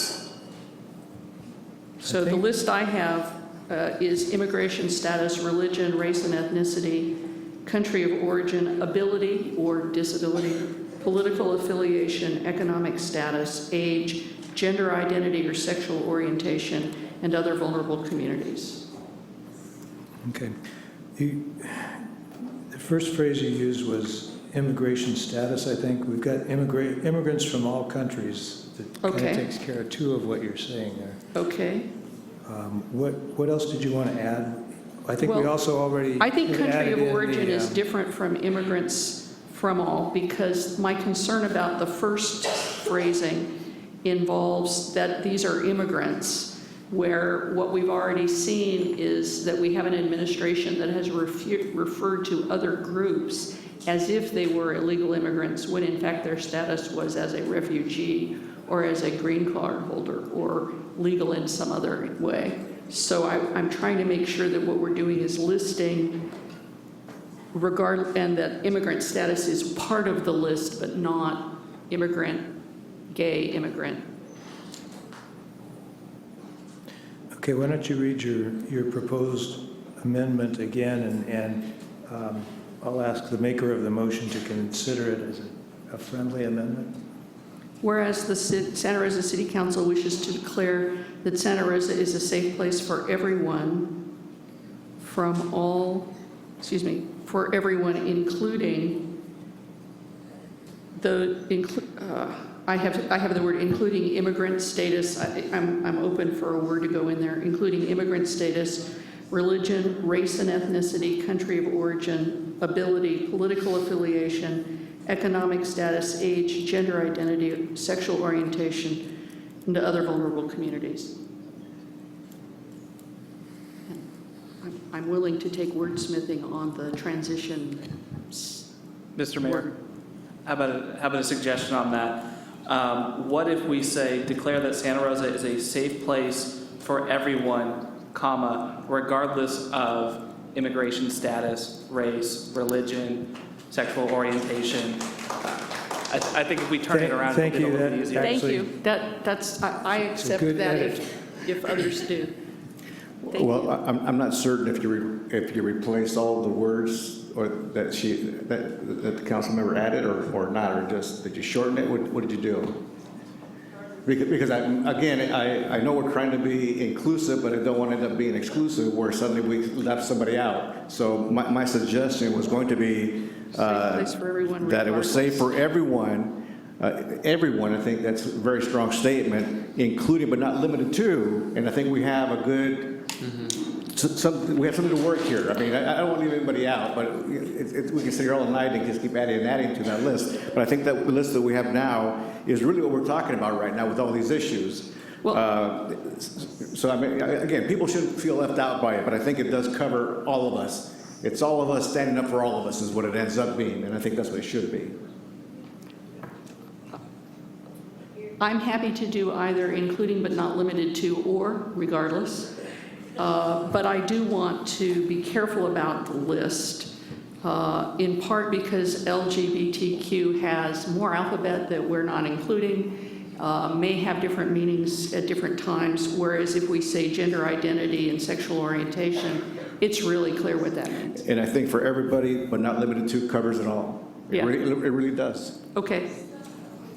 So I just want to be sure that we say the list: immigrant status, religion, race and ethnicity, country of origin, ability, political affiliation, economic status, age, gender identity, or sexual orientation.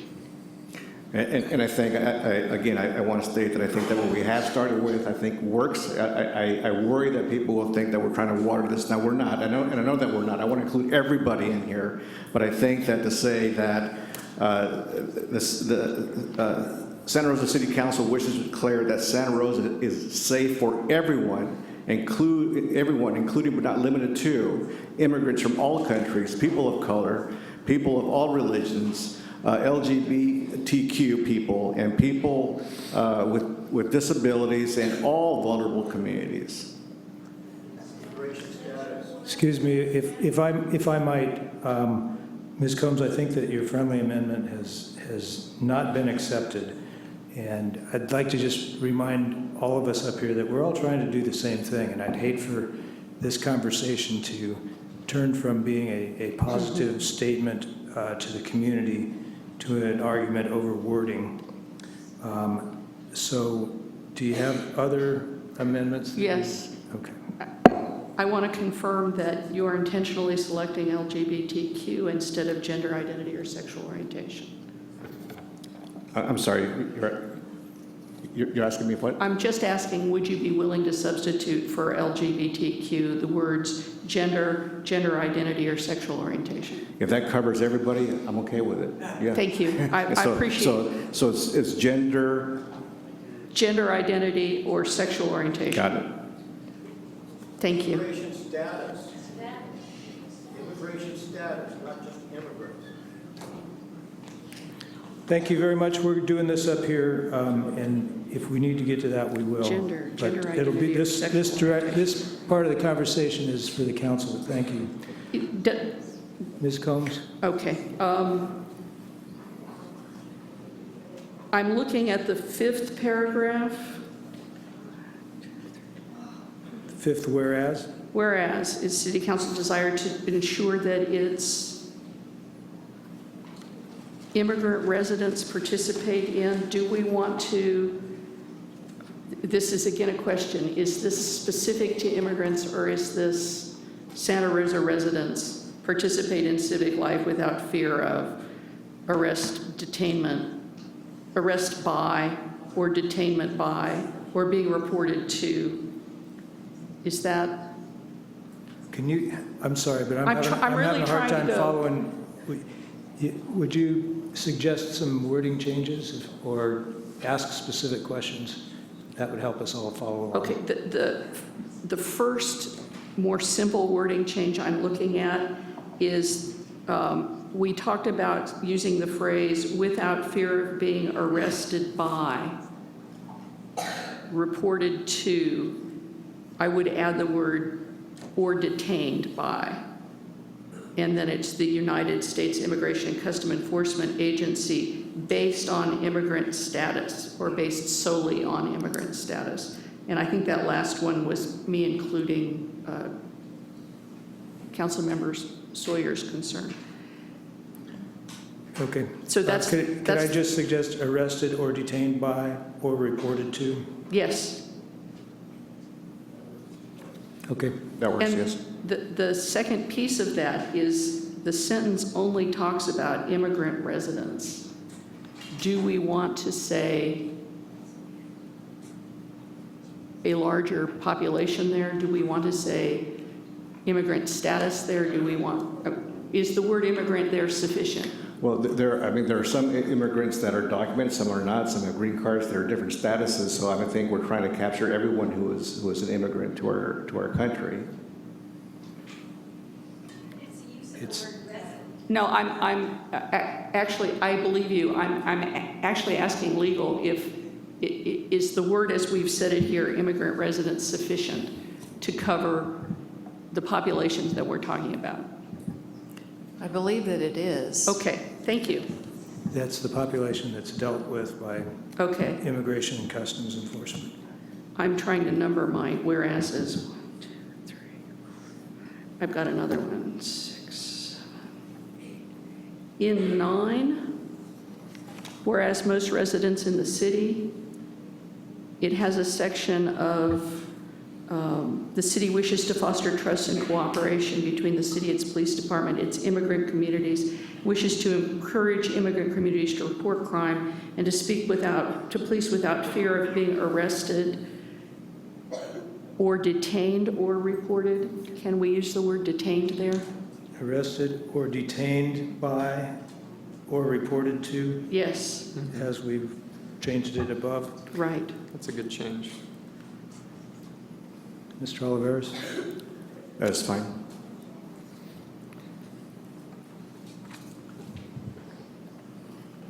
I'm trying to see. I have a bunch of these, but there's an overarching one that I want to add to the end, to the therefores. And it is, in addition to the paragraph we have that covers immigration, can we say the city of Santa Rosa will also refuse to cooperate with any demands from the federal government to institute detention, deportation, registries, conversion therapy, imprisonment, or any other acts that target or discriminate based on, and then there's the list: refugee, immigrant status, race, ethnicity, religion, country of origin, disability, etc. That's a new paragraph. Yeah. So I'm asking, can we add a paragraph in the therefores that is a therefore we will also refuse to cooperate with any demands from the federal government to institute detentions, deportations, registries, imprisonment, or other acts that target or discriminate based on, and then use the same list we had used before? Based solely on. So you're Thank you, adding that. yes, I accept the based solely on. Are you looking to add a section? I'm looking to add a therefore paragraph that protects persons in addition to the immigrant community. I believe, yes, that would be another section. It would be an additional paragraph. Section 6. Section 6, yes, thank you. It would actually probably be better as another number, but we can figure that out. Right. I'm happy with whatever number. It's probably more appropriate at 4. Okay. Yeah, I think I still need a little more clarity on what we're trying to accomplish here. I'm not I guess not seeing it, I'm trying to listen to it. So give it to me again. Okay, so the intent is that in California, we already have a history of detaining Japanese who were American citizens. So they're not protected by this document as it's written yet. So I'm looking to protect groups of people, and I'll read it again. And therefore, the city of Santa Rosa will also refuse to cooperate with any demands from the federal government to institute detentions, deportations, registries, conversion therapy, imprisonment, or any other act that targets or discriminates based solely on, and then the list from the first page that we just went through in the whereases. I'm not positive how that list ended up, because my list is immigration status, religion, race, ethnicity, country of origin, ability, political affiliation, economic status, age, gender identity, or sexual orientation. I think I would want to ask for some legal considerations that are probably going on right now. Let's give them a minute. I understand. I'm just. I wonder if we might simplify things by changing that to that we would also refuse to cooperate with the federal government in the case of any discrimination, instead of all the commas there. Any discriminatory policy. So you would like to assume that any discriminatory policy already includes the concept of the detentions, deportations, registries, et cetera. It would make sure we didn't miss any in between all those commas. I think I do have and any other acts that target or discriminate based solely on. So if we add to that and any other acts that discriminate based solely on, I can do that.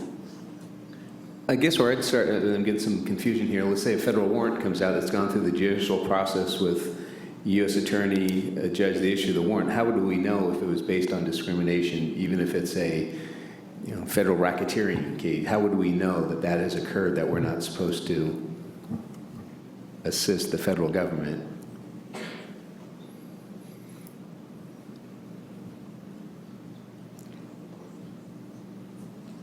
I'm having difficulty thinking of mass detentions that would be unclear. Well, excuse me, we still have the waving hands rule. I have a question down here if you want to keep thinking about that for a second. Can you assist us on the legal team for making sure that we write this in such a way that we're not talking about second guessing a warrant, a separate warrant, but that we're talking specifically about what's happened in our country before? It seems that the resolution is directed towards not cooperating in the enforcement of the federal immigration laws. The federal immigration laws are the job of the federal government to enforce, right? That the idea is that the city of Santa Rosa, it's not the city of Santa Rosa's job. So I think what you're saying is that to the extent the federal government comes up with any of these schemes to enforce the immigration laws, detention, deportation, whatever, that you wouldn't be cooperating in them. That's my understanding of what you're saying. I agree with that as far as it goes. I have concern that individuals not involved in immigration will also be discriminated against in these manners. And I want to ensure that that does not happen. For example, Japanese Americans who were born here and are citizens here were detained. It would not be under immigration laws that we protected them from detention. It would be by adding an additional paragraph that we don't detain our citizens. And if we're asked by the federal government to detain them, regardless of whether it's on immigration or not, we would not cooperate with detaining and putting into detention our citizens. So that's separate from immigration. That's why I was trying to add a paragraph that would cover not cooperating with the federal government with regard to other discriminatory acts that include groups of people, which is why I listed detentions and registries in particular. So your list would be your other list: religion, race, ethnicity. Yes, ma'am. Economic status, gender identity, sexual orientation. Yes, ma'am.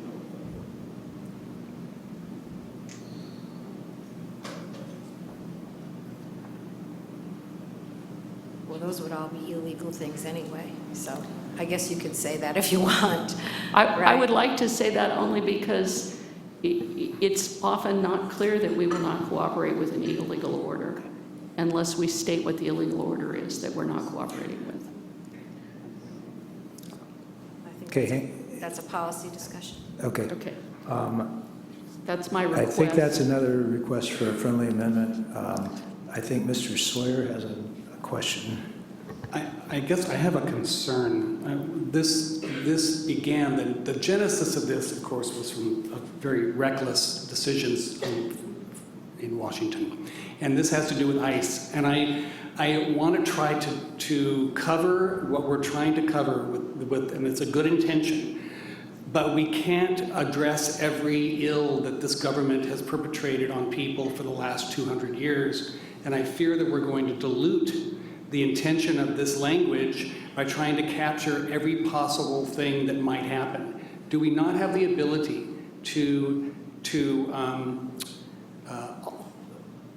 change this in the future if we see something that happening? I mean, we're doing this now. I would think that we would be able to bring this resolution forward and add language to it in the future. But we could be here all night adding, what ifs. And I understand that the members of the public would like us to capture everything and make this, in Councilmember Oliveris' words, perfect, but we will not. We can't make this perfect. But I think we need to get through the intention to alleviate fear and anxiety where we can without giving a false sense of security. So that's what I don't think we can make this perfect tonight. Are there any other questions or comments on this particular friendly amendment? I am not going to accept the friendly amendment, and part of it is based on what Councilmember Sawyer has already said. We are in a state of a lot of uncertainty and unpredictability with what's going on at the national level. And I think it would be impossible for us to try to cover every conceivable scenario that could happen in this resolution. And like I said earlier, there's a lot more that's going to happen that we may have to react to. And it's unfortunate that it puts us in a reaction phase, but we can't really predict what's going to happen. So I am confident with what we have here. I think we have something that's strong. I don't want to water it down. I think it's specific to people that are in jeopardy right now, and I think we've done a good job to include other groups of people as well. So I think it does provide the protections that we're looking for. It makes that strong statement for us. Okay, thank you. Ms. Combs, do you have further? Yes, I do. I have one that I think I would not naturally have brought forward, but was hoping to bring it forward to assure Councilmember Sawyer. And it would be that it would be a statement that's something to the effect that this document does not mean that undocumented residents are permitted to break the law or local code without ramification. An individual violating a law or local code would be cited as the violation dictated, but during an interaction with the city, an individual would not be required to provide proof of residency. And I think that I had that as a piece to add in to reassure folks who are concerned about non-enforcement of law. Do we need to say that breaking the law is against the law? I heard Councilmember Sawyer expressing concern that we needed to be clear about what this did not do. and I was offering a paragraph from another location as an opportunity to be clear. All right. Are there any questions on that or comments about that? Okay, so the statement that we're trying to make is that people cannot break the law? Nothing in this document is saying it's okay to break the law. That all we are doing is saying we're not asking for a proof of status. Right, so we have laws that people cannot break. I mean, I guess. If you don't want it, that's fine. No, I was suggesting it to reassure Councilmember Sawyer. No. I appreciate the consideration, but I think it's that is obvious. Okay. But I appreciate it. I have some others, but I hear that there is a desire to move forward and that it would be possible to revisit the document since my amendments are being viewed not as strengthening but as watering down, which I am surprised to hear. But I'm also not willing to let the perfect be the enemy of the good, and we'll wait to provide further amendments in the future. Mr. Tibbetts, do you have a question, comment? I do. I have a request. With Section 4, it states that the Santa Rosa City Council calls upon the County of Sonoma to adopt the foregoing policies as well.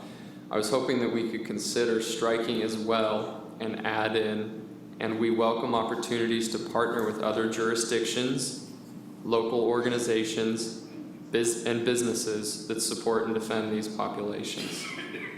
I think that going forward in the next 4 years, we could have a few more discussions like this because there is a lot of uncertainty, and I want this document to reflect our willingness to work through partnerships in this community because I think there's strength together when we're dealing with uncharted territory like we are. And you're proposing that as a friendly amendment. Do you need him to repeat that? I think and I think earlier I mentioned other incorporated cities, but you want to go beyond that with organizations and businesses to be to support this effort, basically. Sure. Right. Okay. Yeah. Support and defend these populations, I think, is important. I'm sorry. There's a question over there. Go ahead. Thank you. While we're amending that section, I wanted to propose the language about SB 54 that we said we'd come back to in that. Let's do this one at a time, though, okay?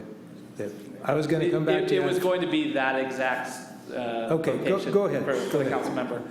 So if I could, his statement on the end of this, which I'll have you repeat, but right now, what I was proposing was that the Santa Rosa City Council calls upon the County of Sonoma to adopt the foregoing policies and lend our name in support of SB 54 insofar as the legislation furthers these stated goals. So are you asking that we call upon the county not only to adopt the policies that we're adopting, but to support SB 54? Is that the intent of that sentence? I'd say sure. I just want to make sure that we're lending our support as well. And if asking the county to support it moves them in any direction, great. But I know with Councilmember Tibbetts' amendment on the end of that, it might be a little bit clunky. So that's why I was trying to make sure that we're wordsmithing it as we go. And I would suggest that we make the support of SB 54 a separate section of this and call it out separately. Not just to make things simpler, but to highlight that as a specific desire of this council is to see that get passed. So would you repeat your friendly amendment? Please. Sure. Please. So on Section 4, strike as well, comma, and we welcome opportunities to partner with other jurisdictions, local organizations, and businesses that support and defend these populations.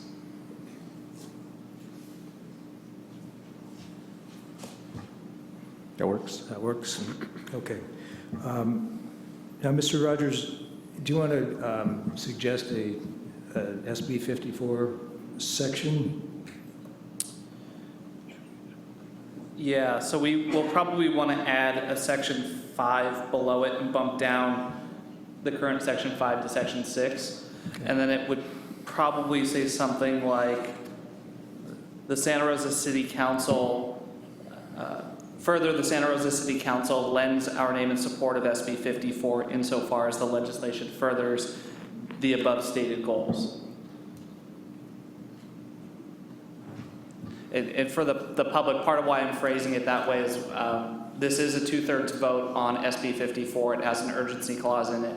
And no good bill ever goes to waste. So it could be that if they don't have the 2/3 vote, it gets amended into a completely different bill on the other side of the legislature. This is just covering that basis just in case it gets gotten amended into a different bill. And so that's why insofar as the legislation furthers the above stated goals.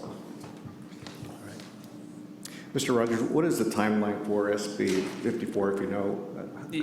Yeah, so it's working its way through the legislature right now. It's gone through committee hearings. It will be going to the Senate floor. It does have, as I said, an urgency clause in it, which, aside from taking effect immediately if it's passed and signed by the governor, instead of waiting until January 1st of the next year, that also allows it to bypass some of the requirements for how long it has to be in print in each committee and on the floor before it goes on. It could move pretty quickly. I know that right now the Pro Tem's office is negotiating with the Cal Chiefs Association and with the California Sheriff's Association as well to try to find some acceptable language for them to try to remove opposition so it'll move faster. But as I said, as I was cautioning, it is a 2/3 vote because of the urgency clause in it, which could mean that it's a little bit tricky to get it through, and we just don't know. And I don't know if there are other legislative efforts in play to do something. My question as a matter of process is, can we not direct the mayor to send a letter of support? Is that something that we could do without having it be in the resolution? I don't want to add. Well, you know, we were just talking about that over here, is that you might want to actually, I mean, aside from this particular statement, if there are things that are pending out there or additional legislation, you may want to do a general direction. Again, we're not necessarily, this is again a policy discussion for you all about what's the particular in rounding out the resolution.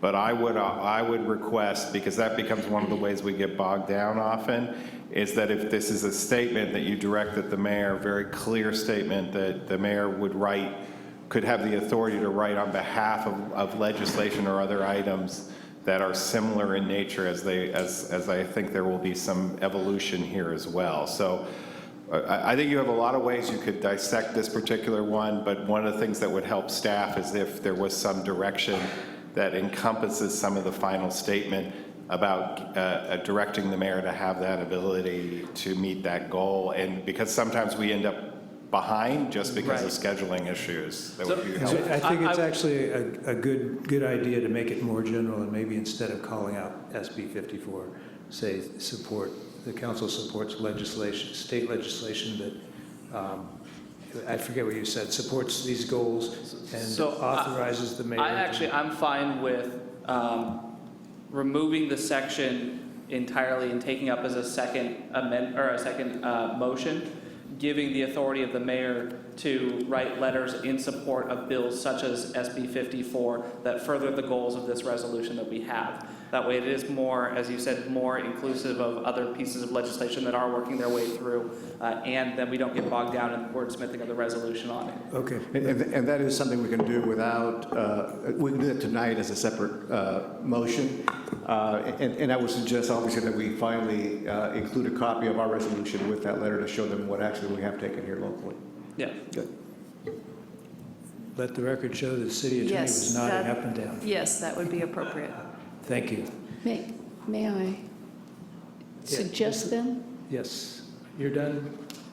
Ms. Combs. I just wanted to suggest then that Councilmember Tibbetts' list include the legislature in Section 4. Partner with the legislature or other jurisdictions. I have no opposition to that. I mean, I think the term jurisdictions is broad. It encapsulates everyone from a special district to Congress, but I support that change. It makes sense. I support that. All right.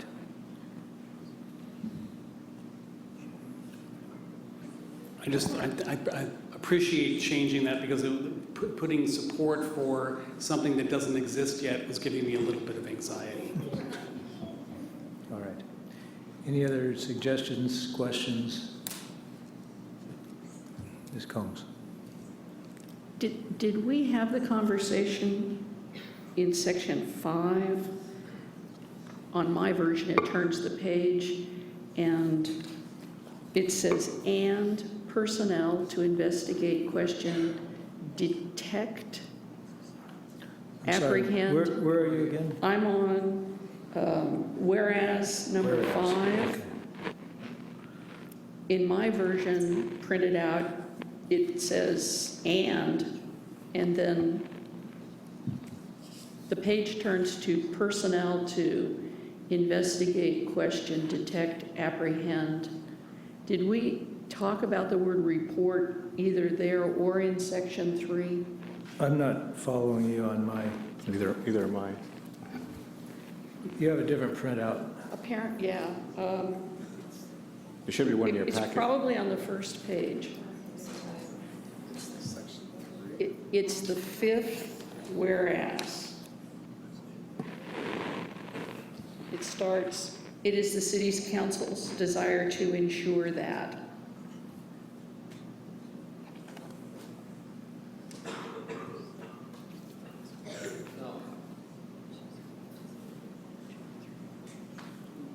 No, okay. It is number 5, and I followed you to ensure that it's immigrant. My version has, I'm wondering if I have the, There's a correct copy in your packet. yes, I see the copy in my packet, but it was also revised.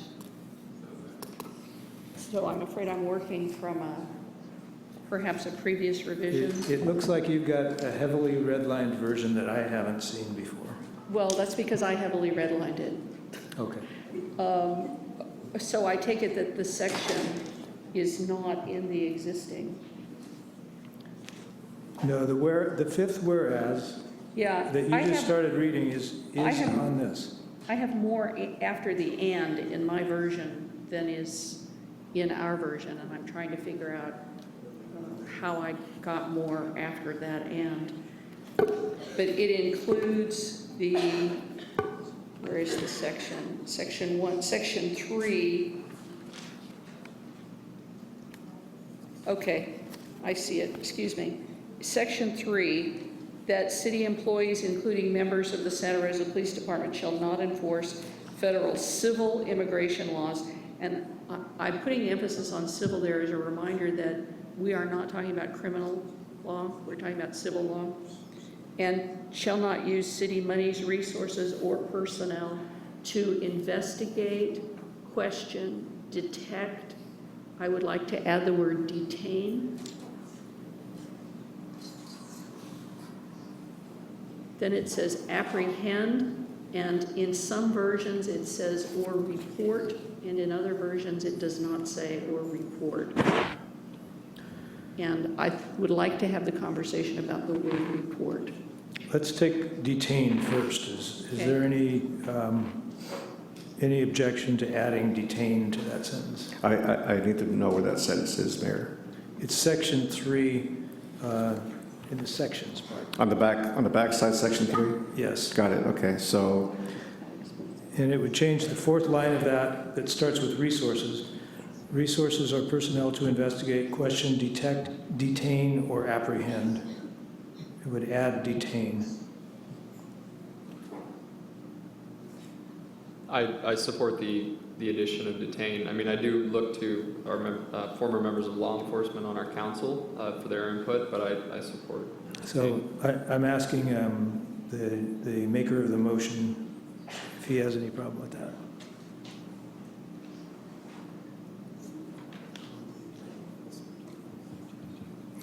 Well, yeah, I'm trying to understand the use of the detention word, detain word, because it is, it is a common practice when you're engaging with the public or investigating. So I'm not clear how we're trying to use detain here. Solely on the basis of possible violation of immigration law. Yes, that would work.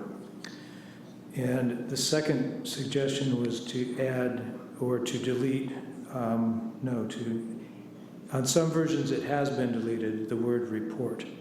And I would ask the city attorney to comment on that. The word report is significant because that is the word that is used in the federal law that was referenced in the executive order.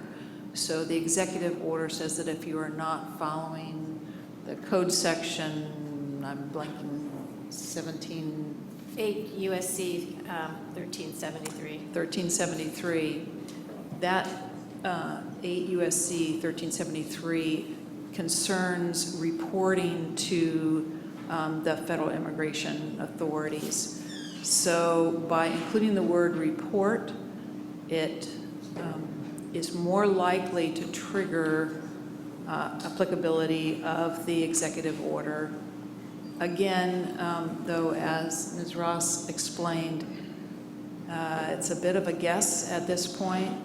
This is very much, everything's pretty vague. We don't know where it's all going to land, but our concern was that that particular word may be a trigger for the federal government. Is there a similar word that could be used that would be less triggering but carry similar meaning?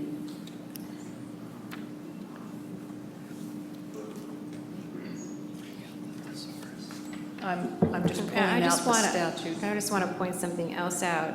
SB 54 itself, they took out the word report, I think in acknowledging this same problem with the federal statute, which says that you can't have a rule that prohibits a city employee from giving ICE information about immigration status. So I think even the state legislature took the word report out of SB 54.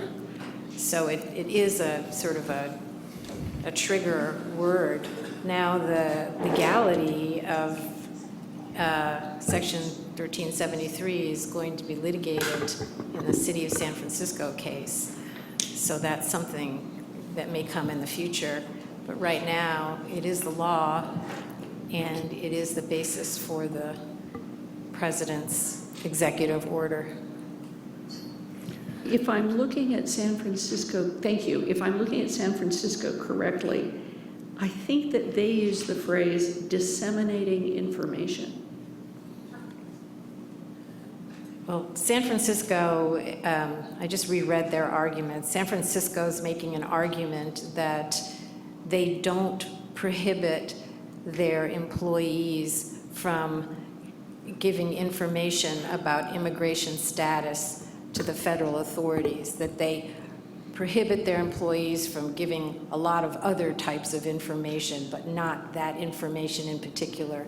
So this is an area that is going to be litigated, that's going to be argued about, and I agree. I think the word report is a trigger word here. The state has acknowledged that, I think that's why it was suggested that it be removed. To that point, I think it would be difficult for a Santa Rosa Police Department employee to report someone solely on the basis of a possible violation if they are unable to investigate, question, detect, detain, or apprehend that person. So I'm not sure how important that word is in this paragraph. Mr. Mayor, I think the intent of our expectations of our employees and our police department are clear in this, and I think it does cover it as you say.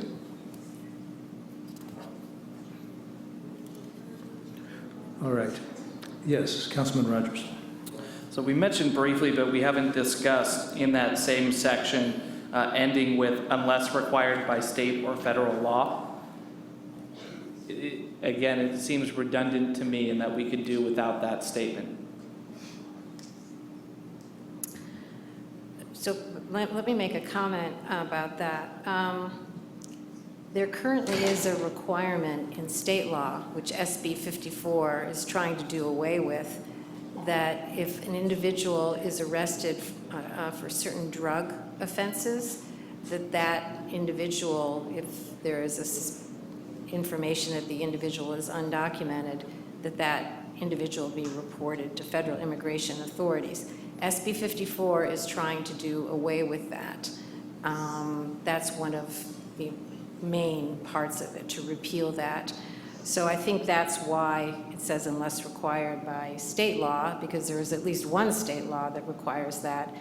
And then usually people put in or federal law, which I agree is kind of a question mark, because federal law is not supposed to be able to require you to enforce the immigration laws, right? But you do see this phrase used in most policies. No, I understand that. What I'm asking is, on the face of this, we are saying that the values of our community is that regardless of the executive order, we are making this statement. So it seems that this is a redundant sentence in that regard. Well, okay, so because it says on the basis of a possible violation of immigration law, so I'm going to just amend what I said. I don't think that's covered by the Health and Safety Code. The Health and Safety Code is if you violate state law.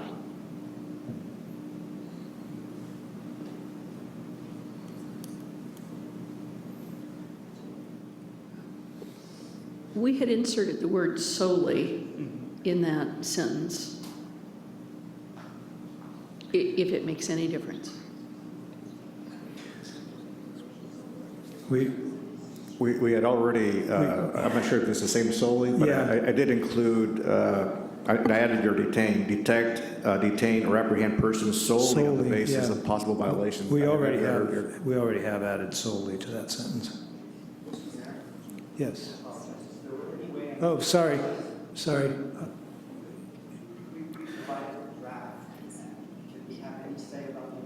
I wish you had offered this earlier, Mr. Koshner. No. This all came up after we closed comment. We had. There's no way for him to. We've been talking. Excuse me. We've been talking about this proposed resolution for almost 4 hours now. Mr. Koshner, I invite you to come down and give us your. What do you have to say? And still prefer that we didn't have applause for. Thank you, Mr. Mayor. I appreciate it. I believe, is this on? You're good. I believe that the addition of solely undermines what we're trying to accomplish here. We're concerned that children of, let's say, a father who goes out and commits disorderly conduct, some misdemeanor, and also is suspected of being in violation of immigration law, can then be called, can then have ICE called on that father, and a family gets split up over a misdemeanor and a suspicion of violation of immigration law. So where you put solely in, we don't know what happens then where the Santa Rosa police have probable cause to arrest for a misdemeanor and also suspicion of an immigration violation. And if you're saying, if you're not going to call ICE solely on the basis of the immigration law, then we're stuck. We really haven't gained anything. What we need is protection from the police calling ICE about someone who commits a non-serious violent felony here in Santa Rosa and splitting families up over that. Okay. Thank you. Is that your only, yeah, I'd like to get it all done now if you have any other concerns about what we're talking about. I appreciate it. With a lot of respect to the city attorney, Section 8 USC 1373, the provision that prohibits a body like this from prohibiting its agents, the police and other agents, from reporting immigration status to the federal government, such as ICE, does not prohibit you from prohibiting your police from telling ICE where someone is, that someone is here in Santa Rosa, what their name is, and so on. It only prohibits you from prohibiting them from telling them of the immigration status.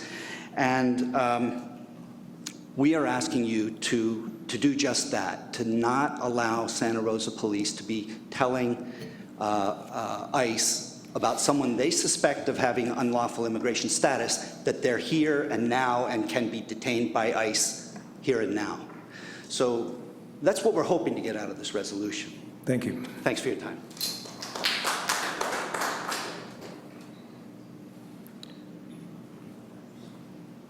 Yes, Vice Mayor, please.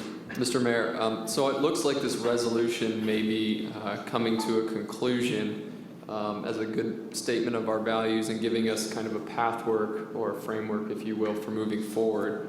I'm willing to support this resolution as it stands today, but I think what the gentleman who was just speaking pointed out, at least to me, is that what we haven't necessarily defined yet is the parameters with which law enforcement will, what dictates a crime that's worth reporting versus what's not. And I'm wondering if we want to pass this resolution tonight and have a separate conversation down the road about clearly defining law enforcement practices. Could I make a comment about that? So law enforcement practices, that's the subject of AB 54. And it's the state attempting to set parameters on law enforcement practices. There are parameters right now, and there's the Trust Act and the Truth Act, trying to limit when law enforcement can honor a detainer, and there are other sort of limitations. So I think it's a good separate subject, just noting that it is being addressed right now statewide. Thank you. Mr. Rogers. No, and I appreciate those comments, Ms. Ross. What I was trying to caution earlier is with a 2/3 vote on the bill, I don't think it's likely, but there's a chance that it fails. So what I'm looking for from what we're doing is also understanding that that statewide framework might not be there once that bill is done, and making sure that we're still reassuring our own community the way that we need to, just in case. I agree. I'd prefer for this to be statewide, that it has clear direction for everybody on how we're going to be moving forward, but just in case that doesn't happen. So let me just add that there is current state law on when you can honor a detainer, but you can have a local law, as San Francisco does, that's a little more strict than that. So it is, I think you're right, it's a topic for another time to get into the details of that. Because there are restrictions, generally you can't honor detainers in California unless you have a serious or violent criminal act involved.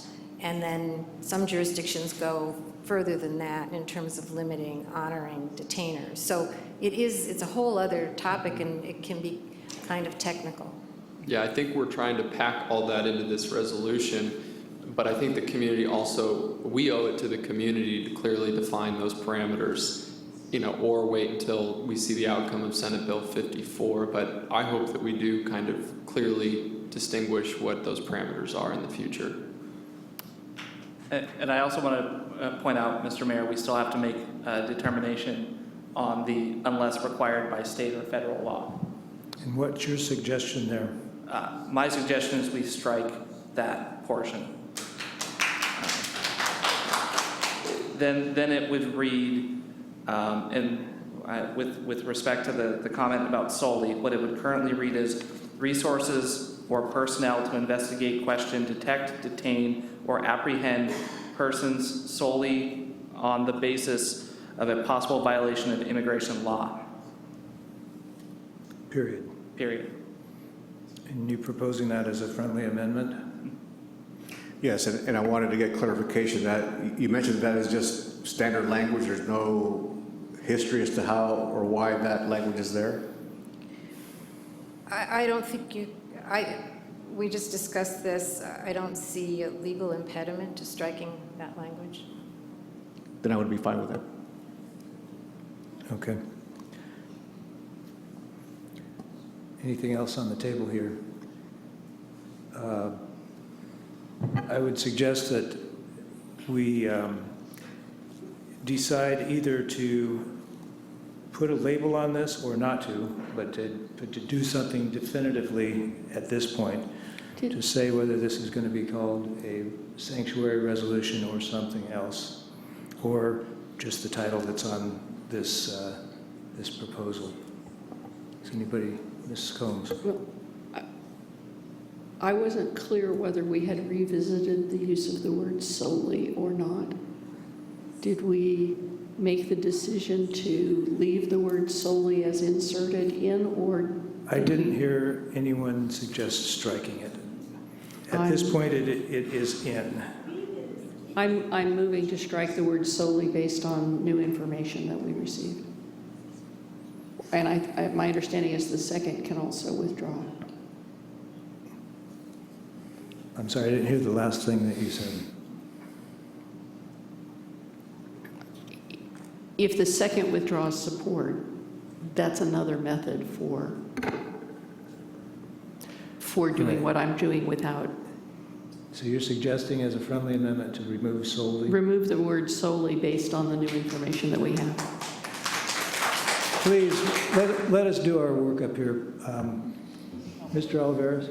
Yes, we included the word solely in several different places of the resolution, so I would entertain some discussion because it may mean something differently in different sections of this. So I would welcome any comments by my colleagues as to its usage. And I think we have about 5 different places that we've included that.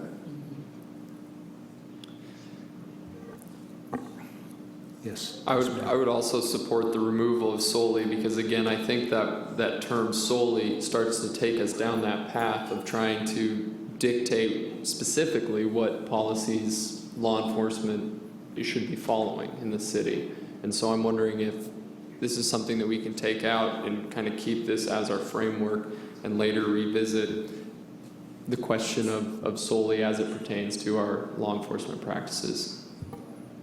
Anyone else want to comment on this? Yes, Mr. Swidham. My understanding of the intent is that we don't want to be the immigration police. And that was my understanding, the intent of using the word solely. And I totally get what Mr. Koshner said. And so I'm still struggling with just throwing that in. That was the intent. We don't want them to be the immigration police. That's not the only reason why they would be doing all these other things here. So I'm trying to grasp what Mr. Koshner said, along with the intent of why we inserted it there in the first place. And that was my intent in the first place, was to clarify that it wasn't to make us go out and enforce immigration law. That's not our job. That's within the federal government's purview to do that, not ours. I believe you were the first person to bring up solely. Yes. How strongly are you feeling about keeping that in there? Right, and I think there was a question about some vagueness in here, so I suggested the word solely that would clarify that it would, that we can't do certain things just because of somebody's immigration status, and we shouldn't. All right. Okay, I'm not hearing an acceptance of that friendly amendment. Go back to the question of whether we want to call this sanctuary or something else. Can we have some discussion on that? I don't see anyone putting their hand, oh, Mr. Tibbetts. I'll raise my hand higher from now on. You know, I just want to throw out there, I know that there's a lot of support for Sanctuary City, but I want to say I really personally like indivisible, and I'm not in support of that because I want to shy away from using the term Sanctuary City, but because I think that's a really eloquent term to be using, especially in the time that we live in right now. So I'll just... Thank you. And I would suggest the same thing, and that we put it in the title.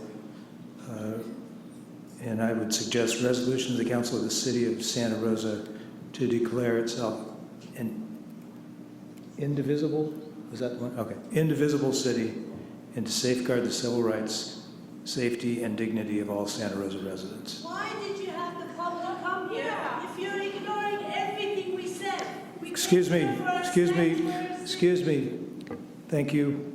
You're ignoring everything the public Excuse me. Is there further discussion about that? Well, I guess I have it. for me, I mean, I really been unable to fully understand the sanctuary city term and finding a definition, which there really isn't what it's about. It's really about how we're making our community feel. And we could, I think whatever we call it, does it really define what we're intending to do here? I think that is in the details of what we put in our resolution and how it evolves over time with whatever amendments and changes we need to make to make it fit our community. So I guess I just have a worry about putting a label on it, and when we say it, do people understand what it is? Because it is a powerful word that is used, but saying that we are that, and I say it to somebody, to say, oh, I get it, I know what you do. Because I do it now by saying we're considering the sanctuary city, and I can't really explain what that is, other than to explain and to help educate on what our intent is here as a city in safeguarding our residents' civil rights and other rights that they have. So again,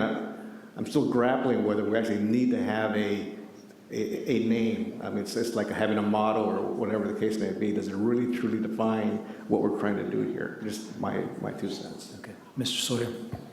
Thank you, Mayor. Thank you, Mr. Oliveros, and I agree with the concern about the word. I think it suggests something that we can't offer. And we cannot truly offer anyone in this city sanctuary.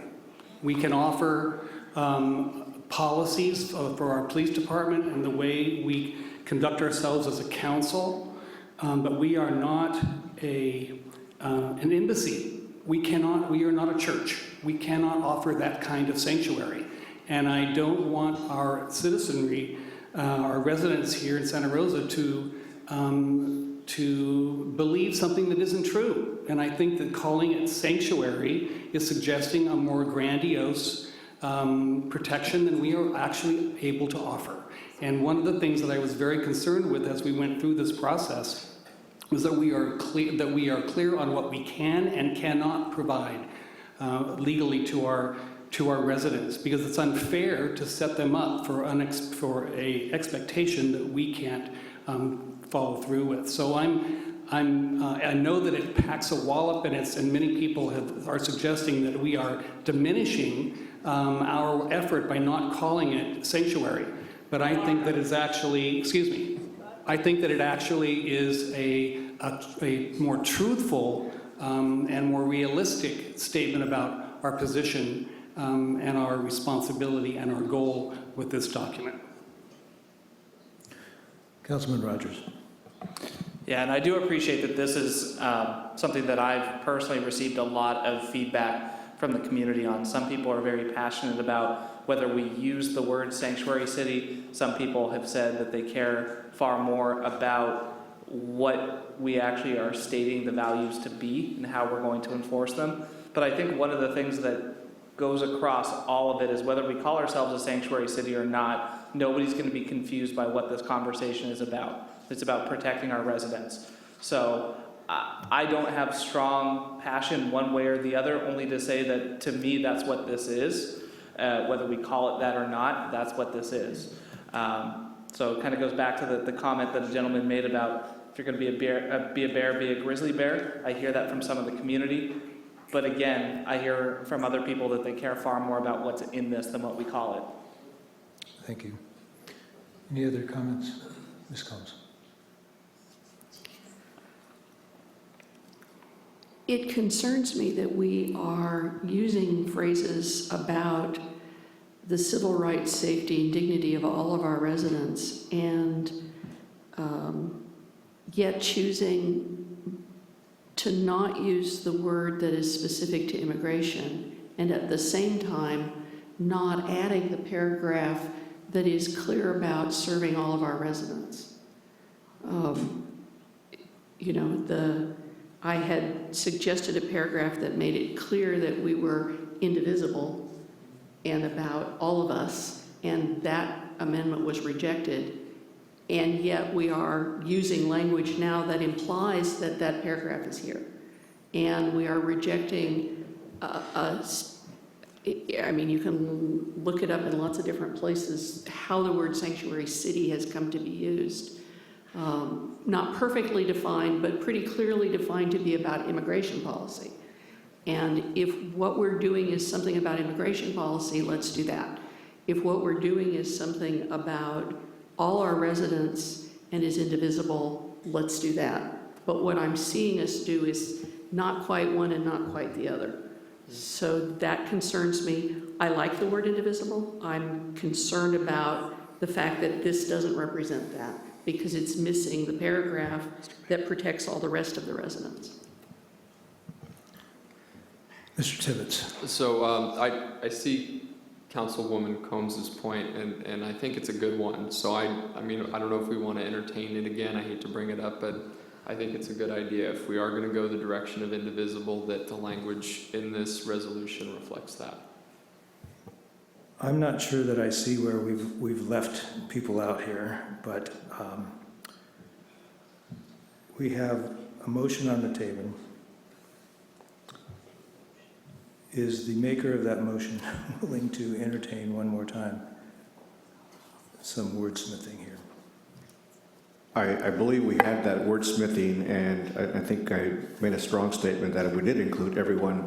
I think the word everyone means everyone, and we gave some examples. And again, not wanting to exclude anyone, we said everyone, including but not limited to. And I think we did our best to incorporate our community, but we can go on with a very long list and still leave somebody out, I would assume. But I think that we've captured it in that fourth paragraph. Thank you. May I make a clarification? Yes, please. So it actually is not the fourth paragraph list that is raising my concern. It is the refusal to cooperate with other demands of the federal government that are beyond the immigration demands. So my understanding was that paragraph was not included here not because we don't want to include all of our residents in this resolution. It was not included because we didn't want to try and solve every potential problem that comes down the road. The intent and the language of this resolution, I believe, does include everyone. And if someone can convince me that it doesn't, I'll change it. But at this point, I think it includes everyone.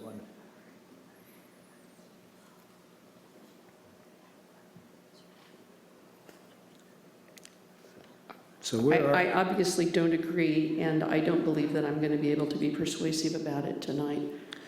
So I understand and can count votes. So where are we on the title? Remind me. Help me out here. Indivisible? Thank you. I'm asking the council to help me here. Thank you. Mr. Sawyer. Well, you know, if we're going to call it a sanctuary city, then we need to put that, I would want it listed as a separate vote. Mr. Oliveris. Yes, and I guess I need to speak a little bit more about my concerns with sanctuary city. I've even heard it from those that are opposed to us becoming a sanctuary city, because they cite the obvious examples. As the story that we hear, we saw the picture today, that is a sanctuary city, that's a result of a sanctuary city. but that occurred with its own set of circumstances in San Francisco. I don't know all the details of that, but that is what's in people's minds when they hear it. And then others will believe that a sanctuary city is like I think Councilmember Sawyer mentioned the church, which is a true sanctuary.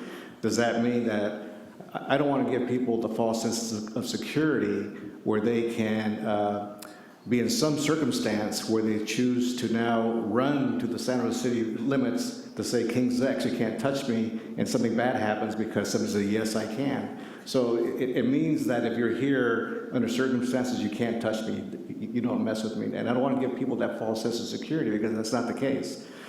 So I would rather use something that is meaningful to us if we're going to use the title. But again, I think it's in the details here of what we're saying that we're going to do and not going to do. I think that is what is important. People will still choose to call it a sanctuary city. I'm sure they will.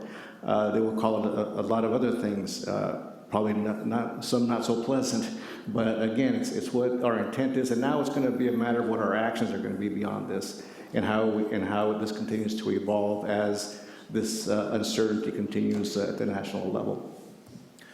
So are you good with indivisible? I can live with indivisible. And the seconder? I could live with it. I mean, just my perspective is we're saying what we're doing the way the resolution was written. The reality is the media is going to report it as the media is going to report it.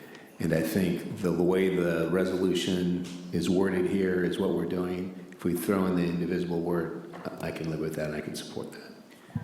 Okay, we have a motion, an amended motion on the table. I'm going to ask if there are any final comments. Yes. No, not from the audience, from the council.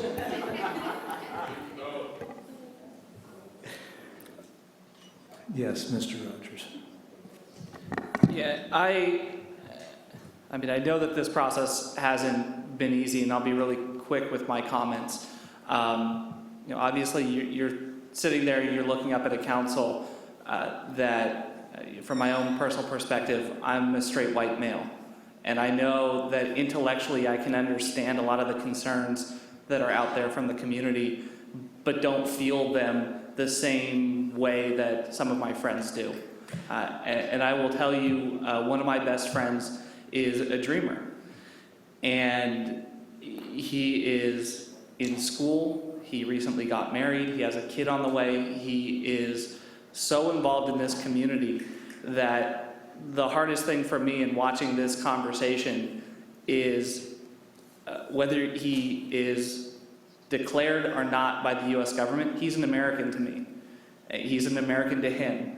He cares far more about this community than somebody who is just an illegal, as somebody might say. And he is documented. And so for me, it's really important to me that we get a 7-0 vote on this, and I would urge my colleagues to, because I do almost anything that I could to protect my friend and his family and those who are feeling vulnerable in our community. And I think that we really do need to stand as a council and as a city and say, it's not enough to just say that it won't happen here, because we've heard that in history before. We've been saying that about some of the things that we've heard from President Trump, and we need to actually stand by it, that we will not allow that to happen here. Not to my friends, not to my family, not to those who are feeling fearful for our future. So I appreciate the conversation, and I like some of the amendments we've taken in this, and hopefully we'll end up with a 7-0 vote on it.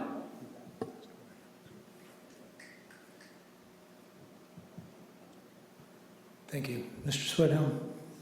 Thank you, Mayor. I do appreciate this conversation. It is a very challenging one. I'm hoping everyone hears the intent of this council. We want to be a more inclusive community, no more, no less, and while it's safe. And the challenge is kind of wordsmithing some of this stuff. But the intent is be inclusive as we can be. And it's very disappointing for me to hear the things coming out of Washington which are being exclusive. We want to be open for all and people feel safe in the community. I wish there were some magic words that we could say that would make everyone feel safe in the community. As we've been discussing it back and forth, I think the intent is clear here. We want people to feel safe. And again, those magic words, I don't think sanctuary is the magic word that's going to make everyone feel safe. But that's, I think, the intent of this council, and if I'm guessing there'll be unanimous support for this. And just recognize, I think, community members, just because we say it, it's got to be a shared responsibility. It's just not the 7 of us up here as city staff, but everyone's got to take an active role in building that trust in the community so that we all feel safe.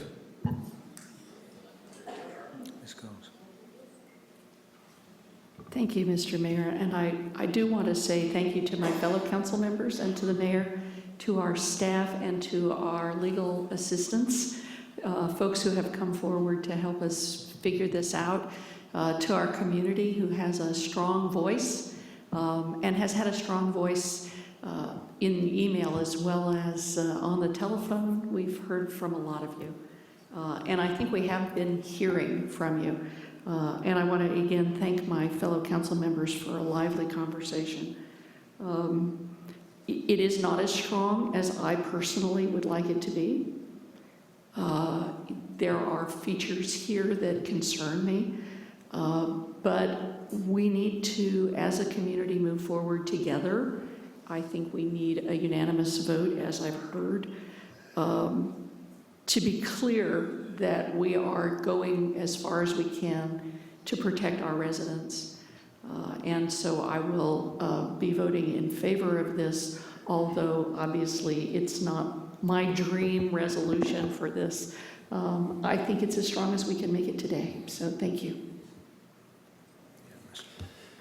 So first of all, I want to thank all of you who came out tonight and shared your views with us. And I hope that when you leave, you do feel like our objectives are clear, that we are clearly here and we're behind you. And although I would agree with Ms. Combs that, you know, we could probably spend days trying to craft this resolution as something that is really strong, going everything from what this section or whereas says all the way deep down into the policy that's actually being enacted on the streets. And I think that we do have to do that going forward.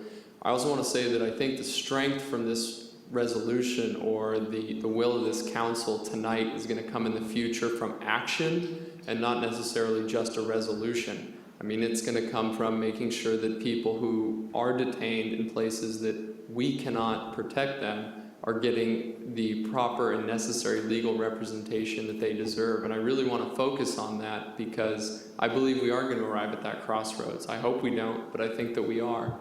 But tonight, I just want to say that I will be supporting this. I also appreciate the words of my colleagues, and we're in this together. Thank you, Mr. Tibbetts. Mr. Sawyer. Thank you, Mayor.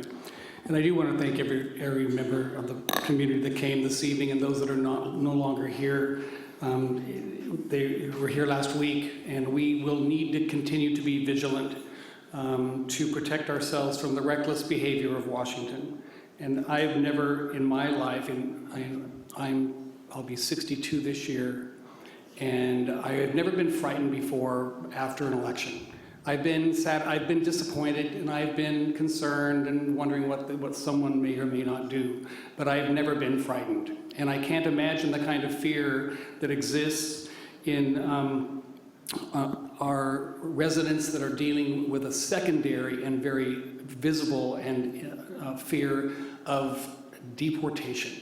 I can't imagine what that must feel like. As a member of the gay community, I know that there is a direct target on our backs for some of our rights to be reversed.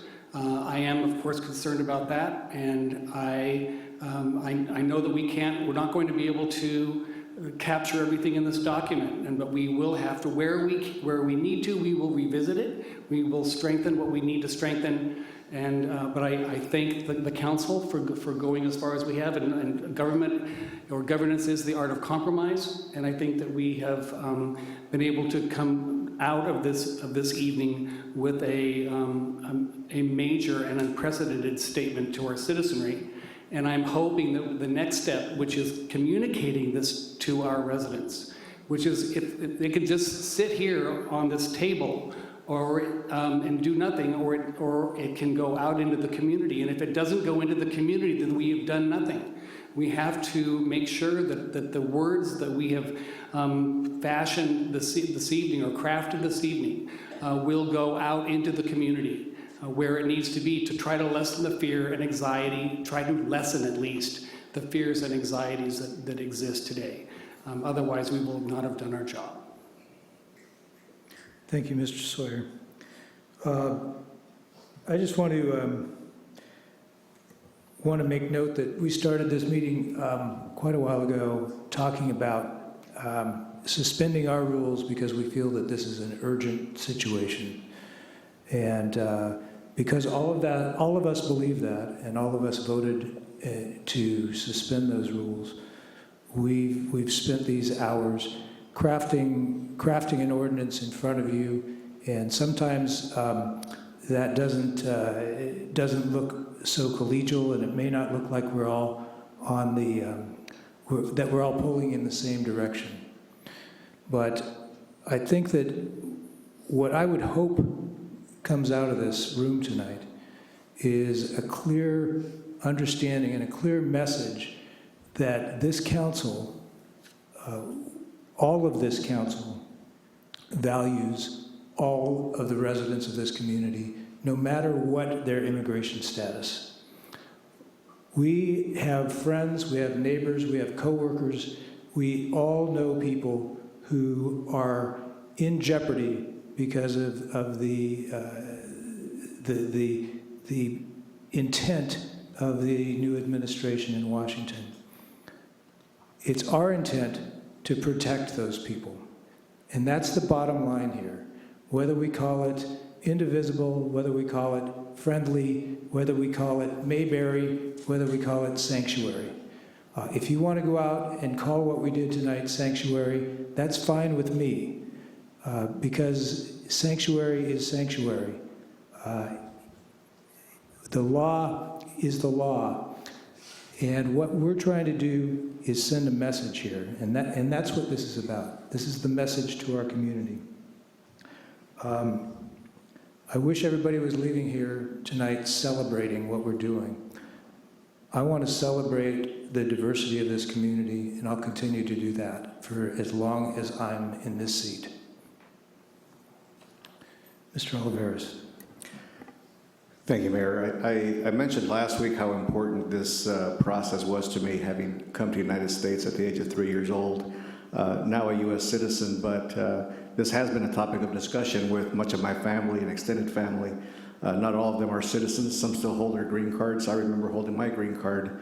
I remember as a young child living in our home. We were fortunate to be able to live where we worked, but my father managed a number of prune orchards. And I can remember immigration coming onto the property and people running and scurrying all over the place and me hiding in my room. I understand the fears of that. Some of my family members still experience some of that. So this is very important to me personally. But at some time, I believe we all of us need to stand up for all of us. Tonight, it was good to hear the passion, the compassion, the discomfort, the anger, the bravery, the boldness, the voices that were here. It was good to hear everybody come and speak out on this very important topic. Not everybody was agreeing to it, and I understand that. But again, they had a voice and they were heard. I think that is very important.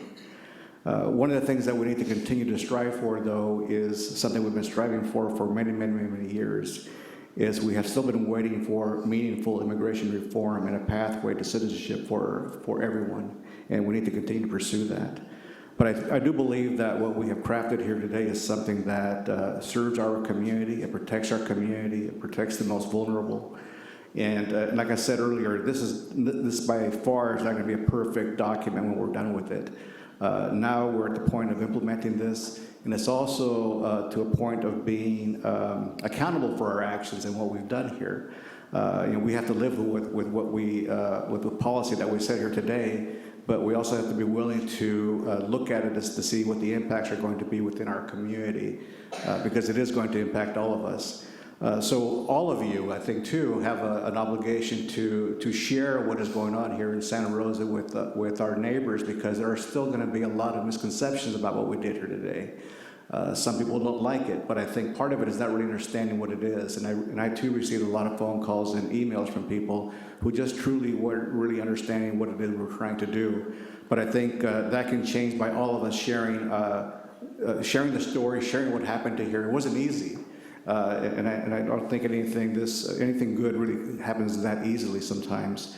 But I think we have something workable, something that we can move forward with. But I encourage you, as we start to see some of the glitches in this, if there are any, to let us know where they are. We need to continue to look at this and see if there's anything that we need to do to fix it, to shore it up. But I think it's a wonderful start for our community, and I do believe that, and I truly believe that this is a time for us to celebrate, because we have done something here that I think is really historical for our community. So with that, we've entertained the motion. We have a second, so I think we're ready. Council, your votes? We have 7 ayes. Thank you.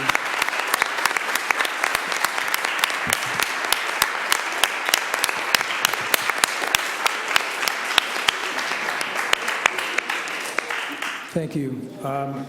We are going to very soon take a dinner break because we've been going for a while, but we started this item before 5 o'clock and we didn't get to the 5 o'clock public comment. Mr. Mayor, before we get to public comment, can we make that secondary motion? We haven't finished this one, have we? All right. Please. Could I make a motion that the council approve Mayor Corsi to write letters of support for bills such as SB 54 or others that further the purposes of this resolution in the state legislature? Second. Any discussion? Your votes, please. I know that we are fatigued, Mr. Mayor. I recall asking if we needed to discuss policy 428 prior. I do remember that also. I'm We have willing to... Excuse me, we have 7 ayes on that. I'm sorry. Excuse me. Ms. Combs. I thought you'd already said that. I apologize. We're all fatigued. I think we're fatigued and it's not a good time to take up policy 428. Is it possible for us to agendize it in the future? I'd second that. We have a motion and a second, and we'll get that on an agenda. Thank you, sir. As part of our process. Yes. There was I just want a clarifying statement, just because I also heard, and I want to make sure that that's included in this conversation, there was also wanting to understand what obligations were beyond 428. I believe there was a request to understand obligations as it relates to the jail and Yes. what our relationships are. And so I want to make sure that it is not just a conversation about 428. Is it, in fact, a conversation about 428 and Yes, it the is. obligation? Thank you for your assistance with that. Yes. And again, I want to put that out there because that hasn't been seconded yet, so. Second. Okay. Thank you. I think we're set on that. Okay.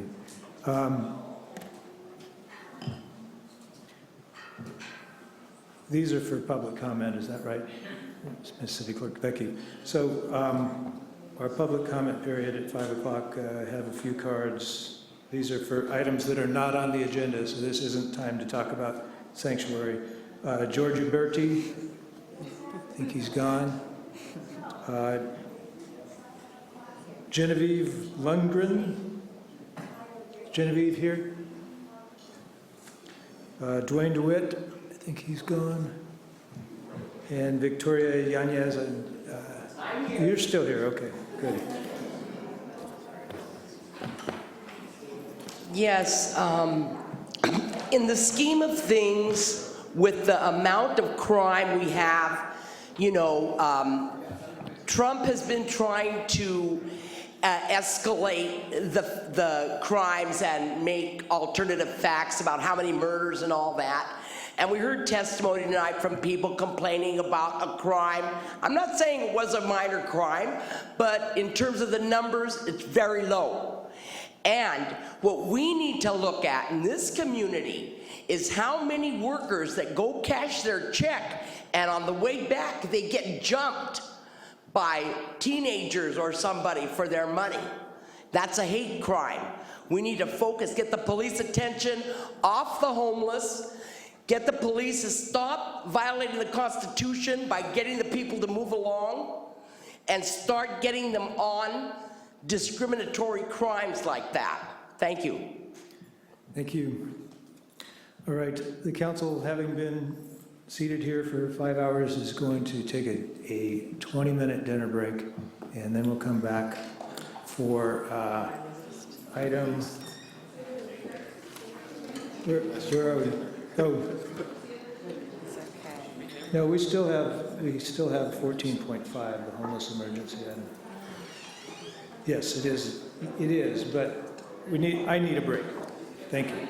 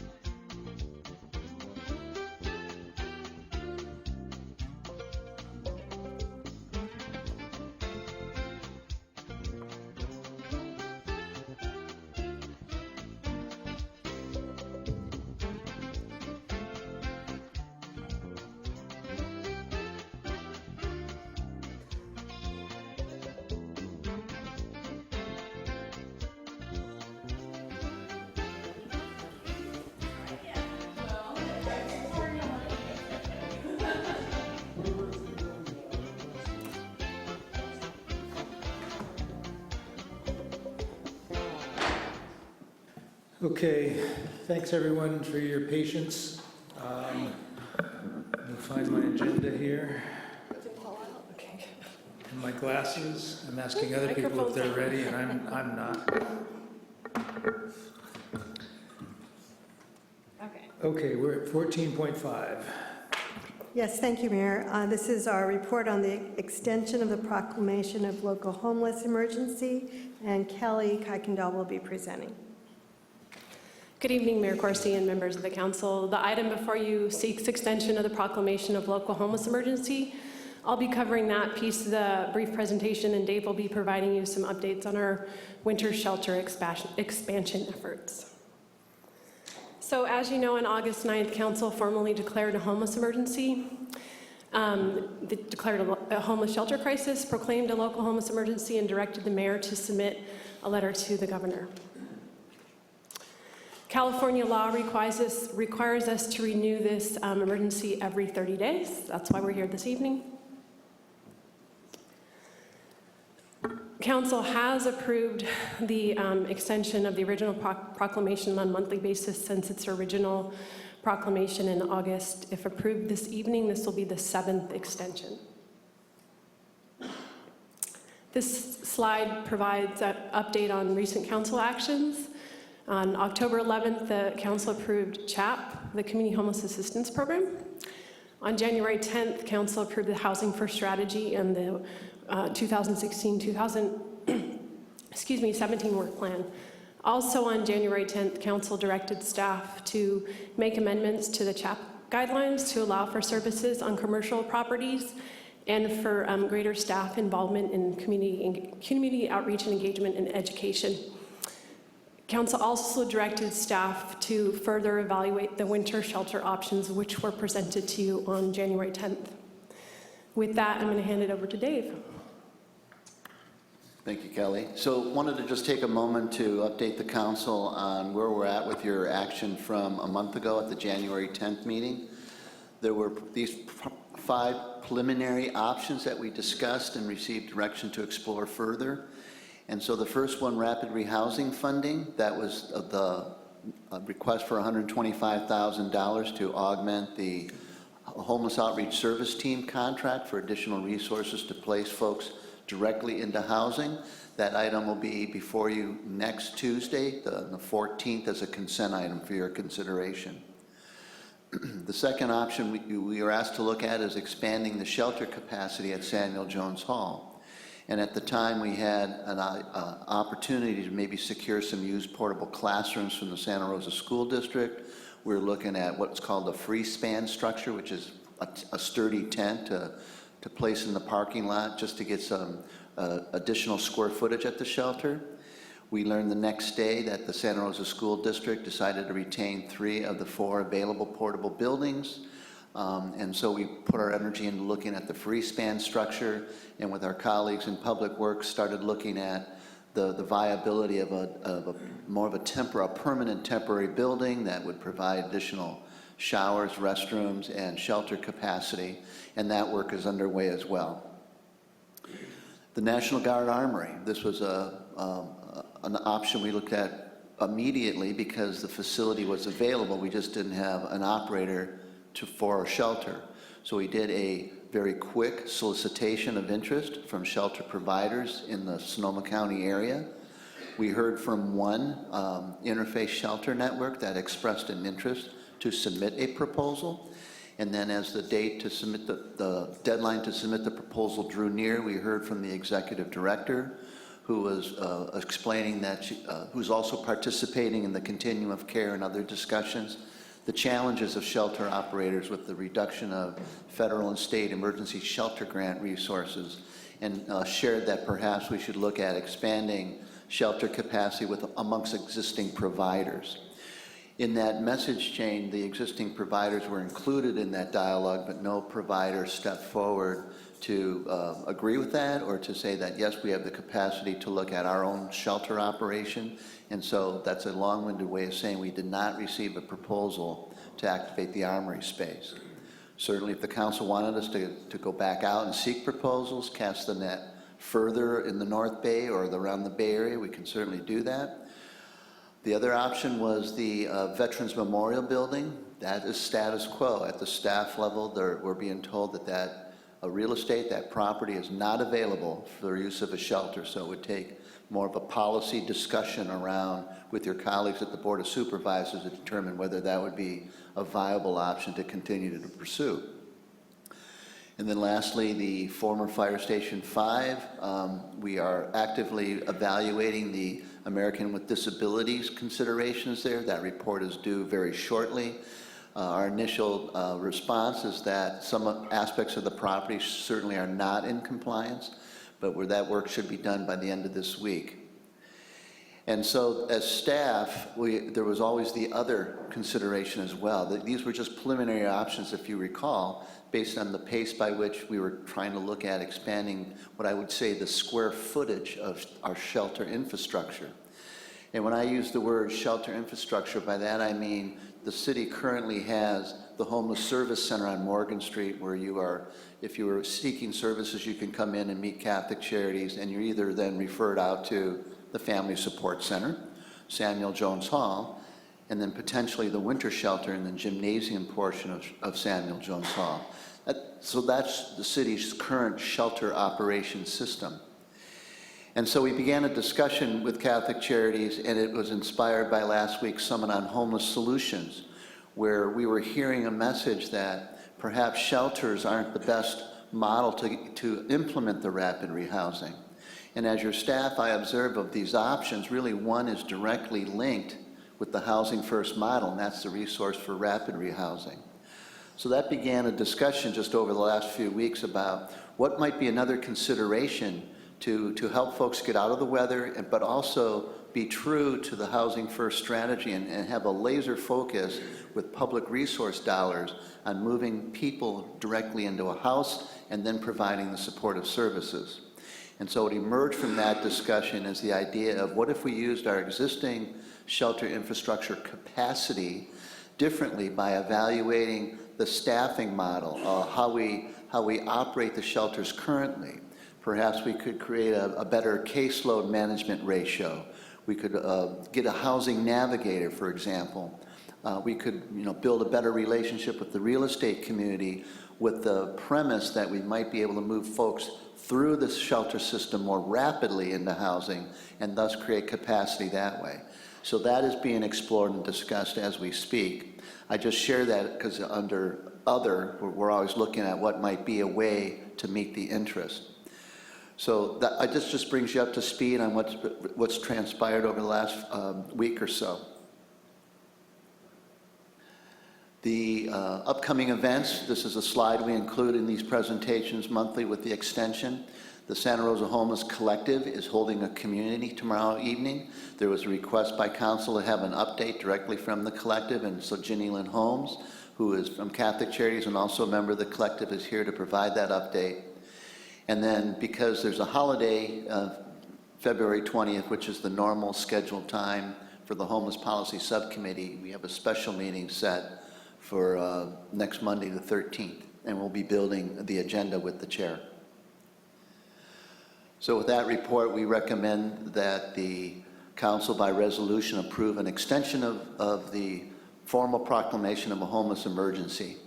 And with that, I can ask Ginny Lynn Holmes to come down and provide a report for the collective. Let me just ask the council if there are any questions to this point. Anyone? I have just one or two. Was the Interfaith Shelter Network, was that the former operator of the Armory? Yes, they were. So they do have experience there, and they would know what they were getting into. We would presume so, based on their interest in submitting the proposal, but we never received it. Okay, and I wasn't sure when you said that in their response, were you saying that they CC'd on their email some of the other providers in the area?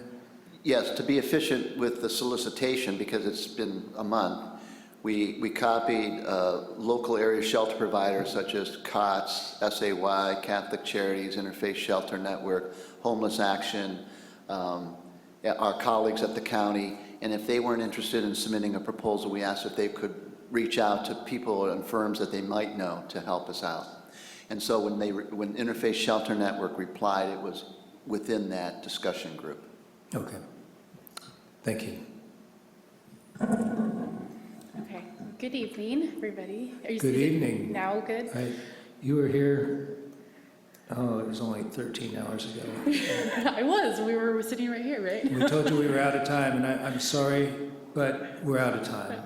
Oh! I'm just kidding. Ouch! Well, I'll try to be quick, but just to kind of give a quick update on the Santa Rosa Homeless Collective, we're going to be doing a bigger report out at the Homeless Policy Subcommittee next week, and in that we're actually going to be specifically targeting some of our work done in the accountability work group and some of the permanent housing that we've been working on in 2 different areas.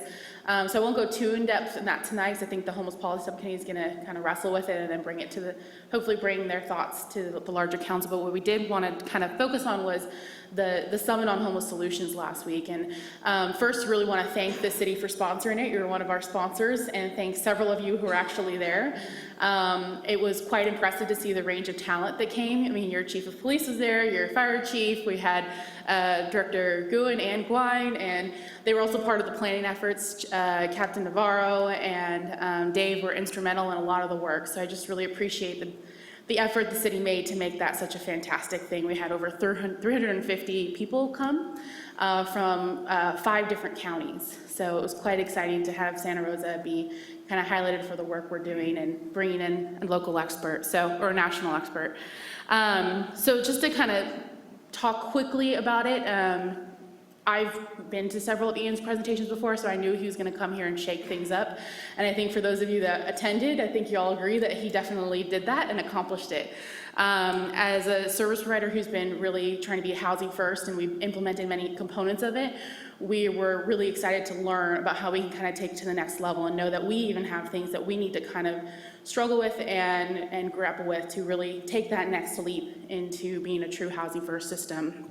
But it's not going to be Catholic Charities alone, right? It's going to take all of us, especially going to take y'all here at the city to kind of, take that leap with all of us as service providers.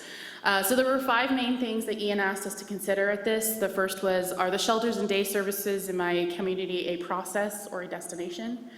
He asked us to ask ourselves, do we attempt to heal or do we attempt to fix people? Do we try to provide social services or exercise social control?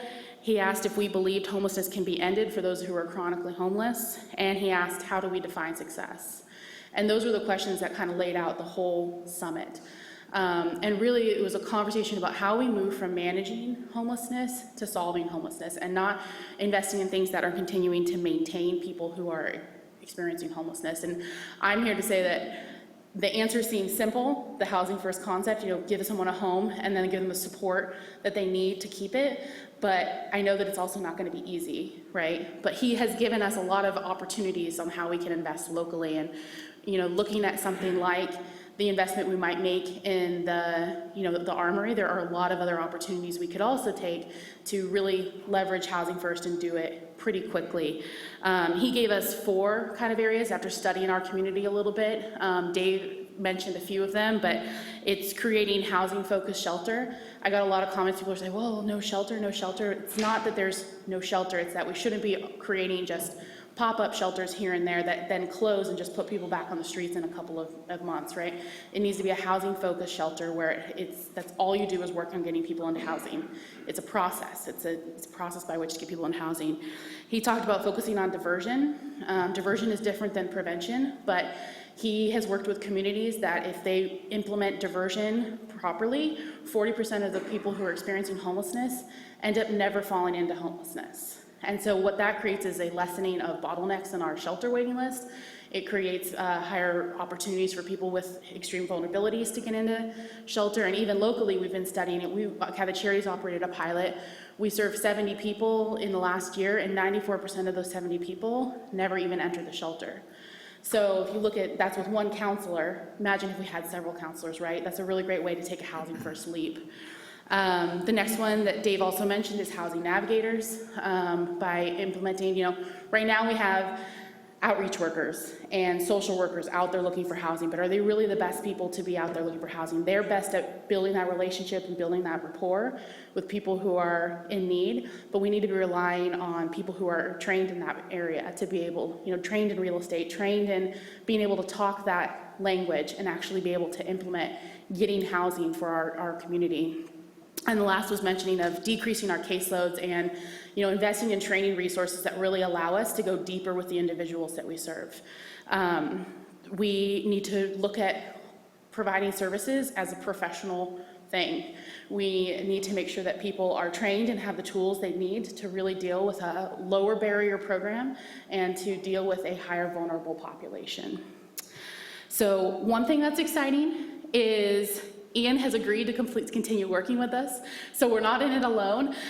He has worked with several communities, and the thing that gave me comfort is he said, you guys have work to do, but you're not that far off. We have a lot of the bones. We just need to add some meat to it, and we need to rearrange pieces of where interventions come. So that was really encouraging for me to hear and to know that we have somebody who can help us in this transition. The council did pass a housing first strategy, which I think he thought it was great, and I obviously think it's great. And now it's how do we really make that decision to stick to being a housing first program, and how do we stay focused and have a commitment to only investing in things that are in alignment with housing first. And it's going to be hard, but it's going to really take us being very accountable to the strategy and the philosophy and intervention of being a housing first city and a housing first system of care. So with that, I was very excited. I've heard really great comments about the summit, and I hope that it helps inform some of the ongoing decisions related to homelessness in the city council. So thank you all, and I'm available for questions as always. So Thank you, Jenny Lynn. Questions for Ms. Holmes? Mr. Rogers.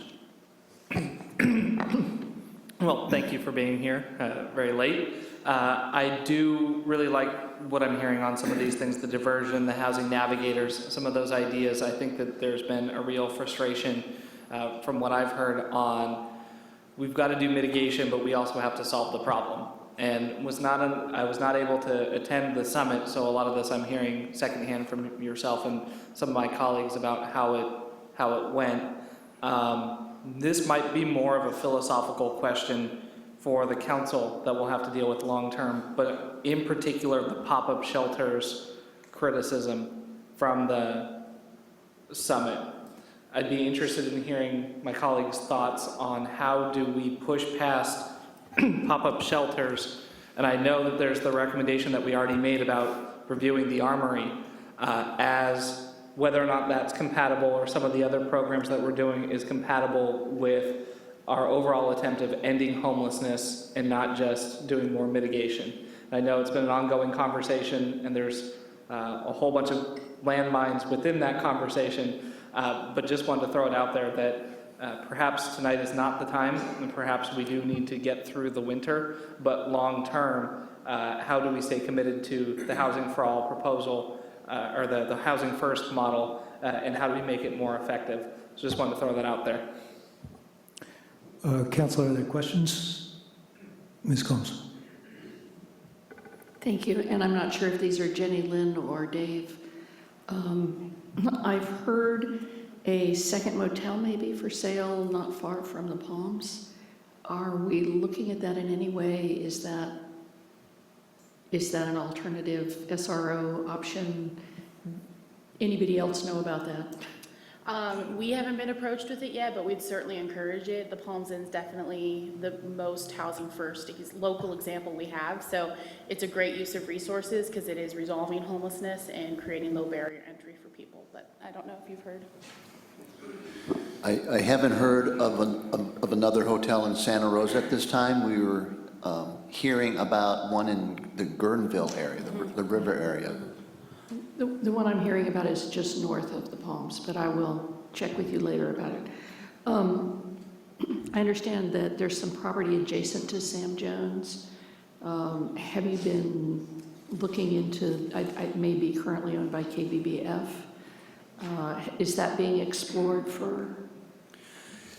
So yes, for the council's benefit, the adjacent parcel next to Samuel Jones Hall that shares the driveway, I call it, to the rear parking lot, is owned by the radio station group KBBF. They have approached us about ideas to activate their property for, the long-term plan was for housing. The short-term plan is they offered it for additional temporary structures to expand the shelter capacity. We informed them that we first were looking at doing it on the Samuel Jones Hall property. So that's the status of that discussion. And, excuse me for the last one. We talked, I love the direction that we're talking about going with the housing navigator and working with the real estate community. Where are we? There's something that I tend to think of as an insurance pool. It's sort of a fund so that if apartments are damaged, we have a resource. There's another name for that. Thank you. Risk mitigation pool. Yes. I think of it as insurance. Where are we in the status of moving that forward? Because I know as a council, we've mentioned it before. So the city manager had asked that that be considered as part of the notice of funding availability the council is currently undertaking for the $3 million to see if there might be an opportunity to use that resource to fund a risk mitigation pool. Okay. As it stands now, the $125 rapid rehousing goes only to rapid rehousing and not to both rapid rehousing and diversion. Is it possible for it to go to go to both rapid rehousing and diversion depending on the needs of the receiving entity? Jenny Lynn might want to pop in on this too, and so it's separate, and the way I'm crafting the amendment that will come to you next week for that piece is there's existing money in the budget, in the contract for housing assistance, which covers a broad range of things, which could potentially be the diversion, not prevention. The $125,000 is going to be specific for rapid rehousing. They are different programs, Yes.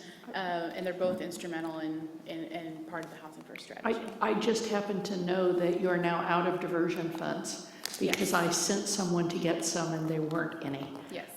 So that is a concern. And we're out of rapid rehousing too, so, yeah. Mr. Sawyer.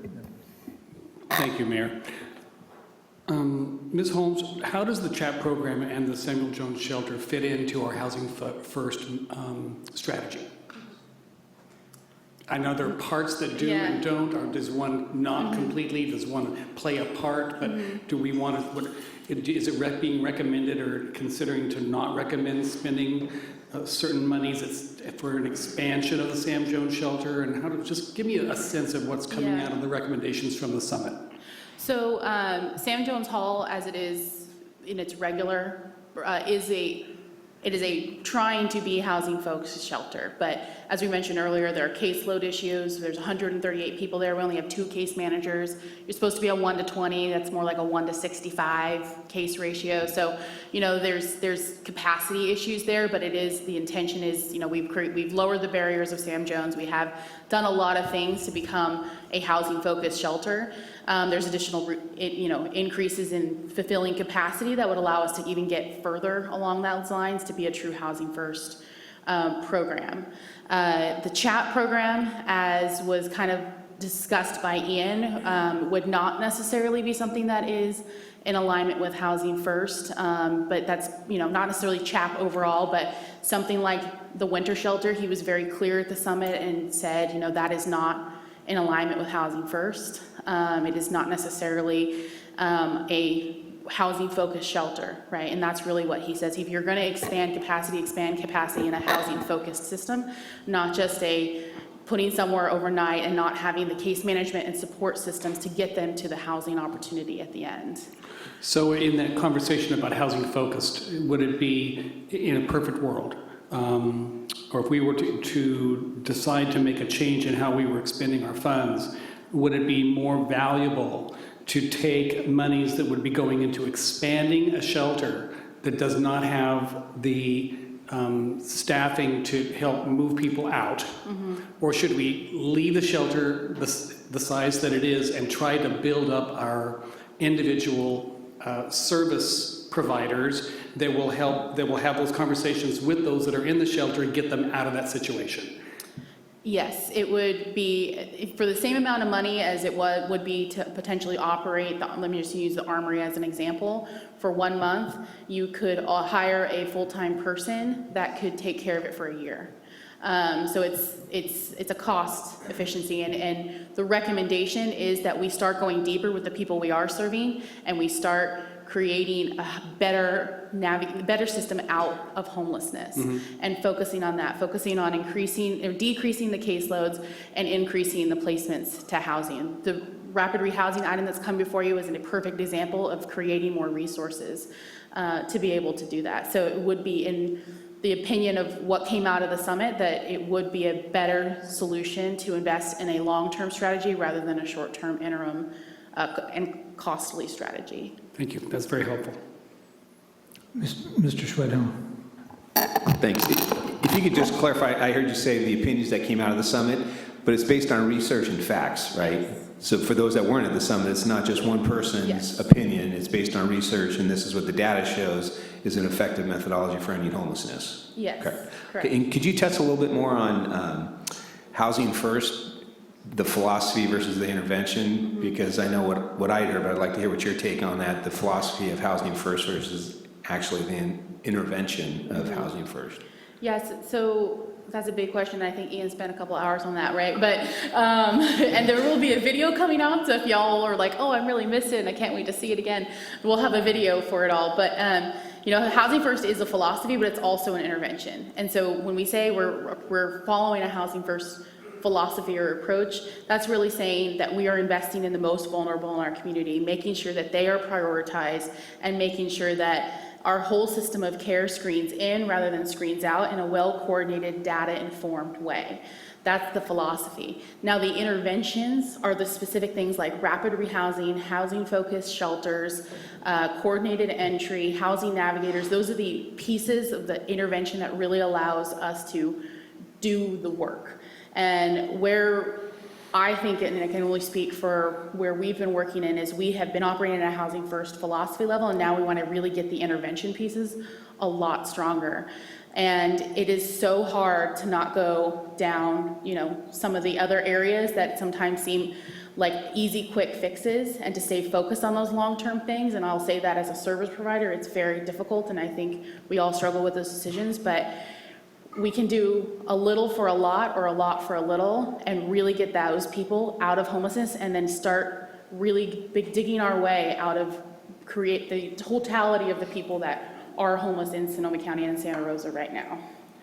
So I think I heard him, in my personal belief, is we should go for the quality versus the quantity. Yeah. So what, as far as metrics, if we were to find funding or establish or get some housing locators attached to the host team, what type of metrics, what difference would that do with what we are experiencing now? Yeah, so it would be huge on a variety of different things, but there are 3 measures that Ian says people should be measuring. One is, how quickly are you getting out of shelter? How long are you staying in housing? And are you, repeating back into homelessness? So those would be the measurements we would take. Right now, we have a baseline of what it's like, placing people without a housing navigator, but having a housing navigator, we'd be able to see the increases go up. And I'll just use for an example, we have employed this housing navigator strategy as a pilot with our Sonoma Works contract with the County of Sonoma, and we're seeing as many as 7 people being housed a day with a housing navigator.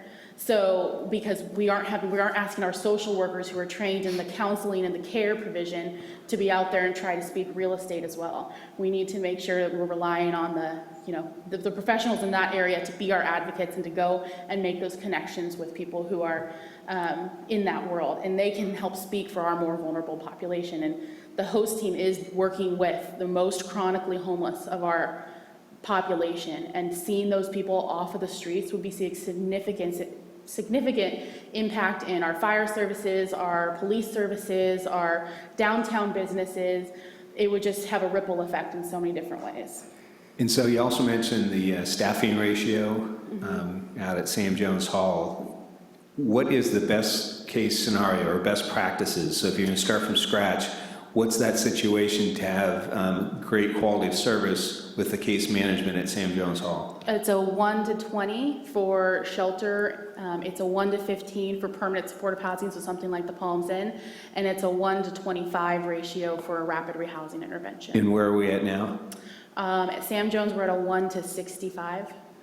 Okay, and also for about the diversion, which sounds like, where are we at with diversion officer or diversion? So currently we have staff? one counselor for diversion. It's we to the pilot funding through the County of Sonoma. We attach it to our coordinated entry program, so when someone comes to us and is not literally homeless yet, we automatically give them a referral to our diversion counselor. That diversion counselor can only take up a caseload of about 30 at any given moment. So as she gets people diverted out of shelter, she then picks up another person. And so there's a bottleneck there as well, because we only have one counselor for all of the hundreds of people who are in need. And Councilmember Combs is exactly right. She called me in desperate last week, and we tried everything we could, and there's just a lack of actual services and resources in those areas. And in all of the areas of the homeless field about prevention, isn't there only one predictor of someone's likelihood of becoming homeless as if they were homeless before? Which again, the diversion would just, to me, that just seems like we ought to be emphasizing that if they never enter the system, that's the greatest indicator, or would be the opposite of the greatest indicator of becoming homeless. Yes. Correct? Great. I think that's it for right now. There'll be more questions for staff.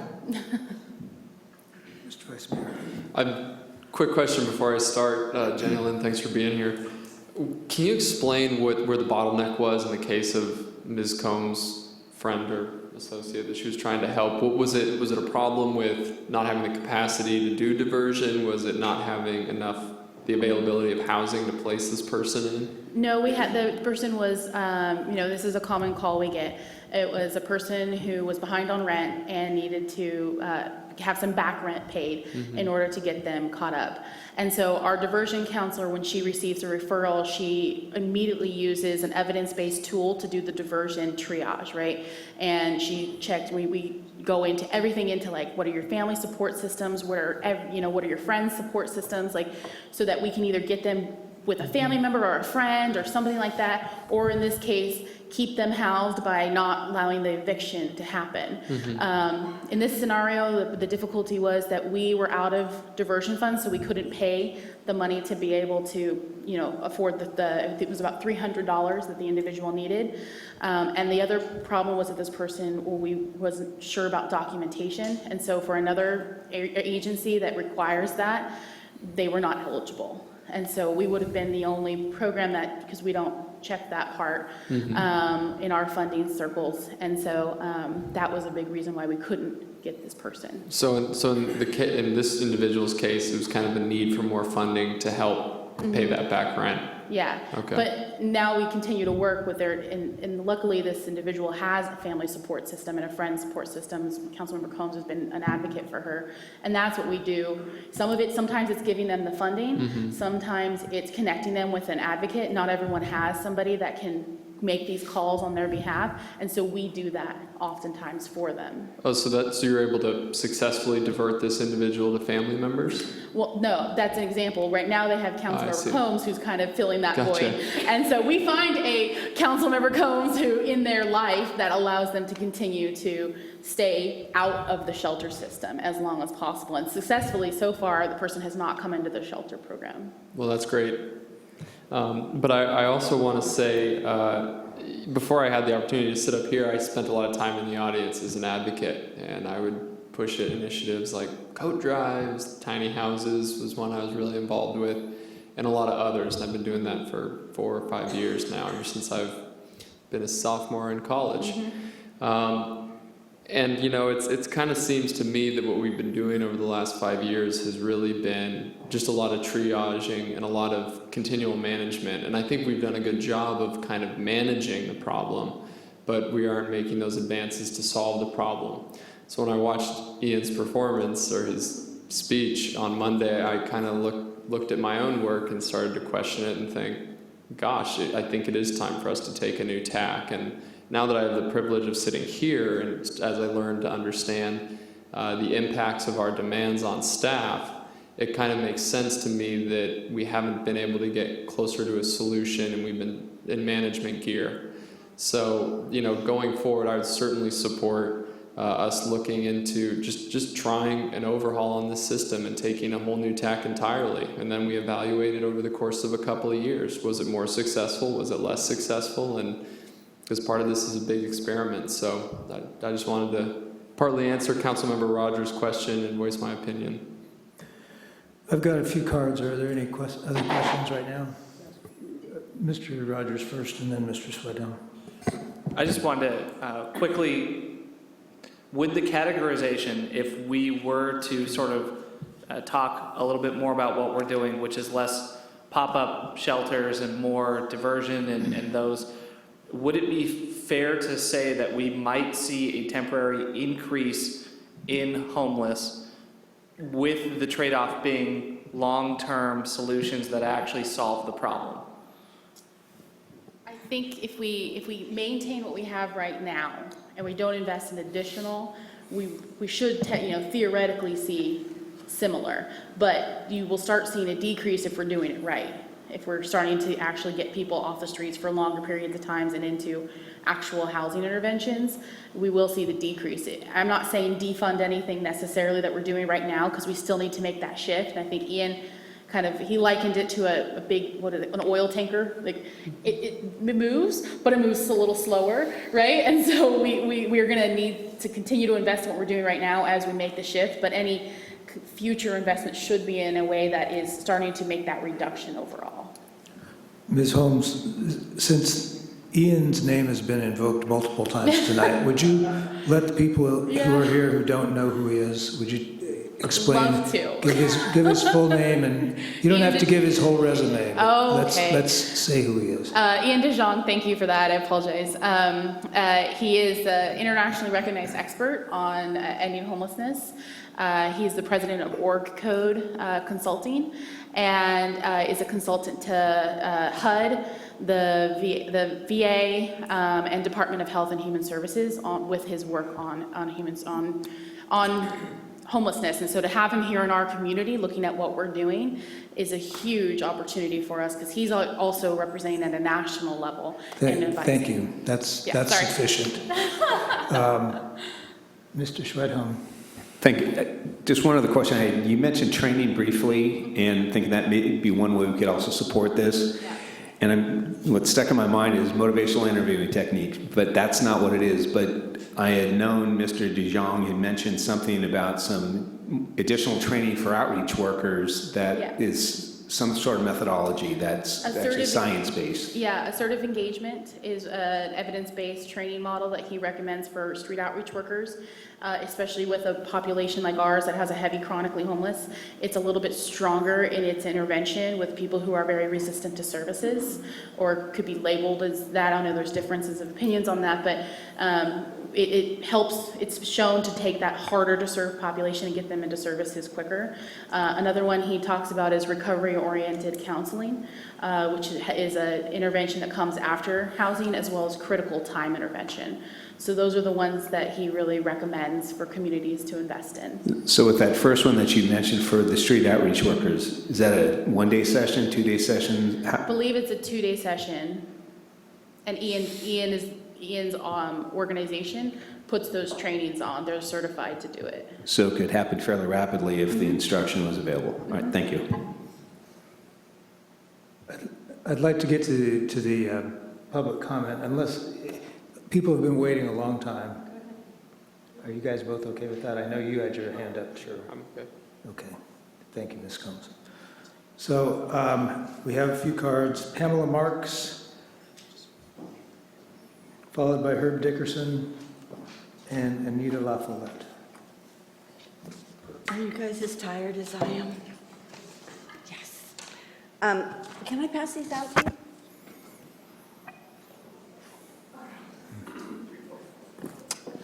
My name is Pamela Marks, and I'm a resident over at Giffen Avenue. And I had this whole speech prepared for you this evening, but now having listened to all of this, it might just be a moot point. I want to congratulate you and applaud you for bringing in Mr. Ian DeJong. It seems like he's opened up the eyes of the council on a different way to really approach the problem of homelessness.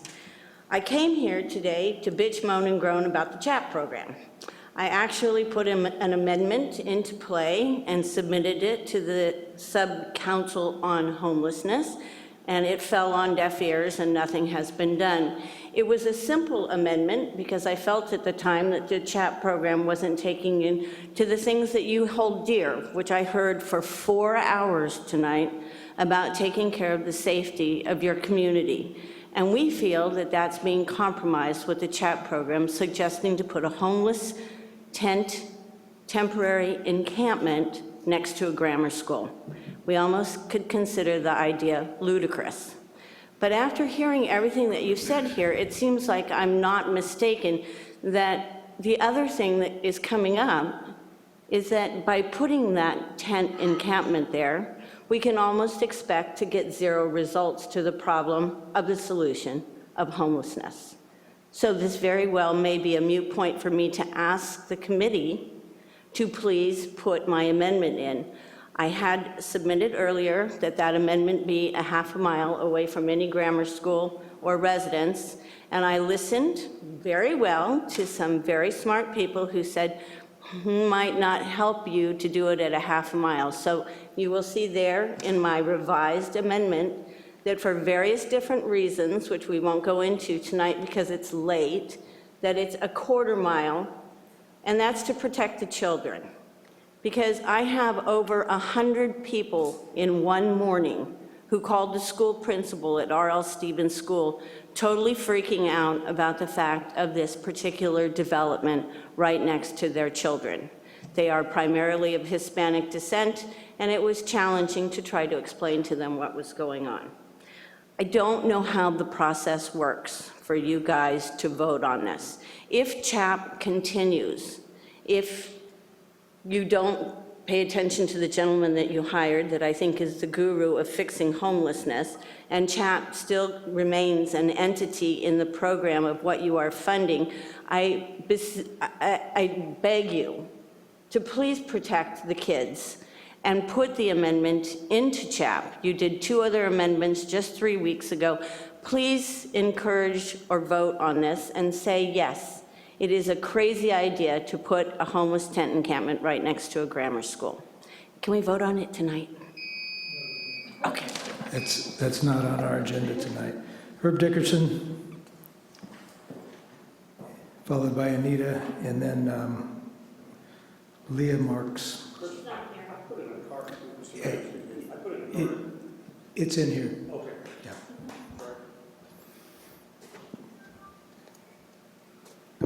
Good evening. I too live over right by the school in the Methodist Church, as you all know by now. My name's Herb Dickerson. I too want to congratulate the council on attending this. I know that Tom attended it, and I would assume several of you attended the conference. And it does sound like some really good ideas and good approaches have come out of it. It sounds like it supports a lot of our concerns, as in, one, the idea of a tent encampment is not something that's an actual solution to the issue. I myself and my wife are very familiar with the homeless situation. I won't go into why. But we know that it takes more than just supplying them a temporary spot in a field in a tent, or without a long-term approach to the issue to help them get their issues resolved. We've been in contact, and we had a meeting last week with the Wright School school board and the superintendent. We had a large number of residents attend with their children, and there was great opposition. There was very little in support of having a tent, any type of a CHAP program that close to a school. Their concerns were real. I don't think that I've gotten to know a lot of these people around our community. They're It's been said that we're afraid of homeless. We don't know what they're like. We all do realize that there are homeless around our community now. We deal with them now. Our concern is setting up a situation that puts a potential increase close to a school area with the kids. We had several parents testify of actual experiences they've had with situations of homeless on the Methodist Church property a year ago. There was a situation where they were allowing a motorhome to stay on their property, and without going into great detail because of time, where they did experience, as they walked their daughters to school, they did experience issues with being actually having stuff thrown at them, dealing with feces, that type of thing. So there were a lot of incidences that were brought up that it actually happened, and our concern has always been an attraction that would cause. But I do have to commend you for the conference. It sounds like his direction was, and if I was quoted, if I heard the quote right, homeless hasn't been solved by a tent or by a hut. Thank you, sir. Thank you. Anita LaFollette and Leah Marks.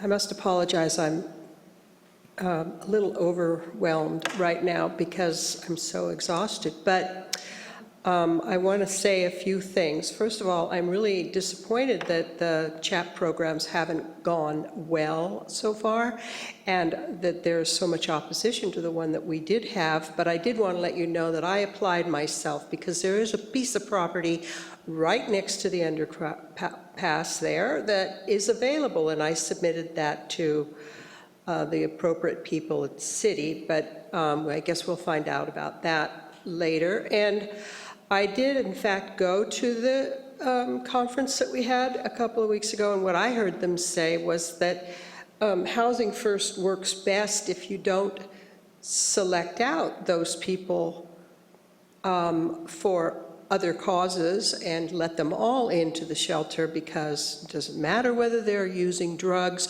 or what, they're all homeless. They all have no shelter.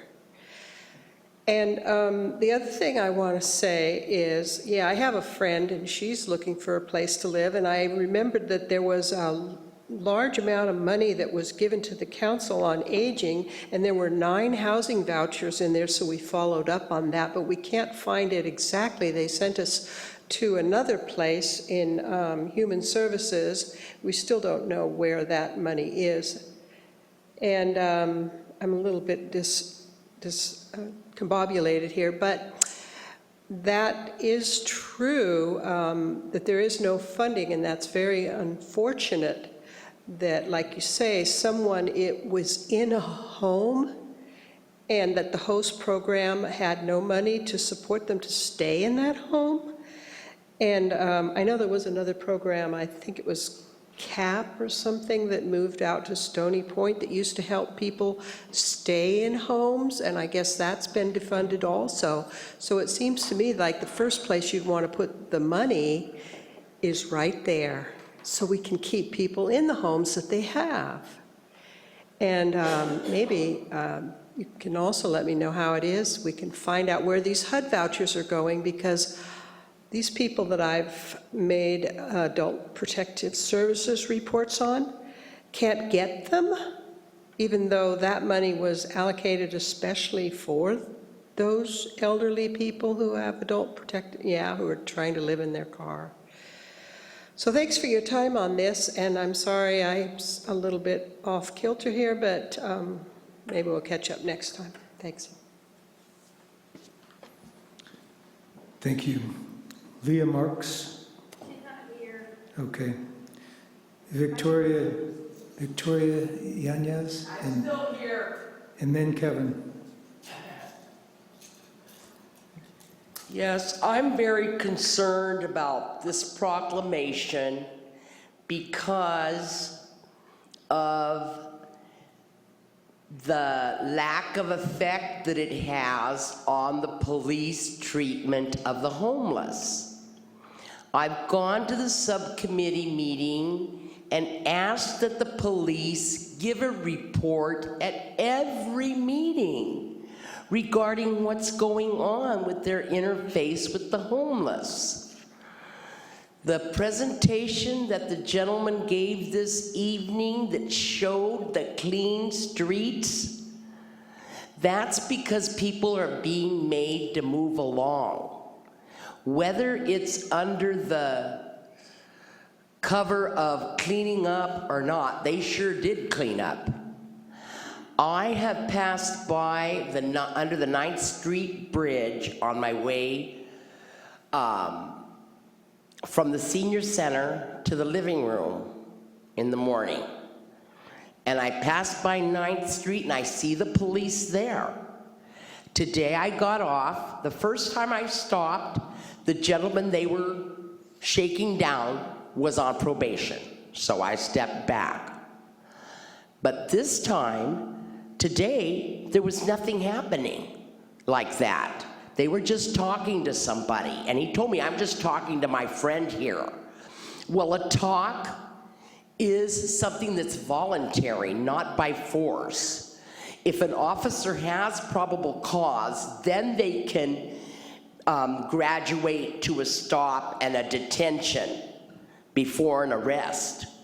But without that probable cause, this is basically discrimination based on income level or lack thereof, or economic status, just like we were thinking of adding to the previous resolution.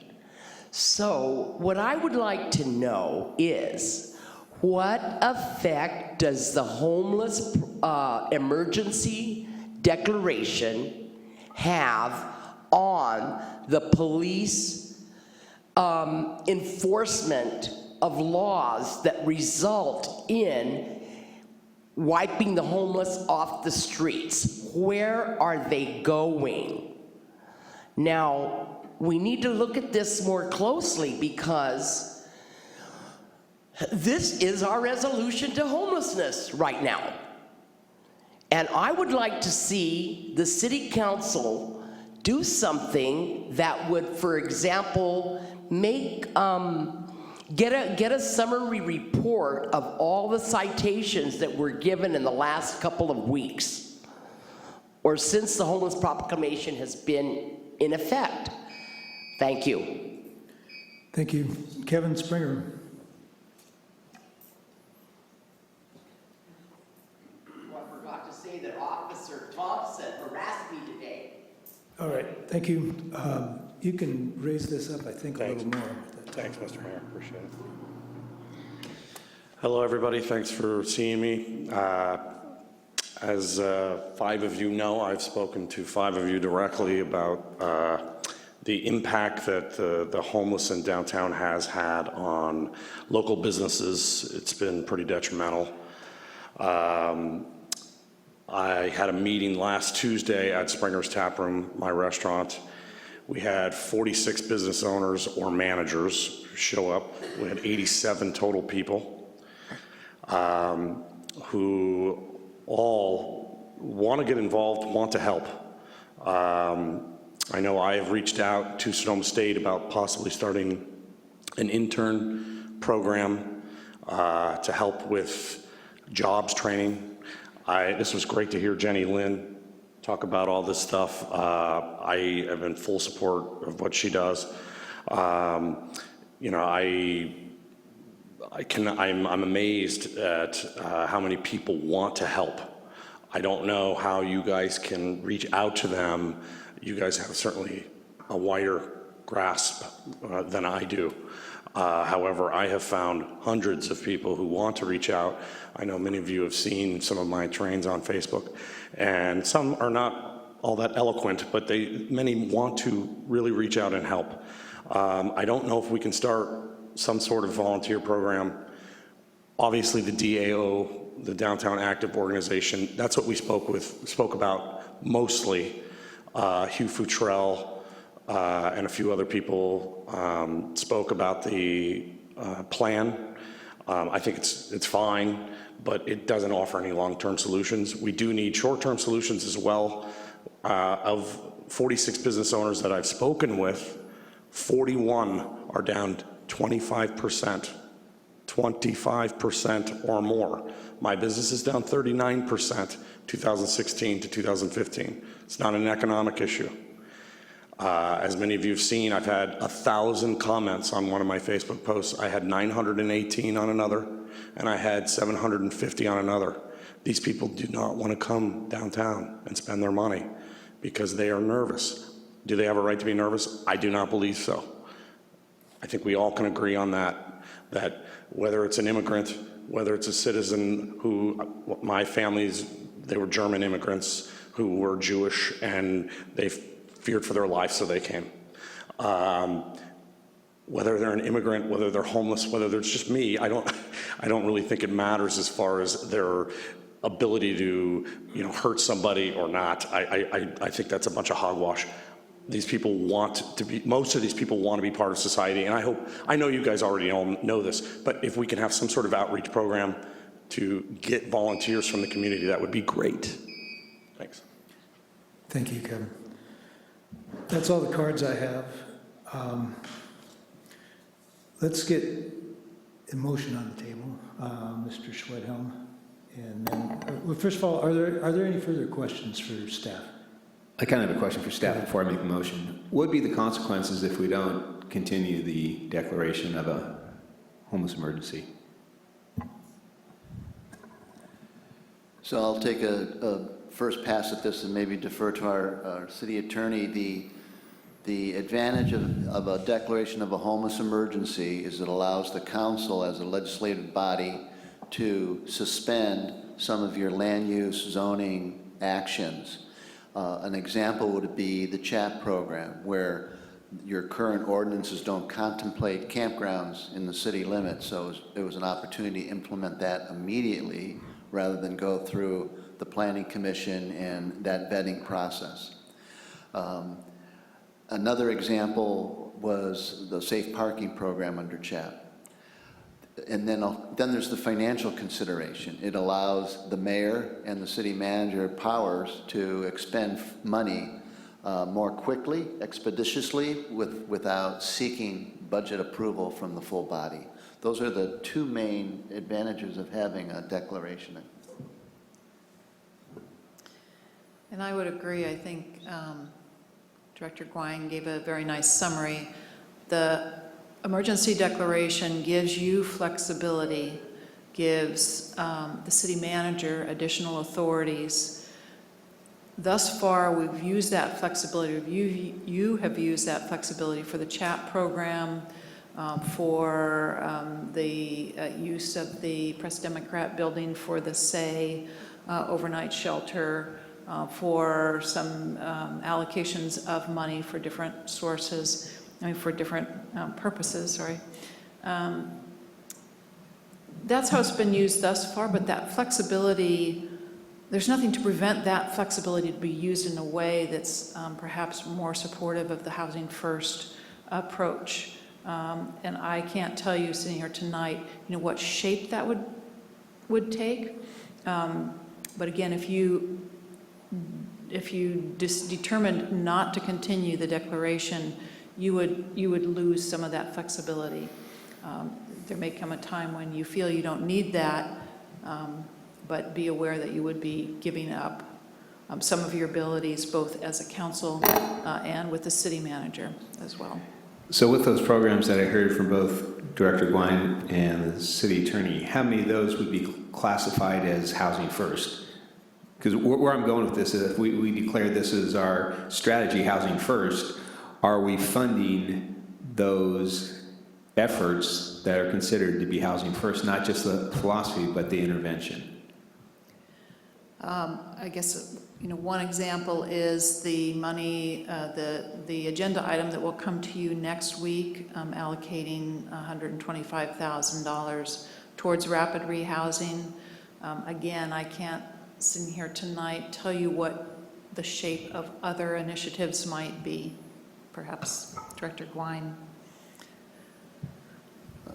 I'm thinking that, for example, the SAY, Social Advocates for Youth, winter shelter, space in the Press Democrat building, I'd have to check in with our planning colleagues to see if that would be able to continue if the emergency were to sunset. Is that considered a housing first effort? Not in the pure definition, no, it is not. And go back to 125K, absent the homeless emergency, how would that item that we haven't seen yet come to this body? It could come to the council by a more standard budgetary allocation, so that is not essentially tied to the declaration. Yeah, I'm at a little bit of a loss sitting here, tonight to specifically say what are examples that would fall only under an emergency declaration rather than being able to do that through other means. I do think the authority that the emergency declaration gives to the city manager to expend funds more quickly, more directly, to engage programs and so forth. I would want to look at that carefully before you gave it up. Okay. And that may be where I'm leading to the next discussion, to have more of that, because I guess what I'm trying to balance it out of, okay, council as a whole, we've said housing first. And I know there's staff time and effort that it takes to present this very item once a month. And so balancing, is that the best use of your time? Or could you be working on some specific strategies of housing first instead of making a monthly presentation in preparation for council? So again, no direction, just that's where my question is going. Thank you. Certainly, and that's a policy decision, obviously, for the council. Other questions? Mr. Tibbetts. Yes, thank you. What would probably be helpful is if we could get a breakdown of your time and the money that's going to these programs related to the homeless emergency. I, for one, support taking a new tack, but I don't think going in a new direction should necessitate abandoning a lot of the progress that staff has made over the last year on some of these programs like CHAP. Yes, CHAP is not housing first. CHAP is controversial, but I do see it as a place where people can go that is not in front of Mr. Spranger's business. And I think that's another part of this. This has to be part of our discussion, is how are we helping the merchants downtown?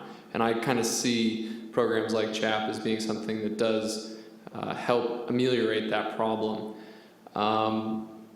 So again, I do want to express my support for moving forward.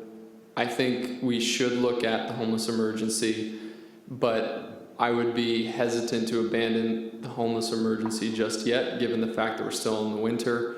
I think it's important that we support places like the Say Shelter, where, as I understand it, they're full or near full. And it may be a more appropriate time to look at this closer to the spring when the wet and cold weather is behind us. But again, I do want to emphasize my support for reallocating some staff resources, be it time and money, towards housing first. Other questions? Mr. Sweathill. Thank you. I will make the motion, move a resolution of the Council of the City of Santa Rosa extending the proclamation of local homeless emergency and waive further reading of the text. Second. Thank you. Any comments? Please. I just want to reemphasize, at least for council, we've passed what we said we wanted, our strategy, and it's housing first. And I know it's tough. When I go, could you put up slide 6 of 8, the 5 things we talked about last week? I'm glad and I'm happy to see rapid rehousing on top, but the other 4 are not consistent with housing first. And I know it's taking time and staff effort from a number of departments. And what I really have been struggling with is getting that laser focus of, no, let's end homelessness versus just managing it. So I would just ask the rest of the council, I'm not prepared to say, eliminate the homeless emergency now, but at least be thinking about it. What do we really want to, what message do we want to send to the community prior to our next one? Because I really think let's end it, not just manage it. Thanks. Ms. Combs. Thank you. I was trying to not respond until it came up again. I strongly support Housing First. I strongly support the concept that we need to have Housing First oriented shelter, and that we move forward in that direction as we have voted so to do. I learned a great deal from Ian Dijon and support the great majority of what he said. It is true that shelters, the CHAP program, tents and huts do not solve housing. Only one thing solves housing, and that's solves homelessness, and that's housing, period. I completely support that we spend the bulk of our time and energy on housing. We have a housing action plan, and I think that it ties in very nicely with the concept of Housing First. We also have 3,000 people who are pooping and peeing outside in the creeks and on property and living in an assortment of unhealthful ways. The goal, from my point of view, of our CHAP program and our homeless emergency was in order to find spaces for folks to be safe until we got our act together. I hear that we're getting our act together, but I don't think it's there yet. And I hope that we aren't abandoning the concepts of providing people with safe places to sleep until they're in housing.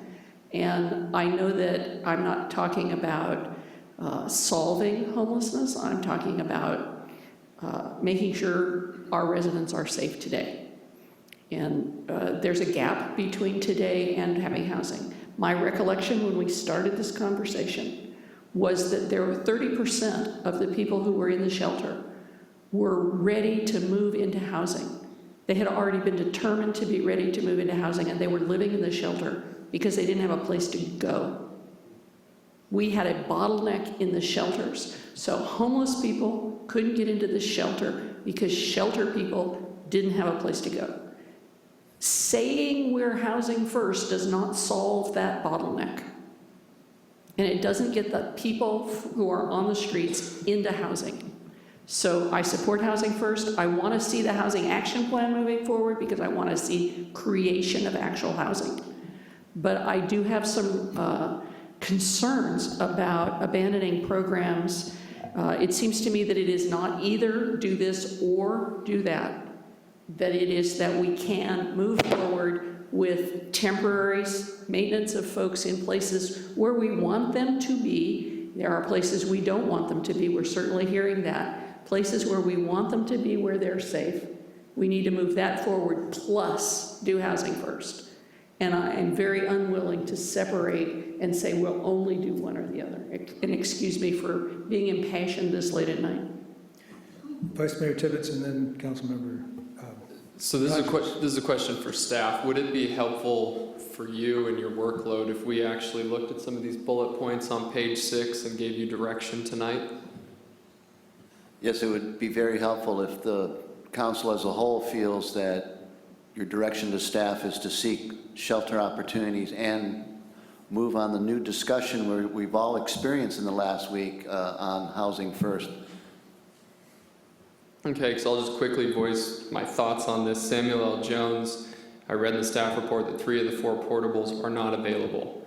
National Guard Armory don't have a service provider to provide this for us. It costs us $43,000 a month. I personally believe when you've got an armory situation where people are just shown the door at 8 in the morning and told to come back at 5 at night, that money can be better spent elsewhere in a Housing First strategy. The Veterans Memorial Building, county's not playing ball with us. I think we saw that coming.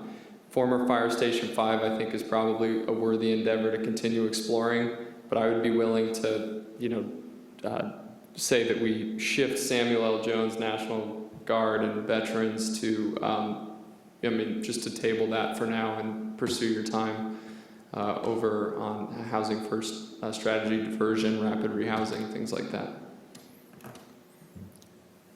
Mr. Rogers, and please weigh in on that last Right. The page So up there also. I think my opening comments sort of indicated that I was leaning in this direction, the same as Councilmember Schwedhelm, of willing to move this forward again as an emergency, which we know that it is, but also being willing to sort of shift our efforts in more alignment with the housing first strategy. I would, for the most part, concur with Vice Mayor Tibbitz's assessment. My one concern is, and we do have neighbors here from the First United Methodist neighborhood, obviously, that if we are giving up some of our attempt to give people temporary shelter, that we're also still putting it on the neighborhood at the same time. So I would say if we are going to go in this direction tonight, I'd agree that the Armory is a waste of money for us at this point. The Veterans Memorial Building is not happening. So I would still leave the Sam Jones Hall homeless shelter expansion, even if it's only one of those units, because I do think it's important for us to at least show the neighborhood that there is a shared impact, or that we would need to address that as well. Thank you. Mr. Alvarez? You want input on this first? Yes. I think it was pretty clear and obvious the way staff presented it. It's that top with the rapid rehousing, and then what minimal we can do with Samuel Jones to keep that going for a while. But yes, I also believe what Jenny said earlier was that we have this big oil tanker that needs to be turned around. It's going to take some time. So we do need to explore what we are doing currently as far as policy. And is it a barrier to getting that thing turned around and moving in the right direction? So it's going to be, I guess, again, us looking at setting the appropriate policy to make that happen. And again, I remind us that we are still students and we're not the experts in ending homelessness. The experts are out there, and we need to collaborate with it to make it happen. So I look forward to helping to turn that tanker and make it work. And if it means that we need to relook at what barriers the homeless emergency declaration causes us, we need to look at that. I'm not saying we need to change it, we need to look at that and see if there are barriers there. And if there are, then we need to eliminate those and start moving in the direction of ending homelessness. Thank you. Mr. Sawyer? Thank you, Mayor. I concur with Councilmember Oliveras and other comments. I want to move in the direction of doing what works and not just what feels good today. So any investments that we make in the Samuel Jones Hall, I would hope would be I would prefer to go to service provision as opposed to human beings working with those that are there, as opposed to expanding a delayed effort in trying to house people. So Councilmember Oliveras mentioned, I think, just kind of whatever's necessary. What would be necessary right now as far as spending at Samuel Jones, or is there anything that is necessary? Yeah, and I think I heard that there's a caseload issue that needs to be fixed. I think that's a big piece of it. So it's not a matter of, do we make it bigger, or does that just increase the caseload? Again, it's how quickly can we start addressing some of the individual issues and putting people into housing? Because I'm hearing success stories of people going into housing. So what's the barrier of keeping us from speeding that up and making that, getting more people into housing faster? Yeah, I'm more interested in getting some success stories as opposed to warehousing people. So I'm looking at very practical and reasonable and proven ways of spending our money.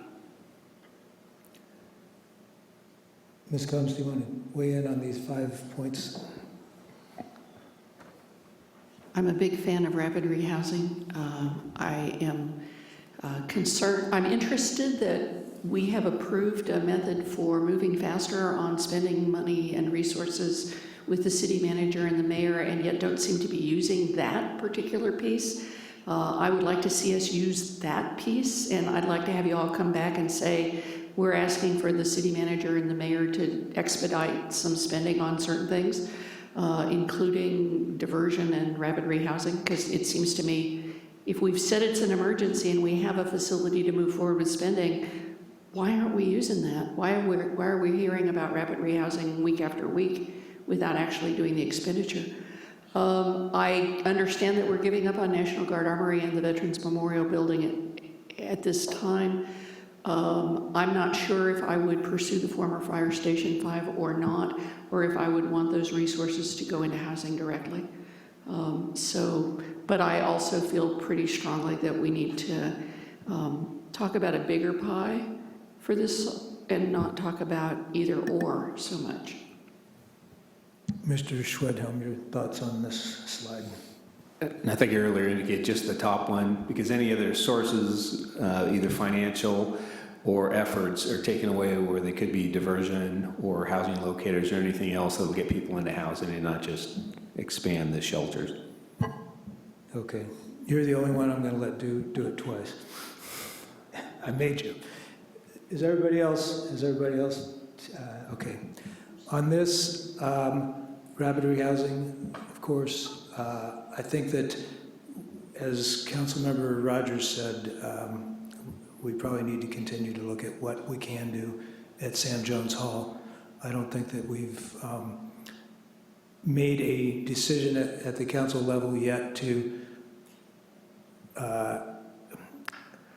reform how we're taking care of the caseload at Sam Jones. I understand that there are a lot of people per staff member out there, but until we make some bigger decisions, I think that if there's a possibility of housing more people out, or sheltering more people out there, that we should pursue that at this point. So those are the two that have my interest here. And I just want to thank, first of all, everybody for hanging in with us here tonight. There are a lot of people in this community who want to help, as Mr. Springer said. There are a lot of people who are helping. And frankly, sometimes I wonder if we've got a handle on all the things that are going on. And even before tonight, the discussion about whether we want to continue the homeless emergency, that was a question that was on my mind. I asked tonight for a report from the collective, not just because of the summit that was held last week, but also because with all of the people who are helping, with all of the organizations who are involved, I sometimes wonder who's the dog and who's the tail, and who's wagging who. We've got a subcommittee of the council, we've got the council, we've got the board of supervisors, we've got the homeless collective, we've got the continuum of care, and apparently now we have Ian working with us too. And I think it's confusing to the public. It gets confusing for me. So we're now sitting here tonight talking about changing the focus of what we've been doing over the last 7 or 8 months. Or if not the focus, at least changing tactics and strategy and redeploying resources. And I think that we need to bring all this back together and figure out what that focus is, what those strategies are, and which ones we're going to be choosing, because we still seem to have some disconnect up here on the council.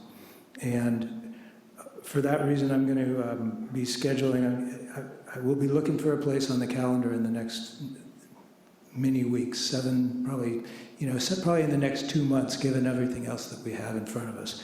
But I think we need to revisit whether we need to continue the homeless emergency. I think we need to revisit whether we need to have a homeless subcommittee of the council. This council talks about this once a month right now, and I still don't feel like all of us are necessarily on the same page. So I don't know what the cause of that is. I don't know whether doing away with the subcommittee and dealing with things as a council would repair that, but I want to have that conversation. I want to have a conversation about where do we go from here. I think that as a staff, as an organization, and as a community, we've done a good job. We've done a lot in the last 7 months. I think that some of that is not visible to the community, some of it is. But I would like to take a deep breath and have us all talk about what we're doing and where we're going. So expect to see that coming soon. With that, I think we've got a motion on the table and a second. And can we have the vote? 7 ayes. Thank you very much.